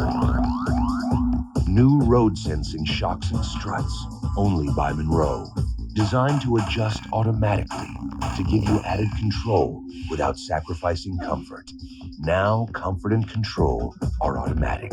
New road sensing technology, only by Monroe. Rust. What it can do to the outside of your car, weak, neglected antifreeze can do to the inside. You need the tough anti-corrosion formula of Prestone. Use fresh Prestone every year to give your radiator and cooling system heavy-duty rust and corrosion protection. No matter what happens to the outside, Prestone protects the inside. Prestone stops the rust that stops your car.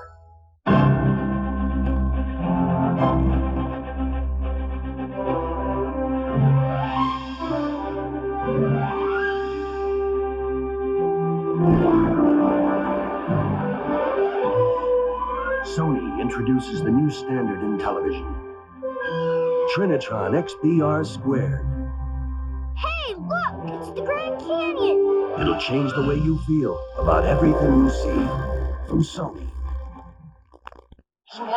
Welcome back to the Orange Bowl. 53 seconds left until halftime. And, folks, this is the first Miami punt of this first half of play.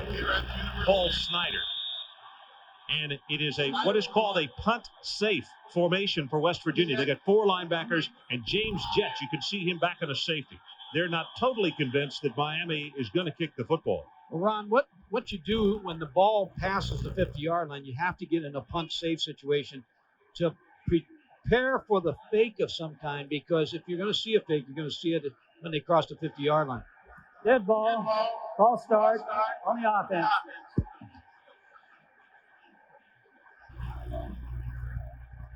Now coming up at the halftime of the Delta Faucet Report, Hurst Falk update. Washington's dominance as the Huskies won big today, and a Michigan scare up in the state of Indiana. All of that and more coming up at halftime. And he does kick it away. Jett will run away from it at the 1 and takes a West Virginia bounce. That's got to be touchdown. 42 yards on the kick. So West Virginia will have 42 seconds to work with. And I would imagine that they would be just happy with running that clock out. Good heavens, Ole Miss jumping on LSU tonight. Tonight is such a famous night in what has been a great rivalry between those two schools, but the famous Billy Cannon punt return, 1958, Halloween night. Ole Miss people will never forget it. That ruined an undefeated season. They lost it 7-3, but went on to face LSU in a rare situation in the Sugar Bowl that year and beat them 21-0 and held Cannon to minus yardage for the ball game. Was that Johnny Vaught? Yes, head coach Johnny Vaught. He had some great ones. In fact, Billy Brewer, who's now the head coach at Ole Miss, was one of the quarterbacks on that team. Pass thrown complete to Kappa, and the big tight end takes it up to the 34-yard line. Smith defensively. Trying to go with a no huddle now to try to get some movement here in the offense. 35 seconds, moving the chains. The game was 14.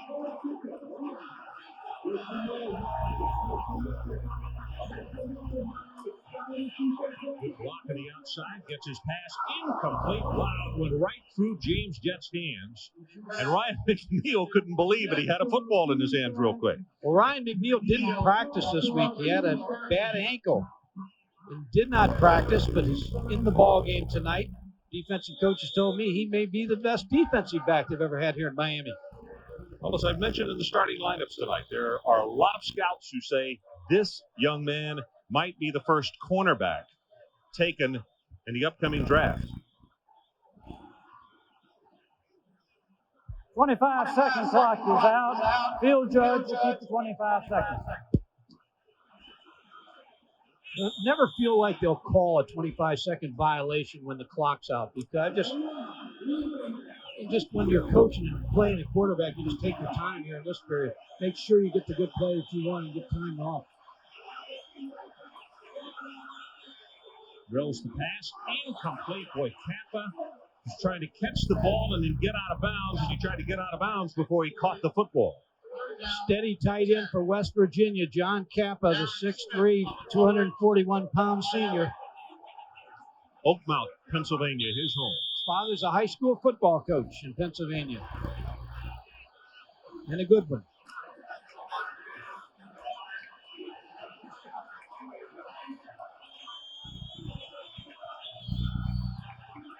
And they go with the draw play. This is Morrell. Oh, what a stick. You could hear the crowd, and it's Darren Smith. Any one of those linebackers, and you can get an ooh from the crowd. Miami wants to force them to punt now, Ron, so they'll get a punt rush after West Virginia. And if you ask yourself why, it's because when you have a weapon like Kevin Williams, you want to give him an opportunity. Don't be surprised if Don Nealon might even kick the ball out of bounds to make sure that they don't get an opportunity at that home run. But both the offense of West Virginia is still on the field and the defense of Miami's on. Substitutions now. Here comes West Virginia's punt team. So Miami's punt return team will now enter the field. Right about Kevin Williams. I think he's as good a punt returner as there is in the country. Sauerbrunn warming up as you look at Kevin. And again, let's take a look at the coverage.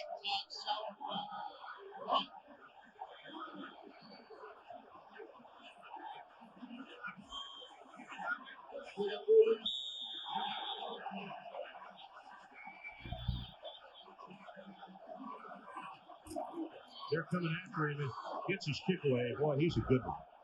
Williams all the way back to the 14. Just across the 20, and that is excellent coverage by West Virginia. 49 yards in the kick and 12 on the return, and it's Wiley who makes the stop. And there is a flag down at the 23-yard line.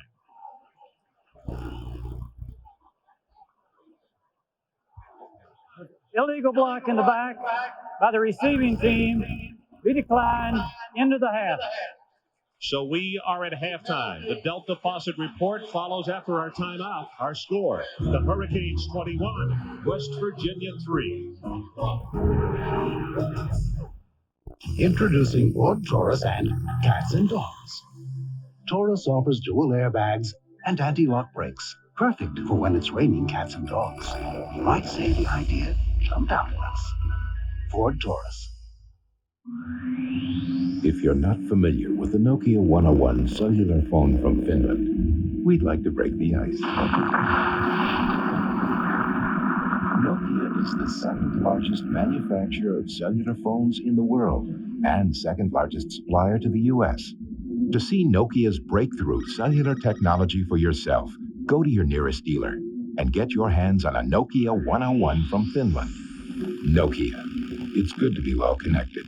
Bill Clinton's economic plan, endorsed by over 600 economists, including 10 Nobel Prize winners, as the best hope for reviving the nation's economy. More than 400 of America's most respected business leaders say the Clinton plan will create jobs. A panel of independent experts